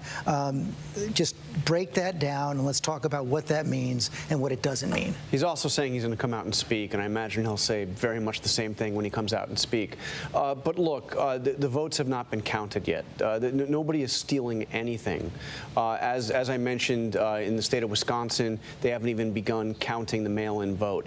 In the state of Michigan, they've only counted about 16% of the early vote. In the state of Pennsylvania, they've only counted 24% of the mail-in vote. There are major urban centers in Georgia and in Michigan and in Pennsylvania where only a small fraction of the vote is in. So the vote has not been counted. Nobody is stealing anything. But this has been a theme for Donald Trump. He has been invoking the idea that the election would be stolen for months and months. And rigged election was something we heard consistently on the campaign trail. Really, it was something he said in 2016 as well. It's usually not something that you hear a candidate who thinks they're going to win say, by the way. And I think this is an election, when you look at where the states are right now, I think this is an election that can go either way. I mean, when you look, Donald Trump could knock down that blue wall yet again. He could not. Georgia is still in play. Arizona, we didn't call Arizona, Rahm, until November 10th. 4 years ago. It was 2 days after the election. What year? 2016. No, I'm joking. Exactly. So it takes time, and this is a really close election, and it's really close in so many of those key states, and it's an election that took place during a pandemic where we have had a massive increase in mail-in voting, which takes longer to process. Chris Christie, what's the end game here? Listen, I think the president, this is a guess now, I haven't spoken to him. My guess is that the president felt like he was being restrained tonight by not going out and speaking. His instinct would be to want to go out earlier. He sees Biden go out there and lean in. We think we're going to win this thing. Feel good about where we are, on track to win the election. Right. So he's saying, I'm going to win. Not that I have one, but I believe I'm going to win. I think that probably really angered the president. You know this. There's a big difference then between sending out a tweet or going out and speaking and saying, no, I think I'm going to win. Here's what looks good in Florida and Michigan and Wisconsin, and saying the other side is trying to steal the election. George, my job here, as I see it, is not to either argue with you about that or to rationalize it. Okay. Part of my job here is to help people here and on TV understand what I think, knowing the president for 20 years, what motivated him. I think he heard that. I think he got angry and said, listen, I'm being restrained. This election is completely in doubt, as John Carl just said, and I'm not going to say anything. Then he sees Vice President Biden go out there, and Rahm liked it because Rahm knew that gave Biden an advantage. He comes out there and says, we think we're going to win. So the president's ticked about it. Right. And when this president gets angry, he goes to Twitter. I'll give you one example. In 2006, Joe Donnelly in the upper South Bend area was up 100 votes, and I was chair of the Senator candidate, right? And well, no, for the congressional, it's 06. I said, go out and declare victory. He says, they haven't declared it. I said, you declare it. You go out and declare, then they have to prove you wrong. And so Joe going out there, keeps his base energized, keeps people focused for the long term, and makes sure, and actually, I like the fact that he got Trump under Trump's skin. Well, and by the way, to be fair, if Donald Trump had gone out there and done that, there would have been people who would have been reacting differently than they reacted to Joe Biden. They would have said, look at Trump, he's trying to heist the election. And so that he knows that too. Language he used. That's different messages. They're different messages. To understand, wait a second though, they're the same message with different language. We're same message, different language. We got to take a break. We'll be right back.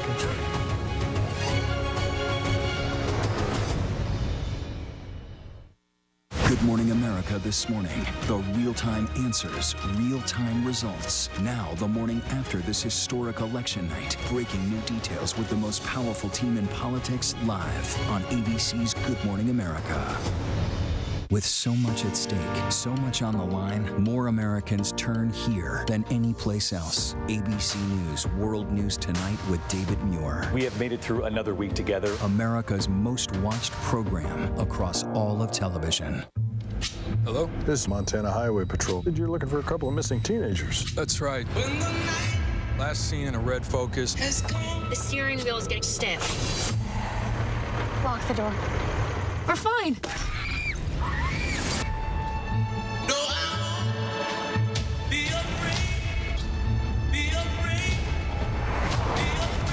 Got ourselves a predicament. When the night has come. What's the most innovative daily news podcast out there to listen to every day? Well, the Edward R. Murrow Awards say it's Start Here, the daily news podcast from ABC News. Even the New York Times calls us a top news podcast worth listening to. So if you like getting behind the biggest news stories of the day, inside all the details, the backstory, and what will happen next, then listen to Start Here, the daily news podcast from ABC News. It's like no other news podcast out there. Even the critics agree. Listen free on Apple Podcasts. Razorcrest, stand down.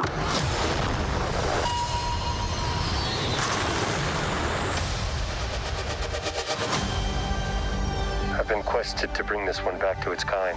If I can locate other Mandalorians, they can guide me. This is no place for a child.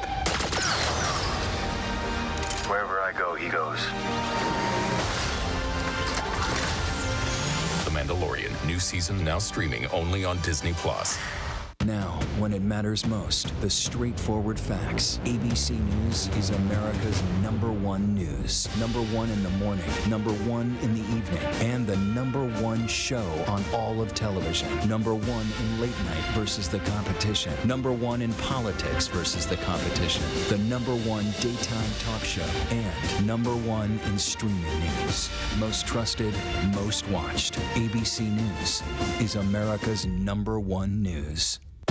Oh, look at this clear sky. Hey, clear sky, guys. Made it through.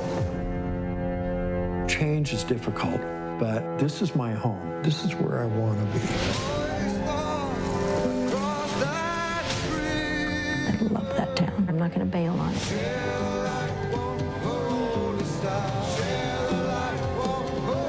It's a big deal. New beginning. Rebuilding Paradise. Network premieres Sunday at 9 on National Geographic.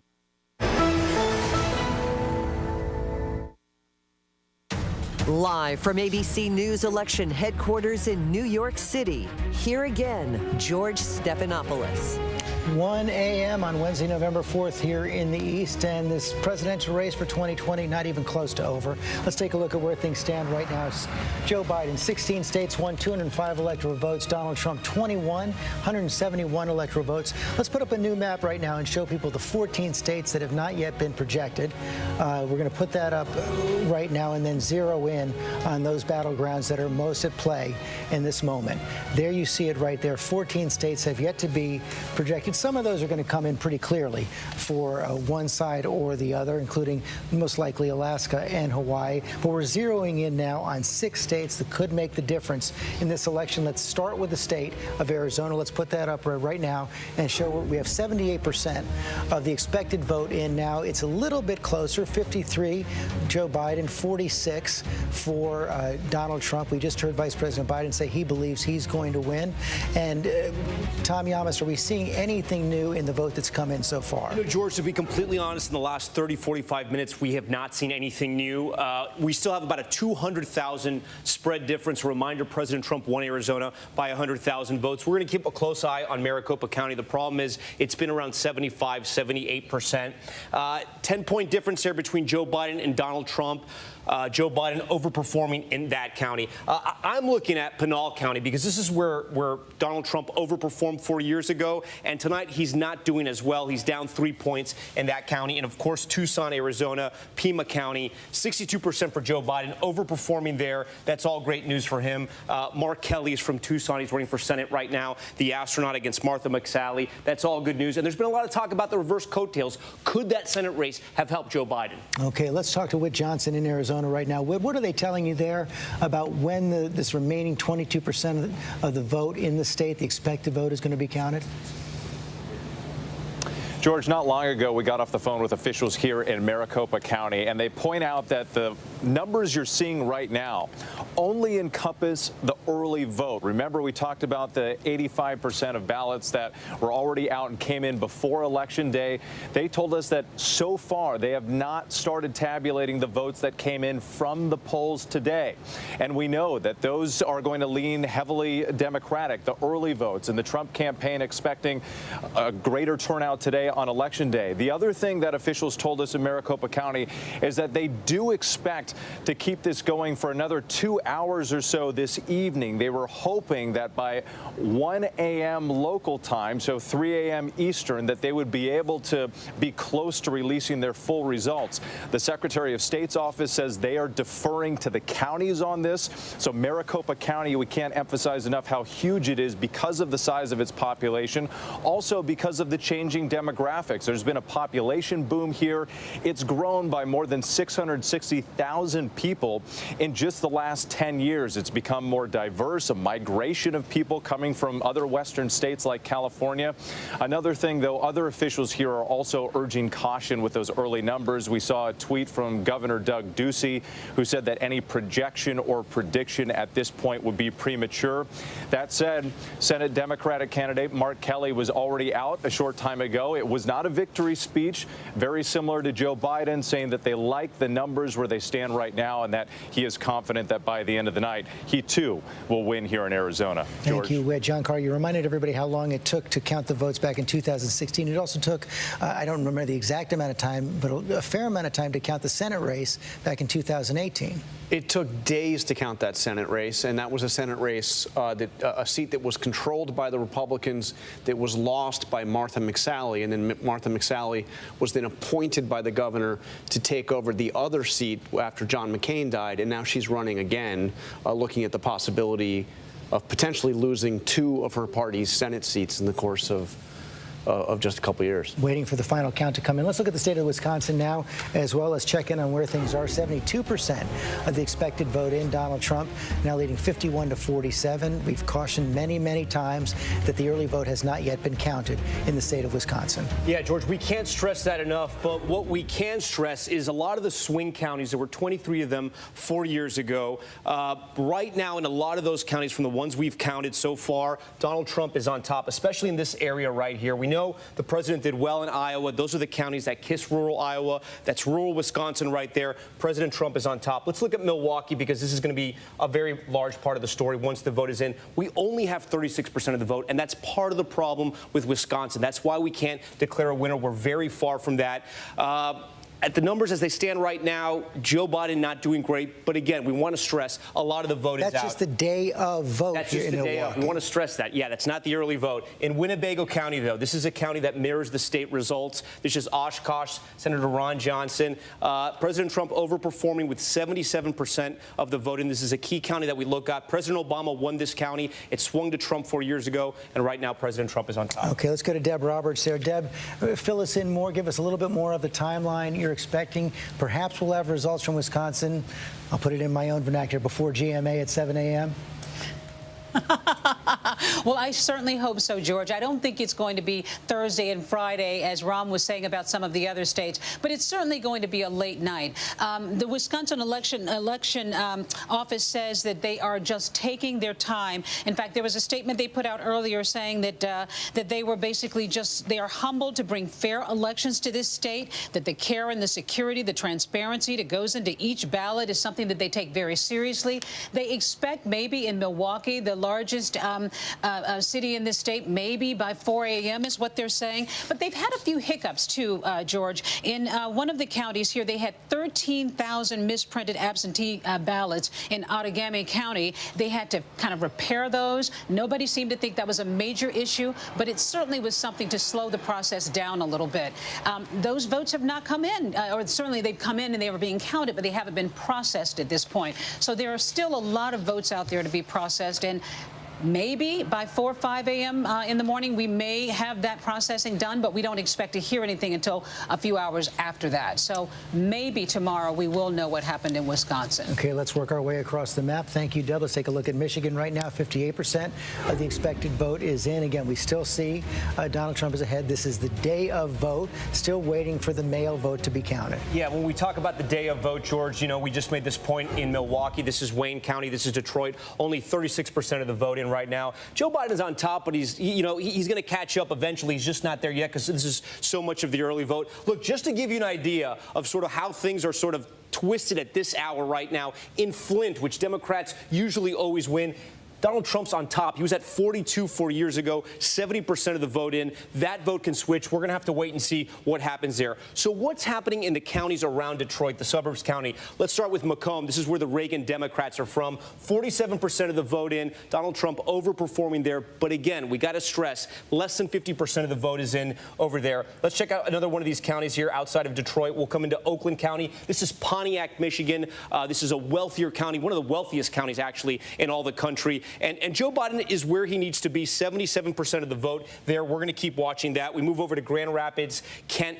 This is one of those kind of swing counties. We want to make sure we always take a look at this to see how the rest of the state is going. 66% of the vote in. Donald Trump doing a little bit better. But again, every time we hit these counties, we just want to stress a lot of the vote is still out. If you look at the swing counties in Michigan, George, the president at this hour looks like he's doing well, but there's just so much of the vote left to count. Okay, thank you. Juju Chang, you've been speaking with officials there as well. What do we think about how the vote count is going there, when we can expect to learn more?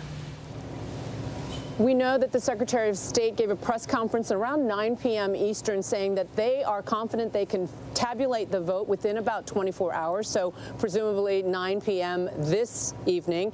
However, I have been texting back and forth with the Attorney General, Nessel, who said, keep your eye out for Wayne County, because Detroit is the entire ball game here in Michigan. They are confident that, as Tom Yamas is suggesting, Oakland County and Macomb County will break in their direction once advanced voting is tabulated. But I just want to shout out poll workers for a minute, George. I will say we visited a couple polling sites, and Governor Whitman declared yesterday Election Hero Day, that all these election administrators, the 30,000 rather volunteers that help tabulate these ballots, have done amazing work under the pandemic. And we met with one polling official today. Actually, I spoke to several of them, but one of them told me that the mood inside these polling stations was courteous, was waxing poetic about democracy in action. And yet this one poll worker was also the elusive swing voter. We look at Macomb County, the Reagan Democrats who swing back and forth. This was a voter who voted for President Obama in 2012, then voted for the maverick, he said, candidate Trump in 2016, and today switched again to Biden, saying that he had failed to bring manufacturing jobs. And that dovetails with the exit polling that we're seeing. He was really upset at the pandemic handling by President Trump, and that dovetails with Michigan exit polling, where 55% disapprove of President Trump's handling of the pandemic. And he told me, quote, it's like touching a stove. I got burned the last time. I'm not going to make that same mistake.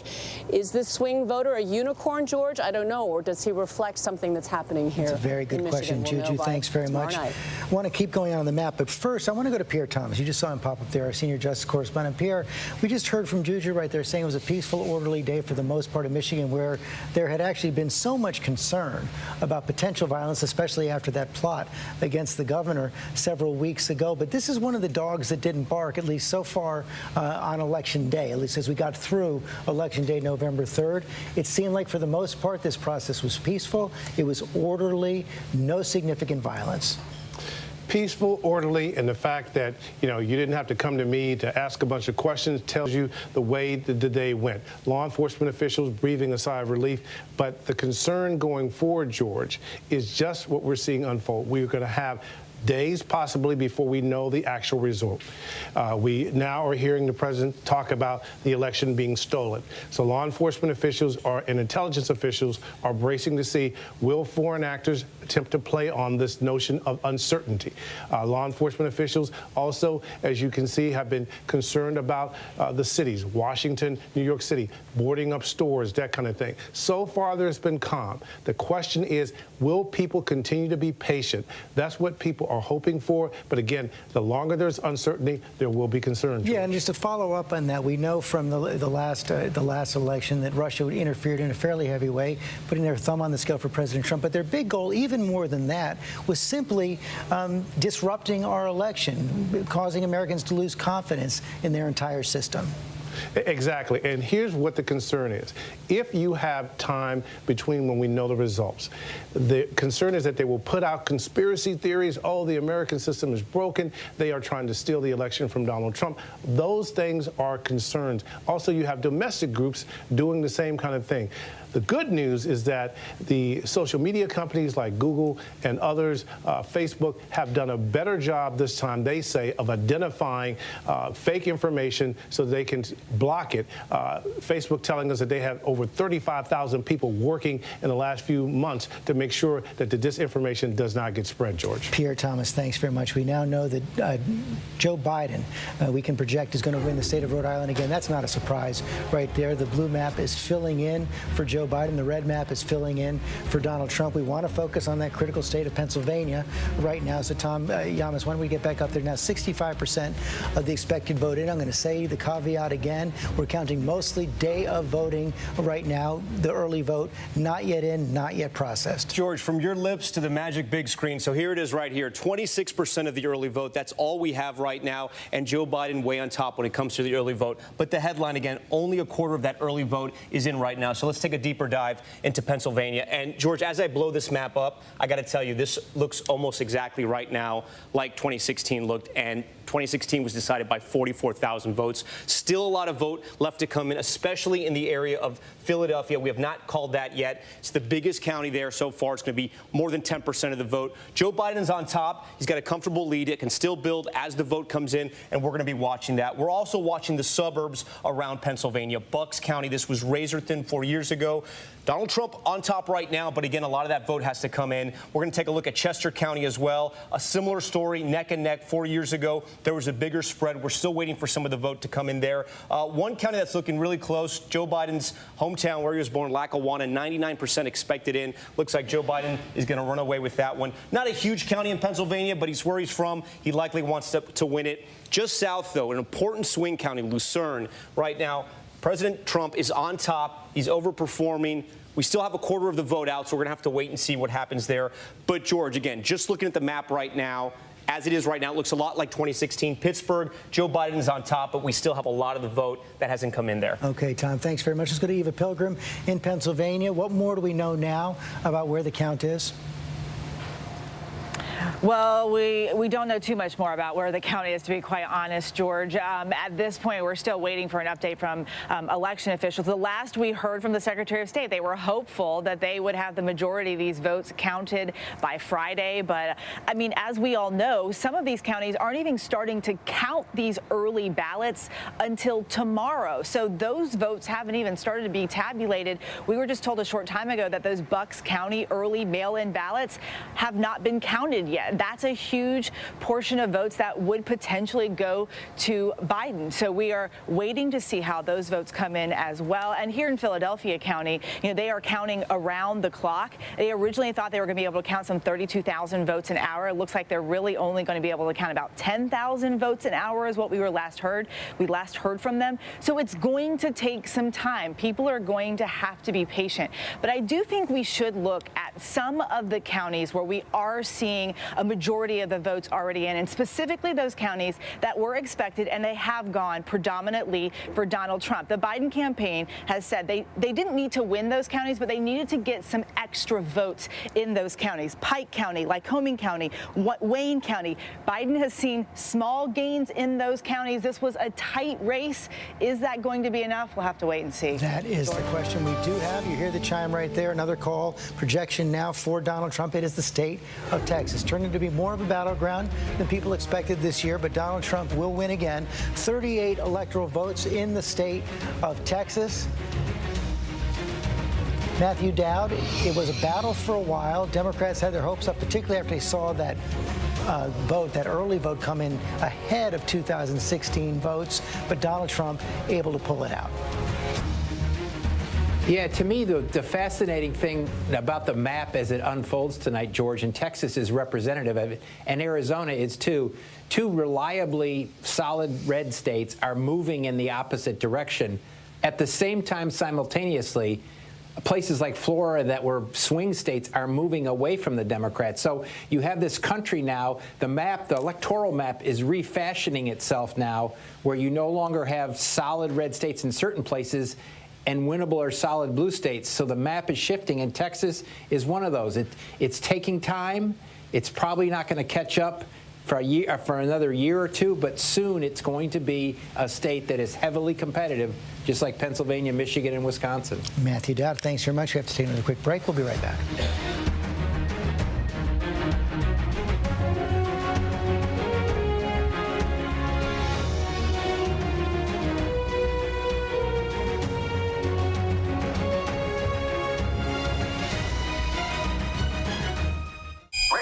Stand down.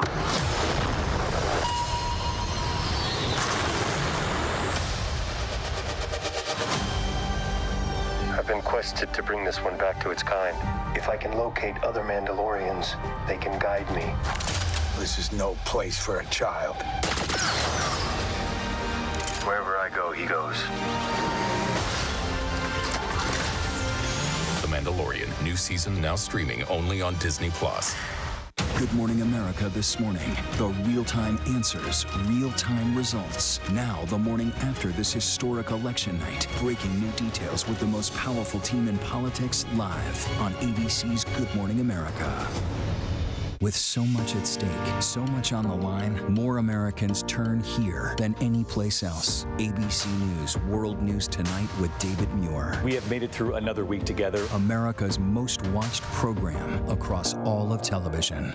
Tonight, get ready for a con so big, so outrageous, never seen anything like it before. Meet the Prince, pretending to be part of one of the world's richest royal families. Living large. But holy cow, who is this person? He stole approximately $8.1 million. Where was all this money coming from? Buckle up. Just the tip of the iceberg. I'm Whoopi Goldberg. This is The Con. all new and royally good. Tonight on ABC. Oh, look at this new sky. Hey, clear sky, guys. Made it through. Change is difficult, but this is my home. This is where I want to be. I love that town. I'm not going to bail on it.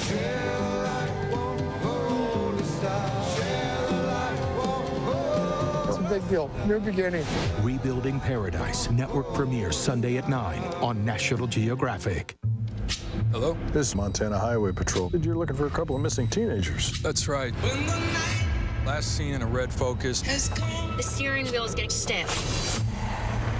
Lock the door. We're fine.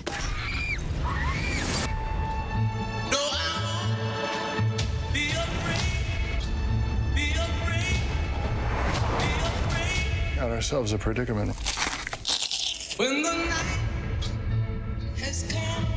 What's the most innovative daily news podcast out there to listen to every day? Well, the Edward R. Murrow Awards say it's Start Here, the daily news podcast from ABC News. Even the New York Times calls us a top news podcast worth listening to. So if you like getting behind the biggest news stories of the day, inside all the details, the backstory, and what will happen next, then listen to Start Here, the daily news podcast from ABC News. It's like no other news podcast out there. Even the critics agree. Listen free on Apple Podcasts. Now, when it matters most, the straightforward facts. ABC News is America's #1 news. #1 in the morning, #1 in the evening, and the #1 show on all of television. #1 in late night versus the competition. #1 in politics versus the competition. The #1 daytime talk show. And #1 in streaming news. Most trusted, most watched. ABC News is America's #1 news.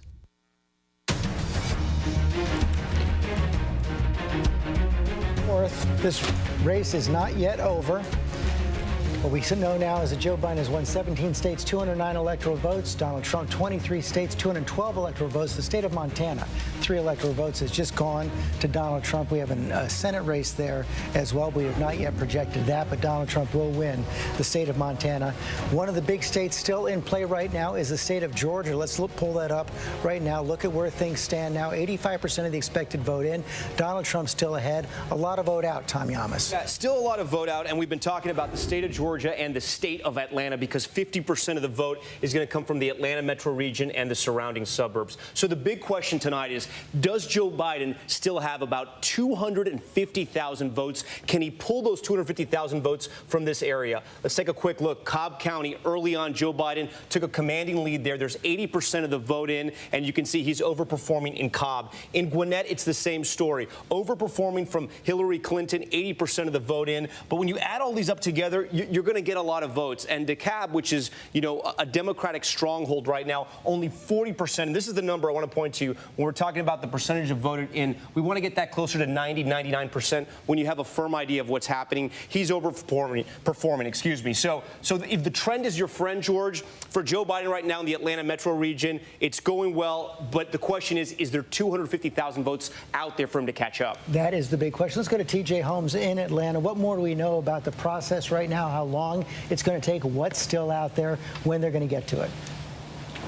What we know is what we will not know tonight. They have now reported, George, this is a big deal, that the 2 biggest states in Georgia, the 2 most populous states, we're talking about, counties, we're talking about in this state, Gwinnett and Fulton counties, will not be reporting their results tonight. They have told us now we will not get results, and there have been, over the past hour or so, a lot of phone calls we've been on with some of the folks from the Secretary of State's office and also the county officials, and there's been some confusion. You remember we talked to you earlier tonight, George, about what happened in Fulton at State Farm Arena, that big precinct where voting was happening. They had a water main leak. They had a pipe burst, so they had to get people out of there to clean it out, and then they had to have essentially almost a 4-hour delay in processing some absentee ballots. Well, that precinct, we were told from local reports, they had shut down and sent some workers home for the night. Well, the Secretary of State's office then came out and said, I cannot believe that's happened, and criticized the move.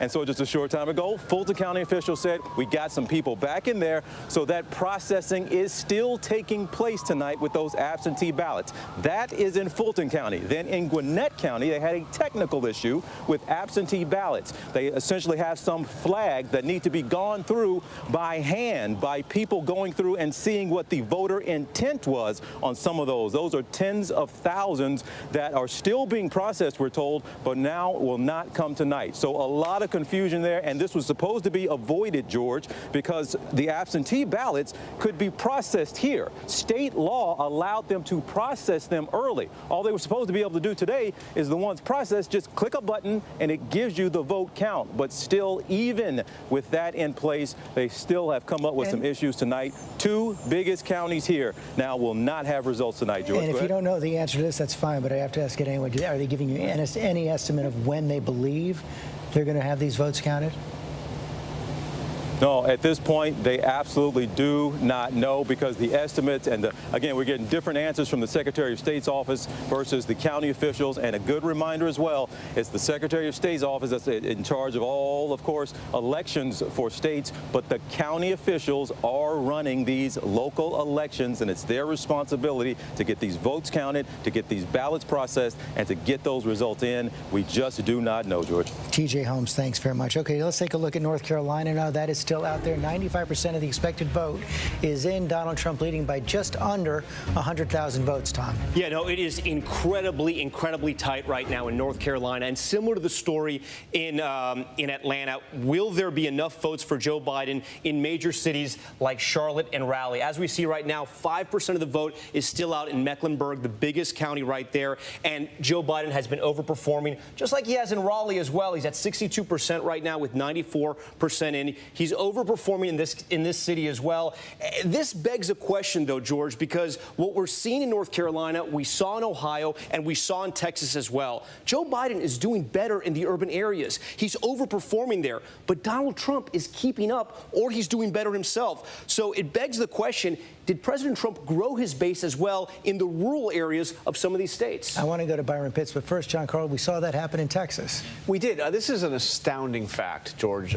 Texas, which has counted 93% of the expected vote, Donald Trump got 1 million more votes than he got in 2016. 1 million more Trump voters. So more Democrats voted, but... Yeah, and by the way, Biden got about 1 million more than Hillary Clinton. But the fact that Donald Trump was able to find 1 million more people to turn out to vote for him in the state of Texas is quite astounding. And you saw it in places in North Carolina. One, you talked about Robeson County in North Carolina. This is near Fayetteville. This is a county that he won narrowly, not only with a bigger margin this time, it looks like, but with considerably more votes.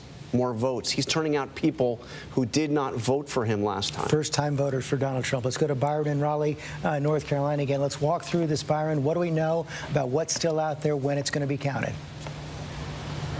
Well, George, at this point, we know there are about 117,000 absentee ballots still to be counted, and that may take up to 9 days. And right now, President Trump is up by about 75,000 votes. So he won North Carolina by 175,000 votes 4 years ago. He has a 75,000 vote thereabout lead right now. So I think the Republican Party is feeling like it isn't over yet, but they can probably start putting the sweet tea on ice at this point. And George, I think anything can still happen, though. It feels like it's favoring President Trump at this hour. One of the early headlines, if things stay on the track is going right now, was that in North Carolina, the Democratic Party brought their wallet, and the Republican Party brought their friends. That in this state, Democrats have outspent the Republican Party 2-1 in the Senate race by close to $10–15 million on TV and radio ads. When the pandemic hit North Carolina hard, the Democratic Party made the decision to shut down their ground game for the most part, and the Republican Party did the exact opposite. They doubled down, became much more aggressive in going door to door to their voters. And George, consider in North Carolina, evangelicals make up about 30% of the electorate here. They strongly support President Trump. And George, the last point I'd like to make, earlier conversations about race and how the role that played. Every 2 years, every 4 years, we talk about the New South, how it might emerge. And I think separating Georgia, but when you look at South Carolina and North Carolina, what we're seeing again, despite all this progress, that those two states are still pretty much the old South in many ways when it comes to national elections. Conservatives have gone hard for President Trump. Democrats, the voter turnout increased to about 74% statewide compared to 68% in 2016. And so while certainly Democrats were excited, Trump supporters were also excited, and they came out strong for their man. Which is why we are still here right now, a split country, split election, not decided at 1:29 in the morning on Wednesday, November 4th. Cecilia Vega, what more do we know about the president? We've seen the tweet. Is he going to speak tonight? What is he doing? Is he still watching? What should we expect? Well, I think we can expect it momentarily. It sounds like the group of reporters who are assigned to be in and cover the president in the White House press corps for the day has just been called to gather. So it sounds like we will be hearing from him soon. And we know that he is here, of course, inside the White House, watching these returns come in with these two war rooms that they've got set up, and that he's been in close touch with his team. But, George, I want to go back, if I may, to what Byron was just saying on the importance of the ground game, because President Trump just spoke about that recently in a very sort of bragging way. And this may be what really he has to pride himself on, his campaign, where in terms of where we are at this moment in the night. You know, the Trump campaign, they've been building this ground game for over 2 years now. Listen to some of these numbers that we've got. 2,000 paid field staffers in 17 states. They say they knocked on millions of doors a week. And I've got to tell you, as Byron just said, when COVID hit, the Democrats stopped that because they said it wasn't healthy, and for the safety of their workers and their voters, they didn't want to have any door contact. The Trump campaign kept going, and they knocked on doors in states that mattered all across this country, and we very well may be seeing the fruits of that labor come out. And when it comes to rallying the base, this is something that the president has been heavily criticized on. Coming into this closing argument, he threw a lot of red meat over and over at the base, this law and order, very kind of dark themes heading into this, closing out this re-election campaign. And the campaign was criticized for that perhaps they weren't expanding the base enough to carry them across the finish line. And the campaign repeatedly said, wait until you see on Election Day, you will see we are bringing in new voters. And it looks like we are seeing that in some of these states coming in right now. In some, a lot of states left to be counted. Cecilia Vega, thanks very much. We'll be right back.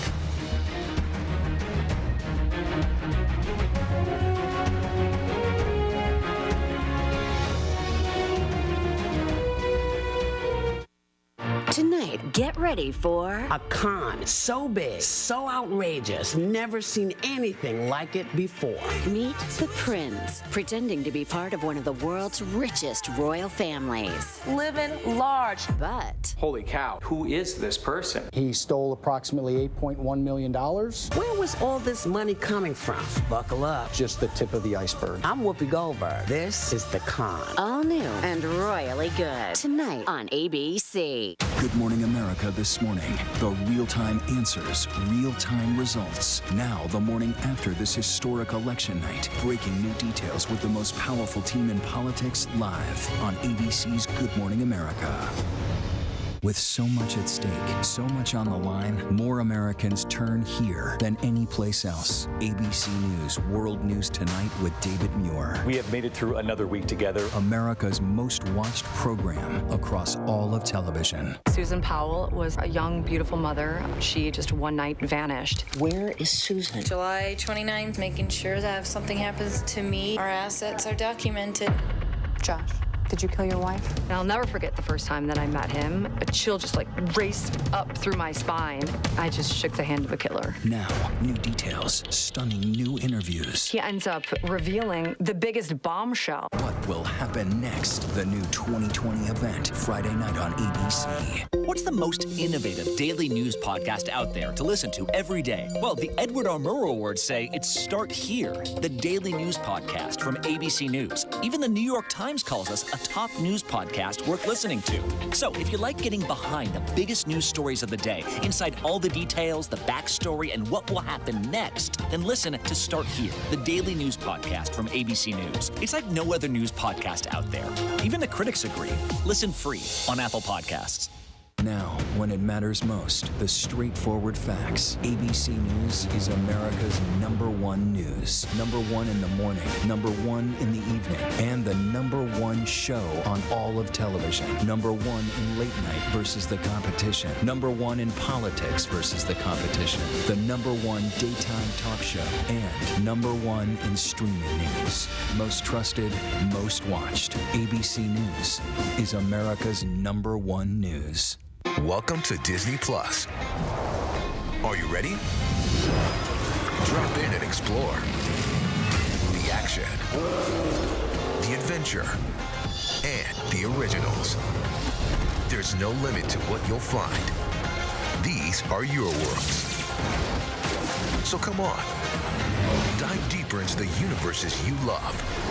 Wherever and whenever you want them, you'll find them all here on Disney Plus. The reality is our country can collapse from within. You see the white power movement on the march. Klansmen and neo-Nazis, skinheads, it's meant to incite war. From the KKK to Oklahoma City to Charlottesville, the new documentary event special. We just need to start talking about race. Homegrown hate, the war among us. This is a real wake-up call. Streaming now on ABC News Live.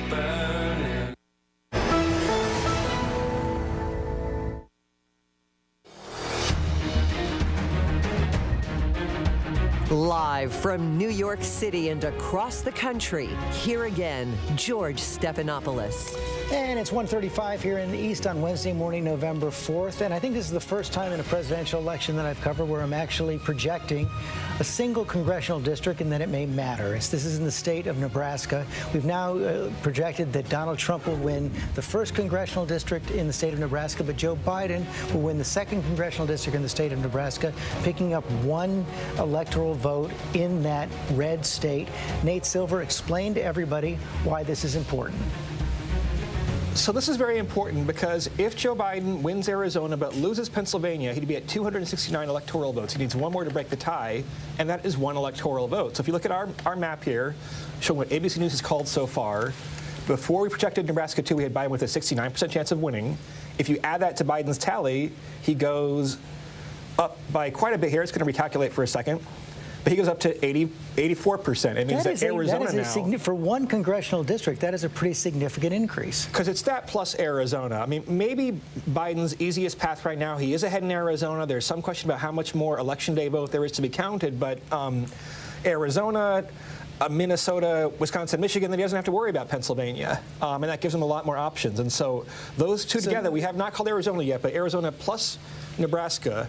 That's the simplest way to explain it, right? That Arizona plus Nebraska means you can sacrifice Pennsylvania and still have a path to 270. Exactly. And what more can we say? Can we pull up the popular vote right now? What more can we say about how what we're seeing tonight is tracking what we saw in the polls coming into tonight? So there certainly seems to have been a miss in the polls, not as big a miss or as consequential as, well, actually, let me take that back. There may be a miss on the scale of 2016, but because Biden had a bigger lead, he can afford to have that miss. It's also more regionally driven. He's doing fine, for example, in New Hampshire, we think, and probably in Maine. Okay in like the suburban Midwest, like Omaha, where the district is. Maybe not very well, obviously, in Florida or Texas, where polls overrated him a bit. So we're going to have, I think, questions for pollsters. But, you know, the reason to have a bigger lead is because things can go wrong, and you can wind up with quirky, frankly, ways to win like this. Okay.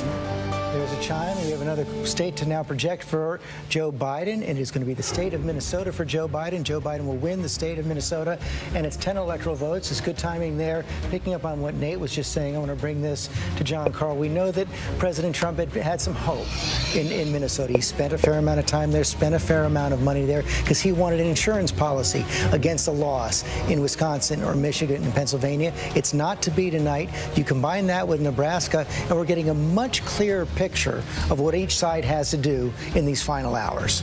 Absolutely. I mean, he went there in the last week. He barely lost. Minnesota was the closest state that he could have flipped, and it's one of those blue wall states that he didn't get that he thought he had a chance. So now, you're looking at a situation where he really has to pick off at least Pennsylvania and maybe Pennsylvania plus Michigan or Wisconsin, depending on what happens in Arizona. Right, and Chris Christie, this goes back to something you were saying before. It's putting even more focus on that state of Pennsylvania pretty much now. If Joe Biden, assuming Rahm is right about Arizona, if Joe Biden wins the state of Pennsylvania, he's going to win this election. Yes, the Rahm meter projection makes Pennsylvania. But listen, you and I have been talking about this since July. I have consistently thought that whoever wins Pennsylvania is going to be the next president of the United States, and I think it's shaping up that way. Now, I do think that there's continued encouragement for the president in Wisconsin. And I think he is going to win. I'm going to have the Christie meter. I think he's going to win North Carolina to match up with you on your Arizona prediction and make myself +4. So you're looking at really Georgia, Pennsylvania, Michigan that I think are still the ones that we have to watch very carefully. And we're still waiting for Arizona, waiting for Nevada. And by the way, George, one other thing. I always like to pick out who the biggest loser of the night is. And so far, I think it's Mike Bloomberg. This is a guy who, decided to get into this race, thought he was going to be a factor, spent a fortune, was a blip in the Democratic primary. Talk about driving out of your lane to hit the guy. And now he spends $100 million in Florida, and Trump's margin is bigger than it was before. So I think anybody who's looking for spare change, go to Mike Bloomberg. He's apparently giving it away for nothing. Because what is it about Florida? Democrats always seem to be lured down to that state, and it never comes through at the end. I think the changing demographics, we expect it to look more like what we're seeing in Arizona and Arizona and Texas, and it's just not trending that way when you think about black and brown voters, in part because of the heavy conservative vote among Latino voters down there, the growing number of conservative seniors who are moving down and retiring there. I know Biden got a lot more of those than before, but we're just not seeing the trend lines demographically shifting with the party the way we're seeing in places like Arizona and Texas, unfortunately. Victor Oquendo, you're in Miami. That's right, George. And one Democratic data analyst that we spoke with called what happened in Miami-Dade County a total collapse. And there are some other problems here for Democrats. There's 2 Democratic House seats that were considered safe in this election. Well, not so much anymore. And one of those belonged to Donna Shalala. And speaking to all the money spent on those television ads, well, they were brutal, just relentless. President Trump hammering Joe Biden, labeling him as a socialist. Well, Republicans only spent, according to the latest numbers that we've seen, about $80 million on those ads, while Democrats spent closer to $130 million, and those ads for Republicans really seem to resonate with those Latino groups, not just Cuban Americans, but it's clear that they also reach the Nicaraguans, the Venezuelans, the Colombians.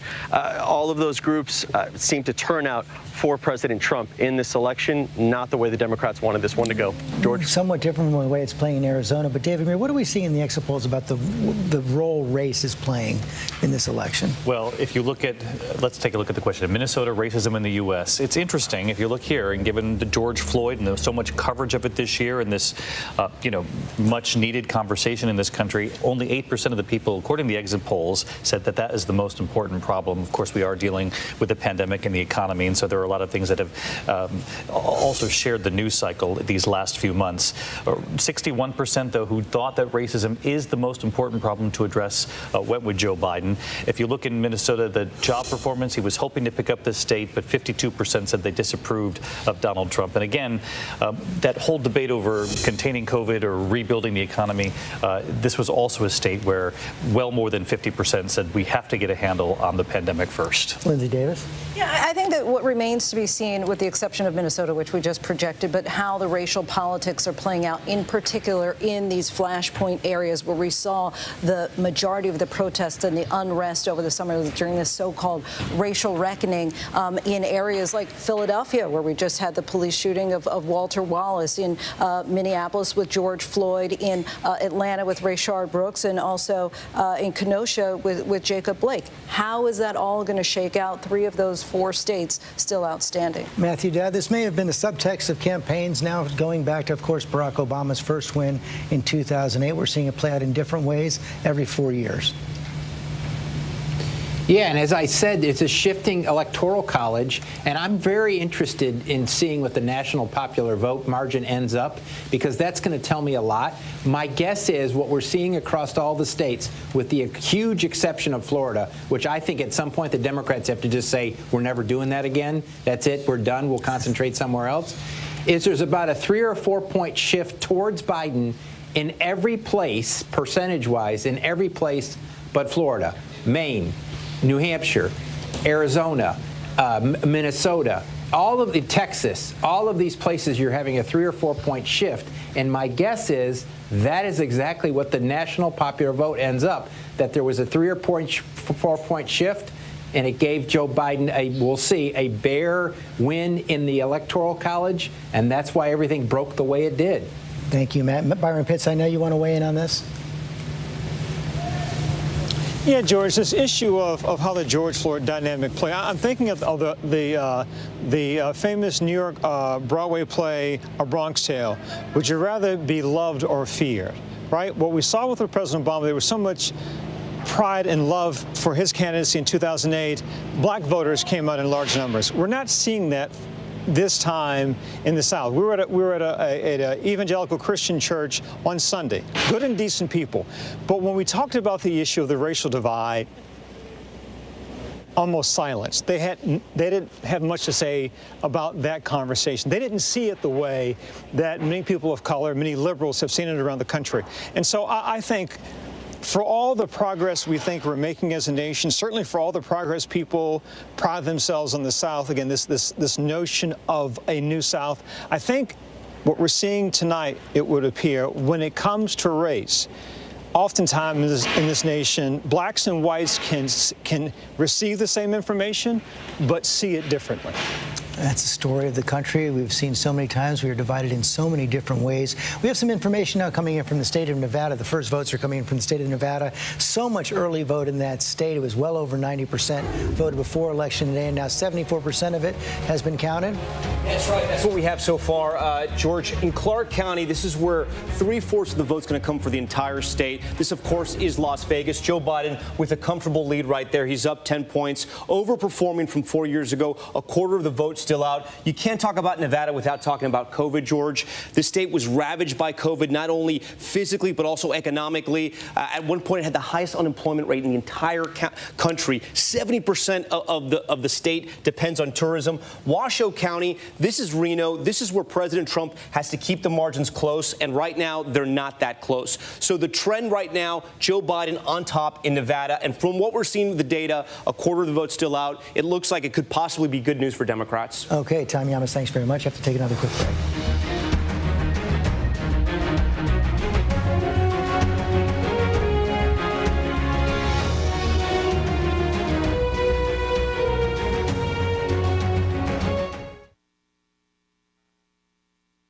Welcome to Disney Plus.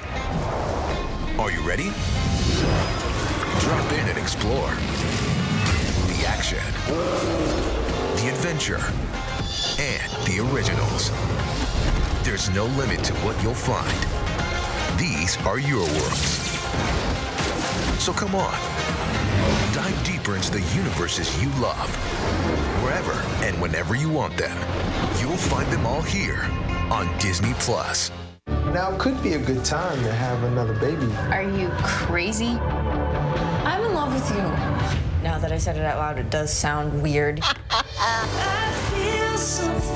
Stop. When I see You were so fine, I had to remind myself to breathe. feel something when I see you. Let's do this.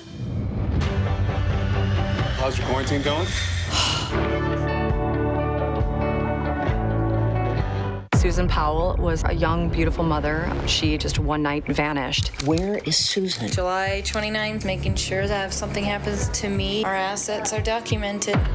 Josh, did you kill your wife? And I'll never forget the first time that I met him. A chill just like raced up through my spine. I just shook the hand of a killer. Now, new details, stunning new interviews. He ends up revealing the biggest bombshell. What will happen next? The new 2020 event, Friday night on ABC. Admit it. These days, what you need to know seems to change just about every day. What is it that you really want to know, need to know? To help you not just get through your day, but to make the most of it. Feel smarter. Feel better. Feel happier. Well, how about a third hour of Good Morning America in the afternoon? GMA 3, what you need to know. Lunchtime at 1 Eastern, 12 Central and Pacific on ABC. It's all about you. Your mom said, comb your hair. Your dad told you, smarten up. Your dog is judging you right now. And your best friend just called you crazy. We all need someone who'll pull no punches and give it to us straight. Now imagine getting your news like that. No bull, no spin, just give it to me straight. Straightforward news, straight to the heart of the story.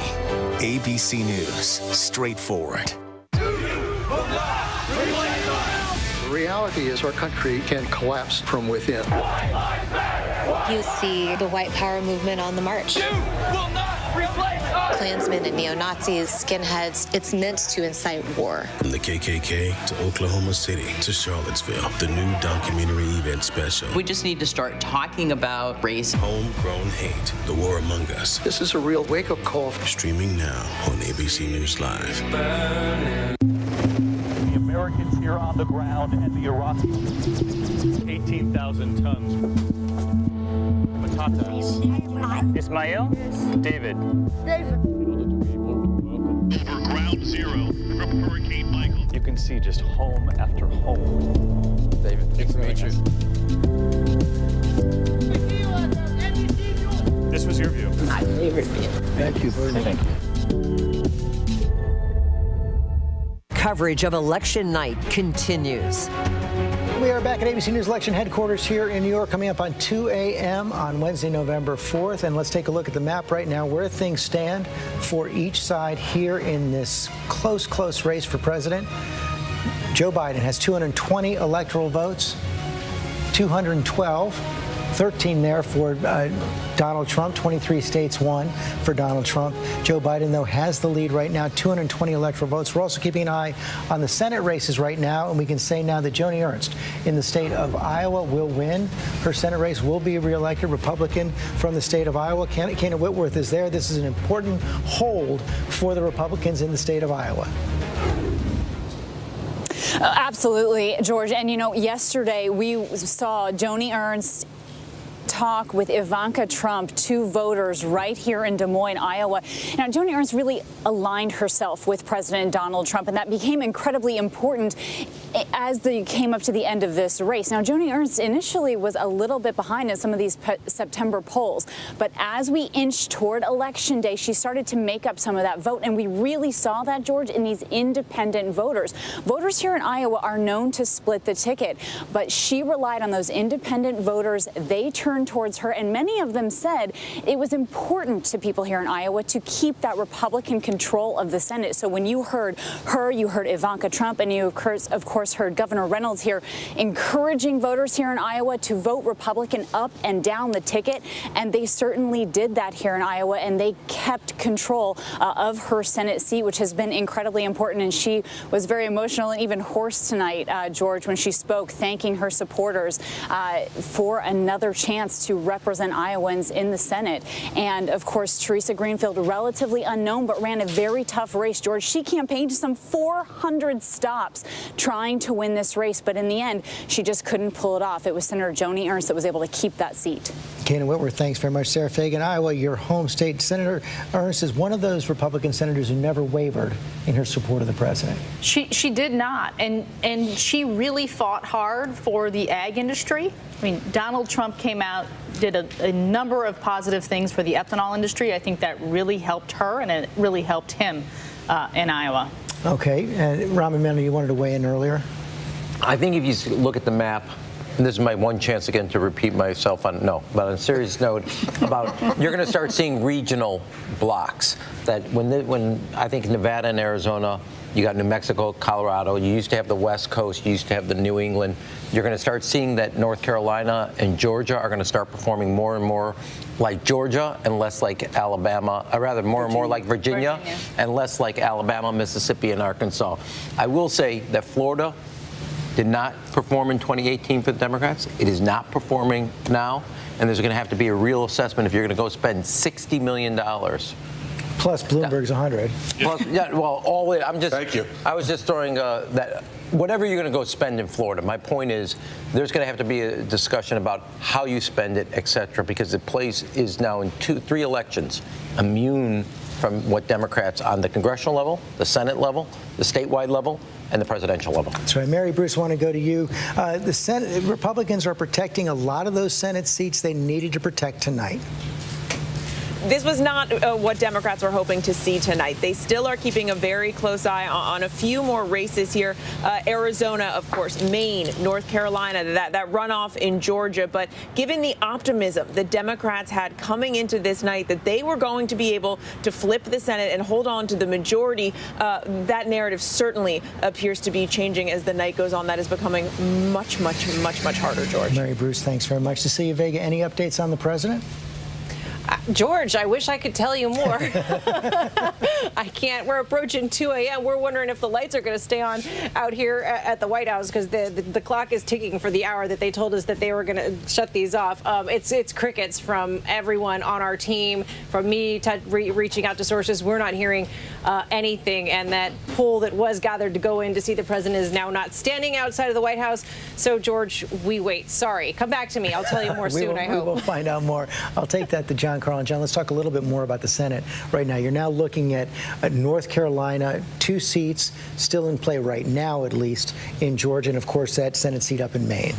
Yeah, and the Senate seat in Maine is Susan Collins. She was considered one of the most vulnerable. She's in a very close race, but they have something called ranked choice voting in Maine, which means you vote for who you're going to vote for, and then you have a second choice. So all those people voting and there's 4 candidates in Maine. There's 4 right candidates. now? So if you're voting for one of those 3rd or 4th party candidates, you might put as your second choice. Chances are that second choice is not going to be the incumbent senator if you're voting for a 3rd party candidate. So that one we probably won't know for some time. I think the bottom line is, especially if what Governor Christie is hearing out of North Carolina is true, it's looking more and more likely that the Republicans will hang on to control of the Senate pending the expected runoffs in Georgia. We could have 2 Senate runoff races in Georgia. We should follow up on that. And if we have anything on the board, we know that there's at least 1 runoff in the state of Georgia. We're still waiting to find out. Chris Christie, I know you were in contact with Senator Perdue in Georgia. The question is whether he's going to break 50. Well, listen, George, there's 90% of the vote in now. He's at 51%. And, you know, the Perdue campaign has been telling me that it's going to be very close and that they are hopeful that they'll avoid a runoff. They're not predicting it yet, but at 90% of the vote now, he's inching closer and closer, and we may be without a runoff. And I think if you look at it that way, Perdue looks like he may avoid it today. Okay. He's running ahead of Trump, too, we should point out, right now. Right. Georgia's still hanging out there. We're going to take another quick break. Some stations are going to leave us now for their late local news, but our coverage is going to continue through the night.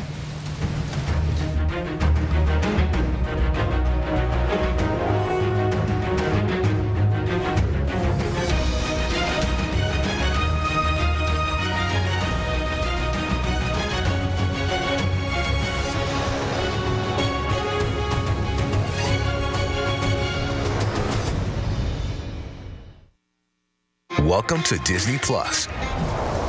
Are you ready? Drop in and explore. The action, the adventure, and the originals.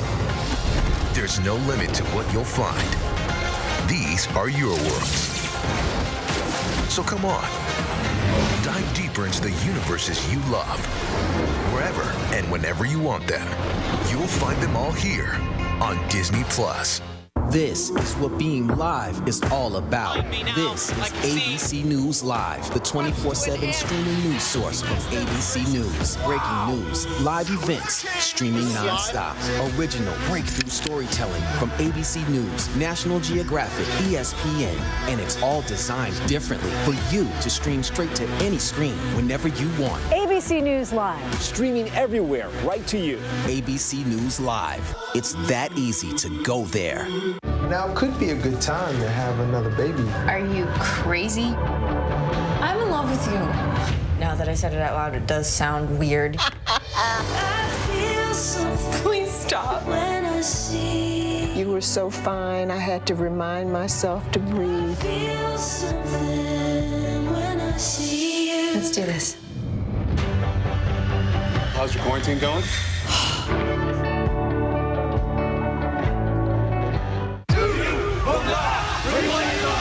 The reality is our country can collapse from within.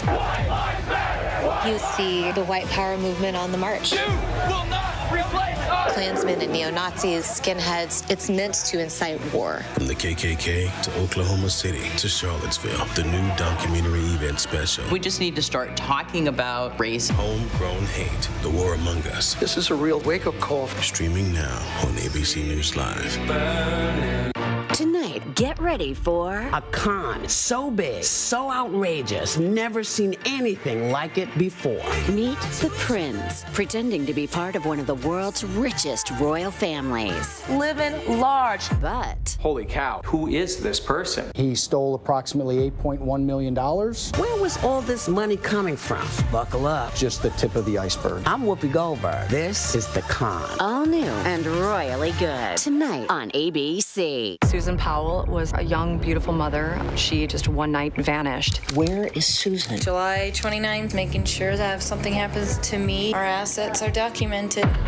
Josh, did you kill your wife? And I'll never forget the first time that I met him. A chill just raced up through my spine. I just shook the hand of a killer. Now, new details, stunning new interviews. He ends up revealing the biggest bombshell. What will happen next? The new 2020 event, Friday night on ABC.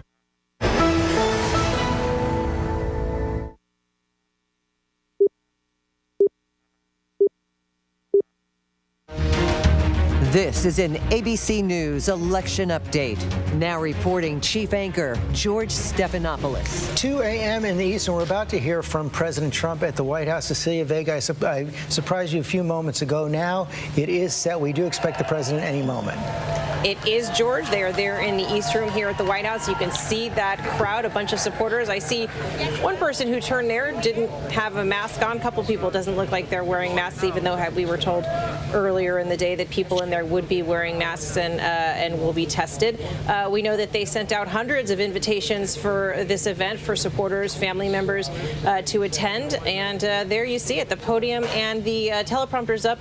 Seems we are going to actually hear President Trump address the nation tonight. Right. And John Carl, they originally were supposed to be at the Trump Hotel in Washington, D.C. Apparently, the district said that would violate their local health restrictions. But one of the things we've seen all year long is the president using the White House in a kind of unprecedented way in a political season. I mean, it's just mind-blowing because I've covered 4 different presidents, and I'm used to a situation where you don't do explicitly political work on government property, let alone the White House. And the president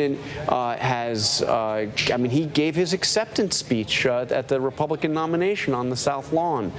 He's done repeated events, full-blown campaign events on White House grounds, and that's what's going to happen again tonight. Chris Christie, I'm going to put you on the spot again, but in a slightly different way. All right. What should we hear from the president in these next 2 minutes? He should say pretty much the same thing Joe Biden said. I see a path to victory here. I think I'm going to win this race. It's going to take a little while for us to be able to get all the votes counted, but that's what I think we should do. I think he should pretty much say that. One thing thing I think Biden missed is there was no conversation about policy. He didn't say why he was running, what he was going to do for Americans. I think the president should talk about what he wants to see in the next 4 years. A couple sentences on it Everybody's at already least. voted. Feels like the campaign's over. This is about shaping a narrative over the next couple days or perhaps longer. And you've got to keep your people motivated. You've got to have, in a pandemic, counting votes. That's where we're headed. And say, well, yeah, what this is about, why he wants to run. Why he wants to, why he wants to lead. But he hasn't done it for an entire year going into the campaign. I don't expect him on the eve of the election to do it. I do think this when you speak tonight and it's not clear, it's about trying to shape the way that we're going to look at the next 3 days and what the prism is. Every candidate's got to form the prism in which people start interpreting these late results coming in. It turned out, Yvette, that whatever efforts were made to intimidate voters, suppress the vote, didn't work on either side. We're seeing record turnout tonight. What's your expectation about how this will play out in the coming days if indeed we are in this series of recounts, legal battles? Well, you can't undercut the fact that the post office was compromised, the fact that rules were still shifting as people were voting, the fact that there's litigation still happening as we speak.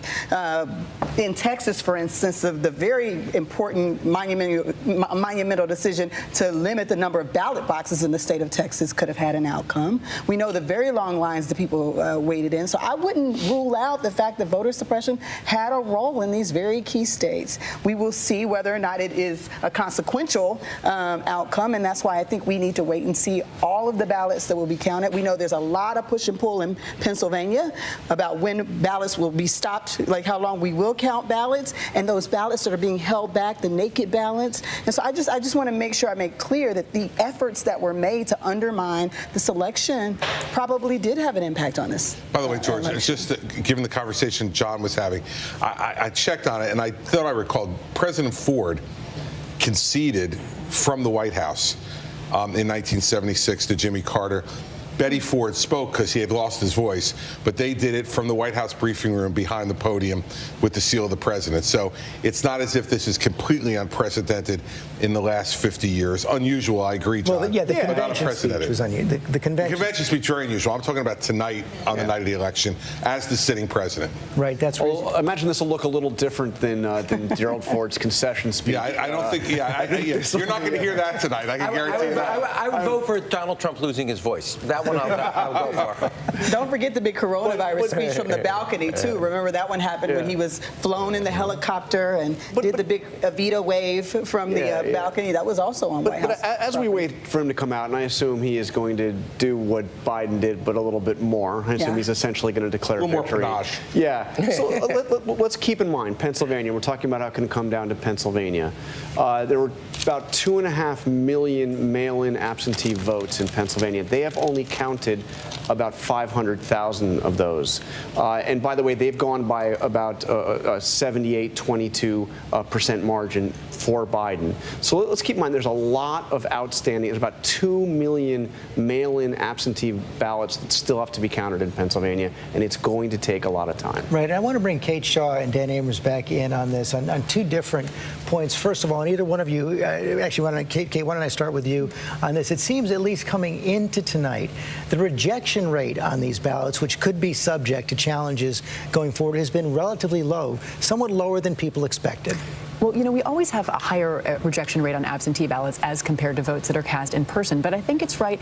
It's another sort of example, I think, of something we all feared, which was some kind of election meltdown that hasn't really materialized. We haven't seen huge swaths of absentee ballots disqualified so far, although I think we do need to say many of them haven't even been opened, although, as of now, probably yes, but it's all happening in real time. But I think it's right. We at least, there have been efforts to disqualify certain categories of votes, but as to errors, so far it does not seem to be a huge issue. But if the margins are close enough, we may still see litigation around those that have been rejected. Right, and even though the Supreme Court has waited and allowed the county to go on in Pennsylvania through at least Friday, Dan Abrams, that doesn't necessarily signal how the Supreme Court is going to deal with these questions going forward. Correct, not necessarily.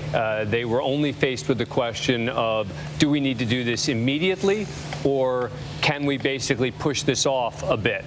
But by pushing it off, you also increase the chances that the court is going to let it stand. Because once you've had the vote, once the 3 days have passed and they've counted all the votes, it simply makes it more unlikely. I'll add one other thing. We talked about absentee ballots. One of the other litigation issues in Pennsylvania relates to what happens if your absentee ballot is rejected, because there have been certain counties where people are, someone gets in contact with them and says, hey, here's a provisional ballot. Your absentee ballot was rejected. A provisional ballot means this is an opportunity to vote. We'll see if it ends up counting. But that's another area where it's not just going to be absentee ballots, it's going to be provisional ballots. I mean, these are going to be the sorts of details that we're going to have to get into if this gets that close in Pennsylvania. And we are not there yet. But Terry Moran, John Roberts, the Chief Justice, has been so protective of the reputation of the court. I can't imagine he wants to be anywhere near this. I think you're absolutely right. He's having a bad night, George, because he does not want the Supreme Court to be in the middle of this, in part because if and as this election moves into the courts, these are not like antitrust suits. This is going to be a political fight. At the same time, it's a legal fight. Some of the actors will be politicians. Remember Katherine Harris, the Secretary of State in Florida in 2000, who was one of the main officials deciding how that recount would go. And the Supreme Court itself has a sort of larger political dimension. Does it really want to be the court that for the second time in a generation would award the presidency to the loser of the popular vote? That is something Chief Justice John Roberts and none of them should really want if they can avoid it, because these are coming not just as pure legal cases, but as political catfights. Kate Shaw, we were talking a couple weeks back, and I think you said it was your gut that perhaps Amy Coney Barrett would recuse herself from these cases. She then showed up at the White House for that ceremony after she was confirmed by the Senate. What's your guess now on whether she'll recuse herself or decide to rule on these election cases if indeed we see them? Yeah, so she just started hearing cases yesterday, so she's now a full-fledged member of the court, and I think it remains hard to call. I mean, I still think she is, at the very beginning of what will likely be a long career on the Supreme Court, and I think she's someone who will care about her, reputation for integrity, her legacy as a justice. So I think she would want to avoid casting, the fifth vote, say, in a way that functionally hands the election to Donald Trump. So whether that means recusing herself or finding some way to, avoid actually casting that decisive fifth vote, I'm not sure what form it takes, but I do think that it's something that she would like to avoid doing as her first big action on the Supreme Court that she's just joined. Of course, we are not there yet. Pierre Thomas, you want to weigh in on this? Well, one of the things that will be interesting, we know that the Attorney General has irritated President Trump by not launching an investigation of Biden, or at least announcing such an investigation. But will he use the power of the Justice Department to weigh in on any of these issues if it's drawn out? We don't have an answer to that, but it's something to watch for sure, George. Well, and if we've seen the Justice Department even become involved in cases having to do with this defamation suit, a woman who was accusing him of sexual assault, saying she defamed him, and the Justice Department stepped in on the side of the president. Absolutely, you've seen that, but this would be extraordinary in terms of using the power and the influence of the Justice Department to determine or help determine an election. It's a big question. And have you gotten any read? I know you speak with people close to the Attorney General, William Barr. Any read on how they're seeing that right now? Well, he's been incredibly quiet the last couple of weeks. He's wanted to stay out of the headlines, not be in the news, just have the department do its work. So they've been very quiet concerning anything regarding this election, George. Okay, Pierre Thomas, thanks very much. We're seeing the president's entourage enter the East Room right now. Let's get a full screen, hearing the crowd cheer a bit as well. We're expecting the president momentarily. A couple hundred people there in the East Room tonight. It's been a long night there. We're now coming up on 2:15 on November 4th, and we're nowhere close to knowing how this election is going to turn out yet. Already heard from Joe Biden tonight saying he believes he is on the path to victory, feels good about where he is right now, on track to win the election, laid out where he thinks he's confident now about Arizona, he said, Wisconsin, Michigan, and Pennsylvania. We'll hear from the president on how he plans to approach the next several days as well. Kind of a, John Carlos, we're keeping an eye on this. Kind of a remarkable run, though, for the president. It's hard to imagine that he was in the hospital with COVID less than a month ago. It's mind-blowing. He was in the hospital. He was on supplemental oxygen, and it was less than a month ago. He's gone out and he's been to 9 different states over the last, I believe, over the last week. Some 27 stops. The last 2 days, he was doing 5 rallies a day in multiple states. It's really something else, and he has motivated his core supporters. I mean, George, it's often been said, I've said it myself, that this president hasn't done much to reach out to anybody who didn't support him in 2016. Well, surprise, take a look at it. He's actually found voters who did not vote for him last time around. Matthew Dowd, this is something that's been a lot of them. A trend that's been moving for basically the last generation. When Rob and I worked in the Clinton campaign in 1992, it was all about reaching out to people in the middle. Increasingly, after Bush v. Gore in 2000, you've seen each presidential election after that focus far more on turning out their own bases. Yeah, George, I think this is a huge concern that for the American experiment of democracy, actually, because we are creating more and more enclaves of people that not only don't communicate with other people, they don't live around other people that aren't like them. And so these sort of totally political tribes that we used to have, and then there'd be this large group of people in the middle, and you'd persuade them, and everybody would pursue the middle. Now, I think tonight is really proof to the Donald Trump sort of playbook that there is a tribe that he could appeal to that is much bigger than anybody imagined. I mean, he's going to end up tonight with more votes than he got in 2016. And he turned out, and he's going to have bigger margins in some places than he had in 2016 when he barely won electoral college victory. I think it's a big problem, George. It's a huge problem. And each tribe consumes totally different kinds of information.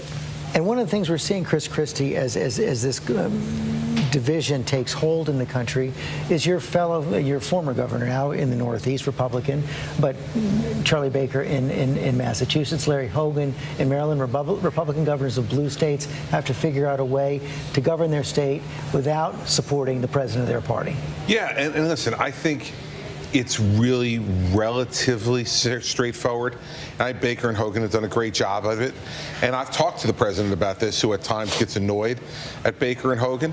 And I said to him, let me tell you something. You know, that's the practical nature of this. And I will tell you, George, when I, as a sitting governor of New Jersey, endorsed President Trump in late February of 2016, in the next poll, my poll numbers went down 15 points. That's the reality of being a Republican governor in a blue state getting involved in federal politics. And so, you know, I think that what we need to understand as a party, if we want to be in these blue states and have Republican governors in these blue states, we got to give them a pass on the federal issues. If we don't, we're going to sink them. Martha Raddatz? I'll tell you, George, one of the things that is a concern is because this is so close tonight and may go through the rest of the week and the divided country. I've seen voters change to President Trump. That was one of the things that surprised me in Texas. People saying, I didn't vote for Trump before, I'm voting for him now. And again, they cite his record. But we also ask tonight and during the week, what happens if your candidate doesn't win? And we talked about this earlier in the evening, or last night, really, about those signs in neighborhoods and people ripping down those signs. I've had people across the country say they were scared to put up Biden signs. I've had others say their Trump signs were defaced. So I think the real question is the concern about what happens after. We have not seen Donald Trump try to bring the country together. So if he ends up being the winner and full of confidence, what happens to the country? What happens to the other half of that country? And if it is Joe Biden, that is a huge, huge challenge for him as well, because people are dug in on their sides, and that is evident tonight. Thank you, Martha. Presidential historian Mark Updegrove put this election in context. Most people, when they look at how this was conducted over the last year and saw that everything that happened in this year of 2020, saying it seems like it's the most contentious, most divisive election probably since 1968. There's no question about it, George. This is an incredibly divisive election. And I think that if Donald Trump ekes out a victory here, it will be reminiscent. John Carl talked about the sheer stamina that we've seen from Donald Trump in this campaign, despite getting COVID. And it's reminiscent of Harry Truman in 1948, when it was assumed that Thomas Dewey was going to win the election. And we know that famous picture of Truman with the newspaper over his head, Dewey defeats Truman, the erroneous headline. And somehow Truman eked it out because of his pure stamina. He did a whistle-stop tour across the country, and just through sheer grit earned back the presidency. And that's what we might see here. But the division is what's different here. Even in 1968, you didn't see quite the contentiousness between the two candidates, Hubert Humphrey and Richard Nixon. Okay, Mark Updegrove, thanks very much. Lindsay Davis? You know, I think what's interesting is if we look at what could have been, and so much of this has been talking about the racial reckoning. I've always called it the so-called racial reckoning, because in the end, what has it gotten us? I mean, if we just do like a quick history minute here, in this country's 244-year history, we've only had 10 black senators. Tonight, and 2 of them, by the way, were during Reconstruction, so that was 150 years ago. Tonight, you had at least 309 people of color on the ballot running for various positions in Congress, 7 of them black candidates who are running for the Senate, 5 of them in the South. Prior to tonight, and still at this moment as we stand, Georgia, we kind of have to put a pin in that because that'll go to the runoff. But at this point, kind of goose eggs straight across. And so while there's been so much that's been said, you know, for those candidates who are running in the South, they were really leaning into race, which is kind of unusual in the South. Quite often when you're trying to convince these white voters to vote for you, it was like something that you would stay away from. But they were telling them, the message was, it's time to meet the moment. And yet we don't know that. I think there's still one potentially competitive race in Michigan, John James running for Senate there. And so we'll see what happens. But in the bigger picture, it looks like at this point anyway, as things stand, that the Senate would still stay in control of the Republicans. And what does that mean now for a COVID relief bill? And David Muir, one of the few things we can say about the outcome of this election right now is that we came into this election divided by race, by region, by party. At least at 2:19 on Wednesday, November 4th, we are still divided by race, by region, by party. And we will be. We will be for some time to come, no matter who ends up winning this election, George. And, you know, you make the great point about this country, and I just think about what Americans are going through tonight right here with us at the early morning hours. I mean, we're asking a lot of Americans right now, this great experiment of ours that is a democracy, and we saw a record turnout even in the midst of a once-in-a-century pandemic. But now we're asking America to be patient and sit with us for not just the rest of this morning and throughout the next day, but as we heard, and now the president's coming out, possibly through the end of this week. And you can't forget, President Trump, 27 rallies just this past week, had coronavirus, recovered, his voice raspy this morning. There's the president's family right now. We're seeing his son Eric, his daughter Tiffany as well entering. Lara Trump as well, the wife of Eric Trump. She was quite a campaigner herself. Throughout this campaign, a spokesperson for the president. Ladies and gentlemen, the President of the United States, Donald J. Trump.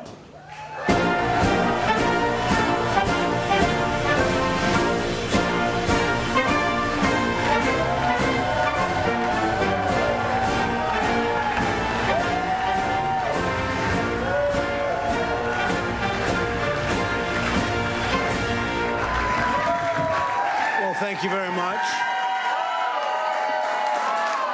Thank you.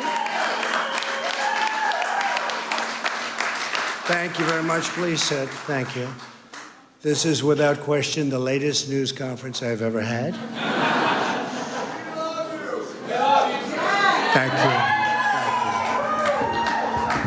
I appreciate it very much. And I want to thank the American people for their tremendous support. Millions and millions of people voted for us tonight. And a very sad group of people is trying to disenfranchise that group of people. And we won't stand for it. We will not stand for it. I want to thank the First Lady, my entire family, and Vice President Pence, Mrs. Pence, for being with us all through this. And we were getting ready for a big celebration. We were winning everything, and all of a sudden it was just called off. The results tonight have been phenomenal, and we are getting ready. I mean, literally, we were just all set to get outside and just celebrate something that was so beautiful, so good, such a vote, such a success. The citizens of this country have come out in record numbers. This is a record. There's never been anything like it. To support our incredible movement, we won states that we weren't expected to win. Florida, we didn't win it. We won it by a lot. And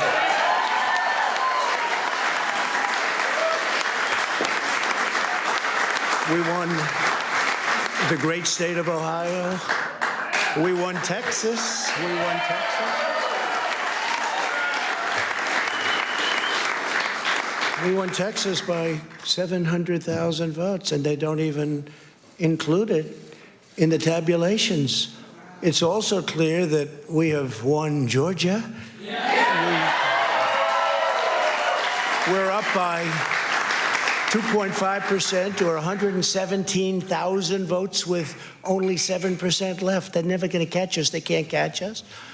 Likewise, we've clearly won North Carolina,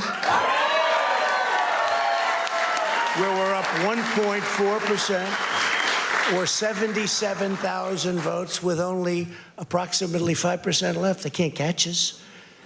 We also, if you look and you see, Arizona, we have a lot of life in that. And somebody declared that it was a victory for, and maybe it will be. I mean, that's possible.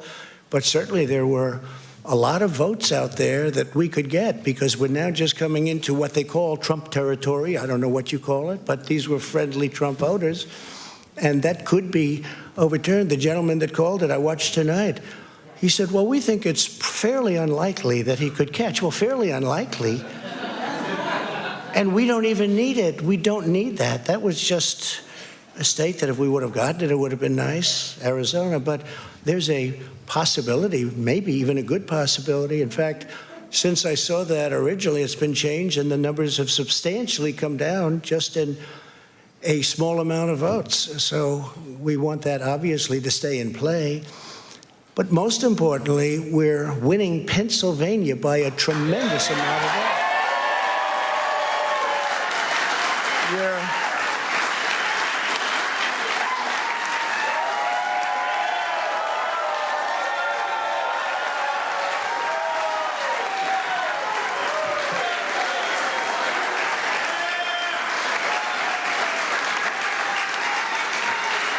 We're up 600. Think of this. Think of this. Think of this. We're up 690,000 votes in Pennsylvania. 690,000. These aren't even close. It's not like, oh, it's close. With 64% of the vote in, it's going to be almost impossible to catch. And we're coming into good Pennsylvania areas where they happen to like your president. I mean, it's like very good. So we'll probably expand that. We're winning Michigan, but I'll tell you, I looked at the numbers. I said, whoa. I said, wow, that's a lot. By almost 300,000 votes, and 65% of the vote is in. And we're winning Wisconsin. So we're winning. We don't need all of them. We need, because when you add Texas in, which wasn't added, I spoke with the really wonderful governor of Texas just a little while ago, and Greg Abbott, he said, congratulations. He called me to congratulate me on winning Texas. I mean, we won Texas. I don't think they finished quite the tabulation, but there's no way and it was almost complete, but he congratulated me. Then he said, by the way, what's going on? I've never seen anything like this. Can I tell you what? Nobody has. So we won by 107,000 votes with 81% of the vote. That's Michigan. So when you take those 3 states in particular, and you take all of the others, I mean, we have so many, we had such a big night. You just take a look at all of these states that we've won tonight, and then you take a look at the kind of margins that we've won them by, and all of a sudden, it's not like we're up 12 votes and we have 60% left. We won states, and all of a sudden, I said, what happened to the election? It's off. And we have all these announcers saying, what happened? And then they said, oh, because you know what happened? They knew they couldn't win, so they said, let's go to court. And did I predict this, Newt? Did I say this? I've been saying this from the day I heard they were going to send out tens of millions of ballots. I said exactly, because either they were going to win, or if they didn't win, they'll take us to court. So Florida was a tremendous victory, 377,000. Texas, as we said. Ohio, think of this. Ohio, a tremendous state, a big state. I love Ohio. We won by 8.1%, 461,000. Think of it. Almost 500,000 votes. North Carolina, big victory with North Carolina. And so we won there. We lead by 76,000 votes with almost nothing left. And all of a sudden, everything just stopped. This is a fraud on the American public. This is an embarrassment to our country. We were getting ready to win this election. Frankly, we did win this election.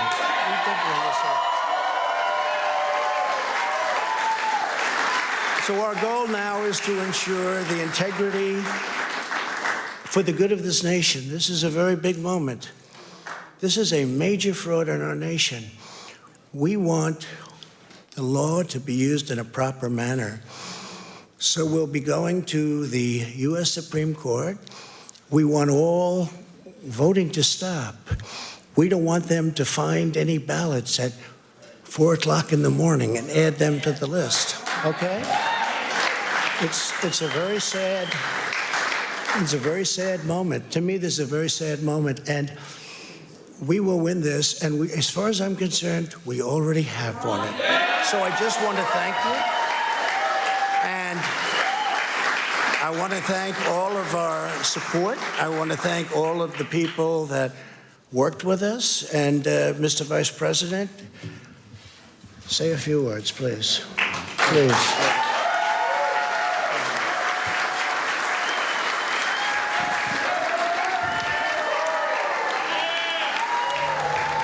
Let's try to unpack now some of what we saw from the president right there as Vice President Pence starts to talk. It is true that President Trump has won the states of Ohio and Texas and Florida according to our projections.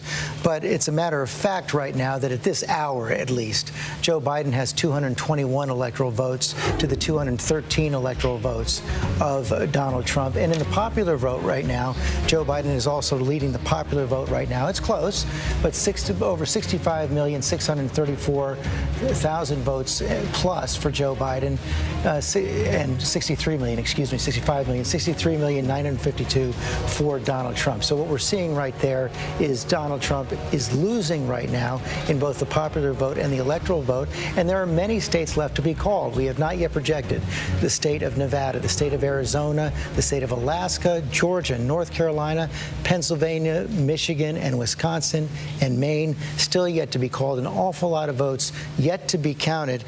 I guess I'm going to start with our legal team right here, because the president said something. I'm not sure if he means it. I'm not sure if he can do it. But he said, and Dan Abrams, let me start with you, and then Kate and Terry also weigh in. He says he's going to go to the Supreme Court and get them to stop the counting of the votes. Yeah, I don't know exactly what he's talking about because they already tried to stop certain votes, for example, in Pennsylvania, from counting that are coming in. They're not going to have any success in stopping the vote counting right now. The only success that they may have down the road is in assessing which votes will ultimately end up counting. But the idea Let me that just somehow stop you right there. It would be illegal now to stop the votes that are out there waiting to be counted from being counted. Let's be clear. Votes are still being counted. Stepping in right now and saying, let's stop counting votes would be the equivalent of like a baseball game where you've just played the top of the ninth inning and the visiting team says, you know what, it's not fair that the home team gets a last bat here in the bottom of the ninth. We're calling the game. It's over. We're not playing the last half of the ninth inning. That's just not the way the rules work. So you can't just say we're not going to allow the rest of the votes to be counted. The question becomes, what happens once the counting process has basically ended, at least round one? There can be recounts, there can be challenges, but the notion that somehow the counting is going to stop simply isn't going to happen. Kate Shaw? I mean, litigation has been a major component of the campaign strategy for in recent weeks and months of the Trump campaign, and I think it's pretty clear based on the remarks that we just heard that, if anything, is just going to kick into higher gear. But I do think it's important to make clear there is no basis in law for a claim that counting must stop simply because it sounds like the president likes how the numbers look in some states, although he also said he, of course, wanted counting to continue in Arizona, where he believes he can make up ground. But there's no legal significance to any of the claims, I don't think, about stopping counting, nor is there a route to actually seek that redress in court in a broad sense. But I do think he has very clearly signaled an intention to really double down on this litigation component of the campaign strategy. Clearly, Terry Moretti says a major fraud has been perpetrated on the American people, and there's a sad group who are trying to disenfranchise his voters. Well, this isn't law, George. This isn't politics. This is theater. And let's be blunt. It's the theater of authoritarianism. What is happening right now. Every American knows that when you cast a vote validly, it should be counted. The President of the United States, no matter what he says, is trying to stop the counting of valid votes, the ordinary, everyday counting of valid votes. There will be fights about some votes, but he's trying to stop the counting, except in Arizona, where he's behind. He wants his votes counted. We should be blunt about this. This is not law. This is not politics. This is an attempt to end the election illegitimately so that he can maintain power. And we should be blunt about that. Cecilia Vega, it's also not a surprise the president has been signaling this for months and months and months. I literally just wrote down not a surprise as a point I wanted to tell you about because he has been ramping this up. It has been a steady drumbeat. We had been told by sources leading into today that behind the scenes, privately, the president had been talking about this conspiracy theory of fraud and a stolen election more and more and more. And we should say, when the president says this is a fraud, George, this is not a fraud. This is the American Democratic system in action, working exactly as it should be working. I also want to point out that the president said that he's going to take this to the Supreme Court. We saw this coming too, because before the appointment of Judge Amy Coney Barrett to the Supreme Court, he had said that he wanted her appointed in this expeditious manner, the fastest we had ever seen a Supreme Court nominee approved this close to an election day, because he said that he knew this case over the election would come before the Supreme Court, and that gets right at the heart of the controversy over how quickly and close to the election that she was approved. This is exactly what Democrats had been fearful of and warning about heading into this election, George. John Carl.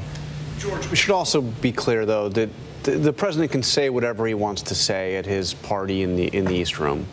He has no power to stop the counting of the votes, and the Supreme Court is not going to stop the counting of the votes. There is no basis in law for doing this. As we mentioned a short while ago, in the state of Pennsylvania, which is where it might all come down to, the president said he's up, and he's right. He said up about 690,000 votes. Well, there are almost 2 million mail-in absentee ballots that have not been counted yet in the state of Pennsylvania. Of the 500,000 that have been counted, about 78% of those have been going to Biden because Democrats are more likely to vote by mail than Republicans. So if you do a little bit of math, that lead of 690,000 could well go away when the ballots are counted. And there is nothing the president can do to stop that counting. Now, there are still counting that has to happen in Wisconsin and in Michigan. The president may win those states, or he may lose them. But the counting will happen, and we will have results. And the Supreme Court is not going to stop that, and the president doesn't have the power to stop that. Sarah Fagan, one of the other questions is going to be depending on how far the president decides to push this strategy, if indeed he does decide to push it beyond the speech tonight, is whether those Republicans in the Senate especially who've defended him for the most part through thick and thin will go along with this. There were some signals in recent days that Republicans in the Senate would not go along with any attempt to stop the vote. I don't think Republicans are going to back him on this. I mean, it's one thing when you're in the throes of a hand-to-hand counting and all of a sudden there's a recount and 13,000 ballots appear. That's a different legal matter. What Jon Karl said is exactly right. Whatever he said just now, it was bizarre, first of all. It was politically stupid. He was having a good night tonight. Yeah, don't hold back now. Keep going on the other side. No, he was having a good night tonight, and frankly, a better night than most people thought he would have. And he just stepped on his message for the next 3 days. And Martha Raddatz, the other question is, what other institutions will go along with this if indeed the president pushes it? Yeah, and if he pushes it, and it's exactly right, he doesn't have the power to do this. But what we saw tonight is what Donald Trump, if Donald Trump loses, that's how he's going to lose. He's going to be a sore loser. He's going to help divide the country even further. And other institutions going along with him, you know, we'll have to wait and see. In terms of voters, in terms of those who back him, I think this is even a step too far for many of them, calling this a fraud before it's even over. But if anyone had any doubt how Donald Trump, if he loses, will go out, it will be this way, that he will call it a fraud. He will say the election was stolen no matter what happens. But Heidi Heitkamp people are listening tonight, even though it's 2:38 in the morning. You know what, George? I think that you're missing one really important part, which is his backers.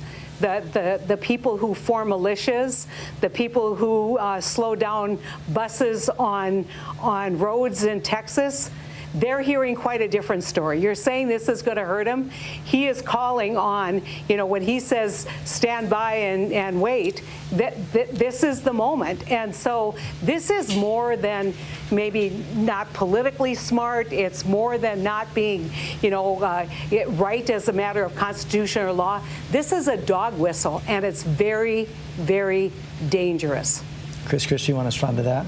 Listen, you know, as a talk tonight now, not as a former governor, but as a former U.S. attorney. There's just no basis to make that argument tonight. There just isn't.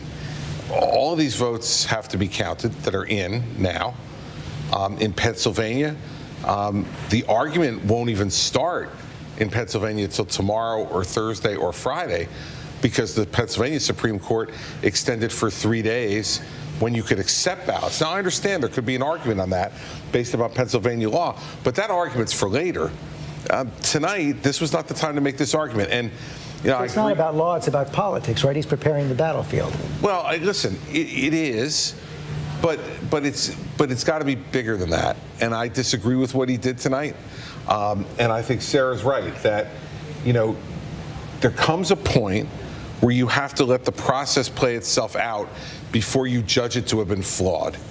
And I think by prematurely doing this, if there is a flaw in it later, he has undercut his own credibility in calling attention to that flaw. So I think it's a bad strategic decision. It's a bad political decision. And it's not the kind of decision you would expect someone to make tonight who holds the position he holds. Rahm Emanuel. This is Donald Trump. If he's going to lose, I actually think he indicated that he's going to lose, and he's going to be the victim of unfair play. That is always how it happens for him. This is actually in his wheelhouse. He either is a victim of something unfair. Now, we can say all about the legal. This has nothing to do with the law. I appreciate the legal team we've assembled. This is all about politics, and he is now going to be the victim of unfair play, and he is now casting a delegitimacy to Biden in the way that he think he was done on the Russia investigation. That's Now what we have he's to doing. take a break. You get the last word. You know, I think the fact that he used the word disenfranchised is disrespectful. Because if anything, the voters that have been disenfranchised have been the Democratic voters who have, waited for decisions, have waited in line, the post office has been compromised. If anybody's stealing an election, if anybody's compromising an election, it's been his side. So I think it's deeply disrespectful for him to use those words. I do agree with Heidi that I think the signaling to the folks who are standing back and standing by to redeem him if this election is quote unquote stolen from him, I think that rhetoric needs to be completely squashed and brought down. There are a lot of people who are afraid of that. And I think really when I look at that red map, all of these red states that have voted for this guy, this is your guy. This is a guy who is not respecting the foundation of our very democracy, and I think it's a shame.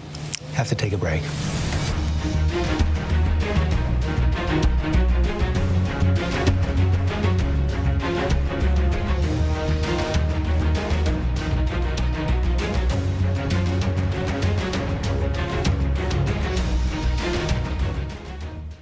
ABC News, straightforward. Tonight, get ready for a con so big, so outrageous, never seen anything like it before. Meet the Prince, pretending to be part of one of the world's richest royal families. Living large. But holy cow, who is this person? He stole approximately $8.1 million. Where was all this money coming from? Buckle up. Just the tip of the iceberg. I'm Whoopi Goldberg. This is The Con. All new and royally good. Tonight on ABC. Good Morning America this morning. The real-time answers, real-time results. Now, the morning after this historic election night. Breaking new details with the most powerful team in politics live on ABC's Good Morning America. Susan Powell was a young, beautiful mother. She just one night vanished. Where is Susan? July 29th, making sure that if something happens to me, our assets are documented. Josh, did you kill your wife? And I'll never forget the first time that I met him. A chill just raced up through my spine. I just shook the hand of a killer. Now, new details, stunning new interviews. He ends up revealing the biggest bombshell. What will happen next? The new 2020 event, Friday night on ABC. Now, when it matters most, the straightforward facts. ABC News is America's #1 news. #1 in the morning, #1 in the evening, and the #1 show on all of television. #1 in late night versus the competition. #1 in politics versus the competition. The #1 daytime talk show. And #1 in streaming news. Most trusted, most watched. ABC News is America's #1 news. Welcome to Disney Plus. Are you ready? Drop in and explore. The action, the adventure, and the originals. There's no limit to what you'll find. These are your worlds. So come on, dive deeper into the universes you love. Wherever and whenever you want them, you'll find them all here on Disney Plus. With so much at stake, so much on the line, more Americans turn here than any place else. ABC News World News Tonight with David Muir. We have made it through another week together. America's most watched program across all of television.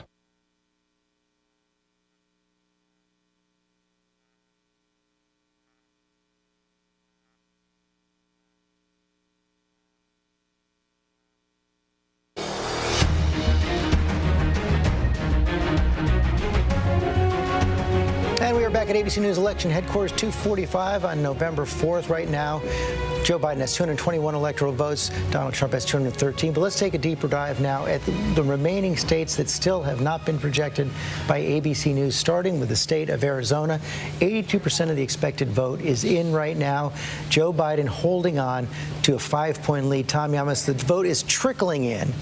in these early morning hours. Yeah, you know, George, we've been talking about politics all night. I think we're going to be talking about physics now. It's just getting so late. They're counting the votes slower and slower. The headline out of Arizona, though, Joe Biden on top, a state that President Trump won 4 years ago by more than 100,000 votes. The roles have reversed now. The Democrat is on top by 100,000 votes. The story of the night is going to be Maricopa County. This is where most of the votes come out of the Arizona state. We're talking about Phoenix, Scottsdale, that has rural communities, it has suburbs. It basically has all of America in one county, and it's very large. Phoenix by itself is the 6th largest city. You can see right now Joe Biden overperforming in this area, doing much better than Donald Trump. And down here in the Democratic stronghold of Pima, this is Tucson, you can see he's just doing well. Where he's at right now, Joe Biden's doing well. We still have 18% of the votes still out, and we just heard President Trump say they're still counting votes here. We're going to have to wait and see. But the trend so far has been good for Joe Biden in Arizona. The next door neighbor, Nevada, 78% of the expected vote is in.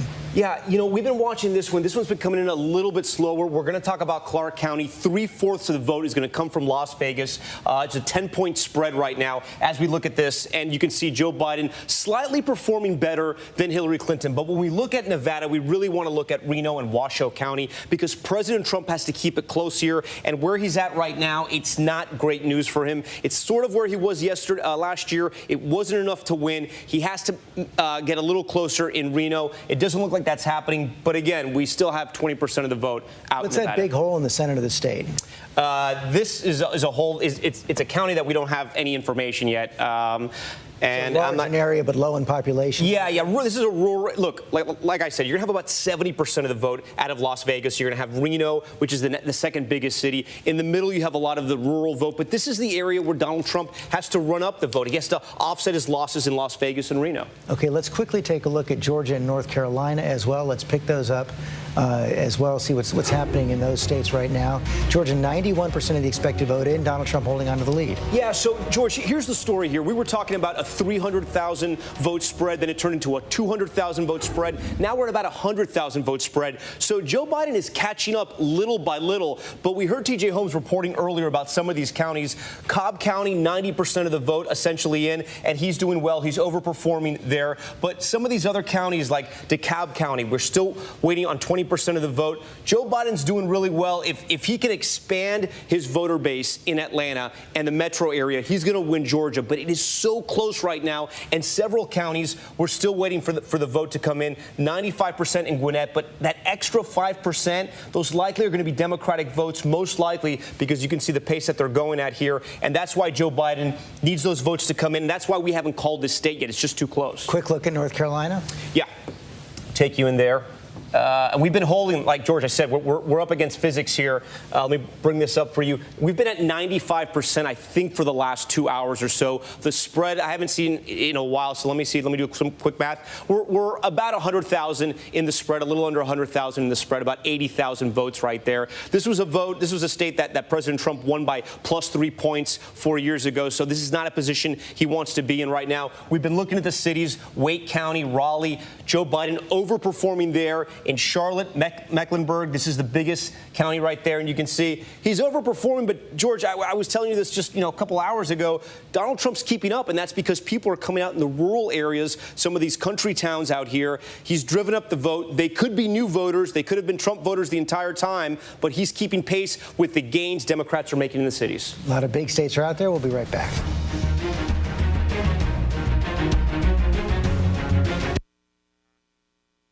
Welcome to Disney Plus. Are you ready? Drop in and explore. The action, the adventure, and the originals.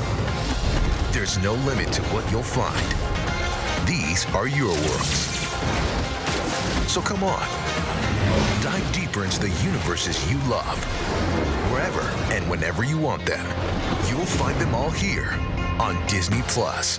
Now could be a good time to have another baby. Are you crazy? I'm in love with you. Now that I said it out loud, it does sound weird. Please stop.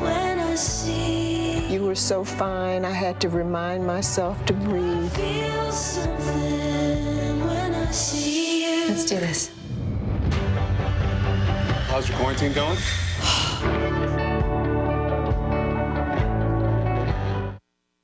Morning America this morning. The real-time answers, real-time results. Now, the morning after this historic election night. Breaking new details with the most powerful team in politics live on ABC's Good Morning America.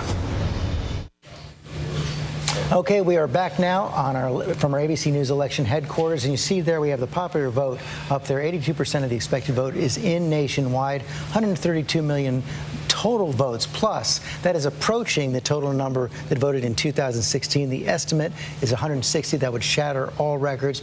Rick Klein, our political director, this helps underscore how much outstanding vote there still is left to be counted. Yeah, we're talking about hundreds of thousands of votes in a series of states, including Georgia, including Pennsylvania, including Wisconsin, including Michigan. And in so many of these states, George, it's important to underscore, we always knew that these votes would not be counted on election night. In fact, election officials have been telling us that for months. And in fact, in many of the states, the reason that they aren't being counted right now is because Republicans at the state level blocked efforts to get those ballots processed earlier. So we have been talking about this and being told about this possibility for weeks now. And despite what the president says, there is nothing nefarious going on in the fact that there are many ballots that have not been processed in these key states. And the votes will continue to be counted. We have to take another quick break, but we'll be right back. Stand down.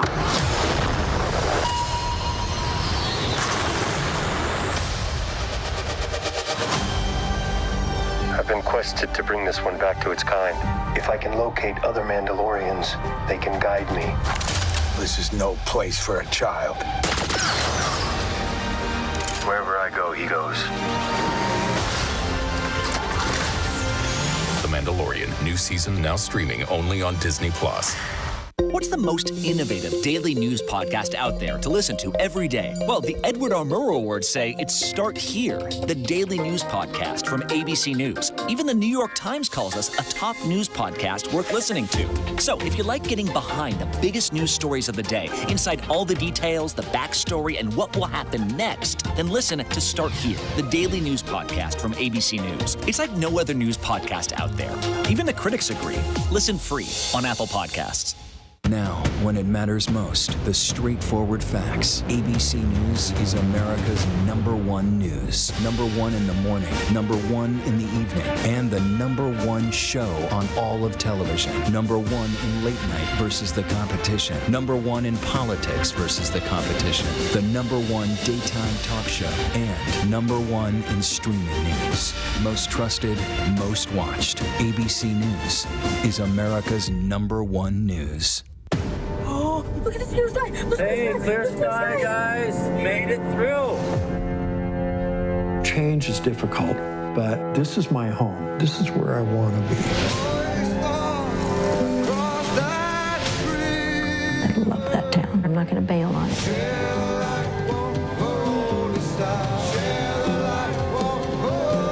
Big deal. New beginning. Rebuilding Paradise, network premiere Sunday at 9 on National Geographic. Welcome to Disney+. Are you ready? Drop in and explore. The action, the adventure, and the originals. There's no limit to what you'll find. These are your worlds. So come on. Dive deeper into the universes you love. Wherever and whenever you want them. You'll find them all here on Disney+. Good Morning America this morning. The real-time answers, real-time results. Now, the morning after this historic election night. Breaking new details with the most powerful team in politics live on ABC's Good Morning America.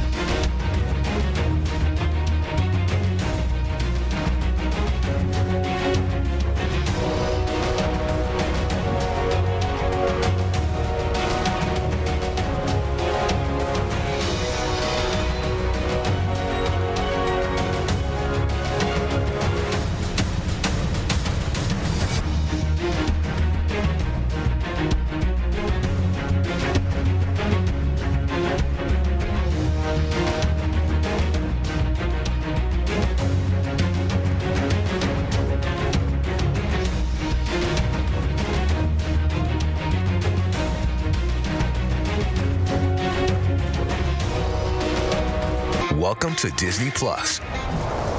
Are you ready? Drop in and explore. The action, the adventure, and the originals.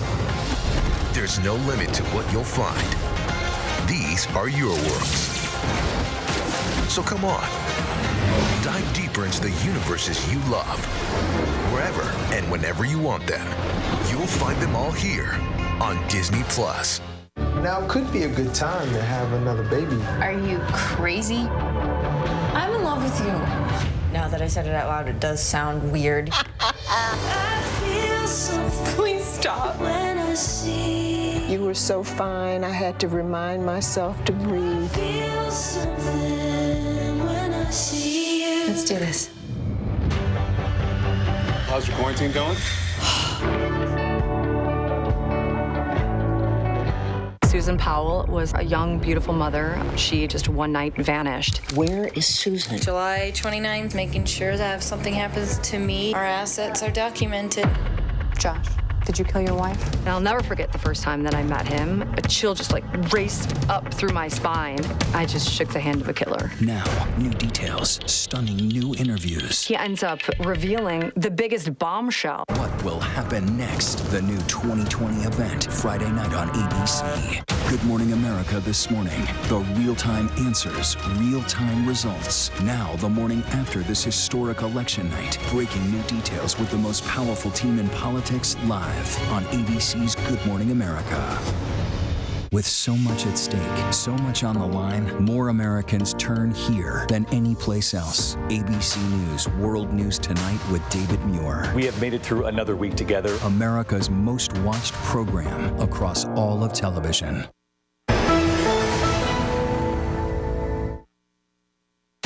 Live from ABC News election headquarters in New York City, here again, George Stephanopoulos. And we are back 3 a.m. in the East, midnight in the West, and this is where things stand right now. Joe Biden has 221 electoral votes, winning 18 states. Donald Trump, 213 electoral votes. He's won 23 states so far tonight. One of the things we want to keep an eye on now is what's happening in the financial world as they digest these results that are coming in through the night. I want to go to our chief business correspondent, Rebecca Jarvis. Rebecca, track what's been happening over the last several hours. Well, and George, stock futures, which are an indicator of where the market might trade when it opens tomorrow, had been bouncing around throughout the night. They were up a little bit. They were flat going into President Trump's speech. Now they are down more than 400 points. And what Wall Street was looking for tonight was this decisive victory, some sort of closure. And many veterans on Wall Street told me they weren't even necessarily concerned with who would be the winner, but that there was a decisive victory. But this closure that we clearly are not going to have for an extended period of time now, that is the uncertainty that weighs on the market. We've seen it weigh on the market for political reasons, because of the pandemic, because of the economy. And without having closure here, it's not just a matter of what may happen inside America as we wait for these results, but also what happens to businesses. Businesses make plans. They adapt to whomever is in office, and they make choices about how they're going to hire, where they're going to spend money. And what I've been hearing from a number of CEOs and founders of companies, including small businesses, is that without a sense of who is going to be in that office, they have to delay big decision making. And the longer they delay that decision making, especially in an economy like this one, where unemployment is 7.9%, 12.6 million Americans are out of work, 22.7 million Americans are on some form of unemployment benefits, and almost 8 million people have slipped into poverty in the last handful of months. These are really significant. That time delay, it becomes a more significant and pressing issue. Not to say that they're looking for an answer without having something out there, having something to hang their hat on, but Wall Street wants that decisive victory that they know that they can trust. Yeah, we did 4 years ago. Once it became clear that President Trump would get elected, we saw for a moment the markets dive, and then they had recovered pretty much by the end of the day, or within days right now. But what you're saying now is that they're likely to be volatile until we have some sense of who the next president is going to be.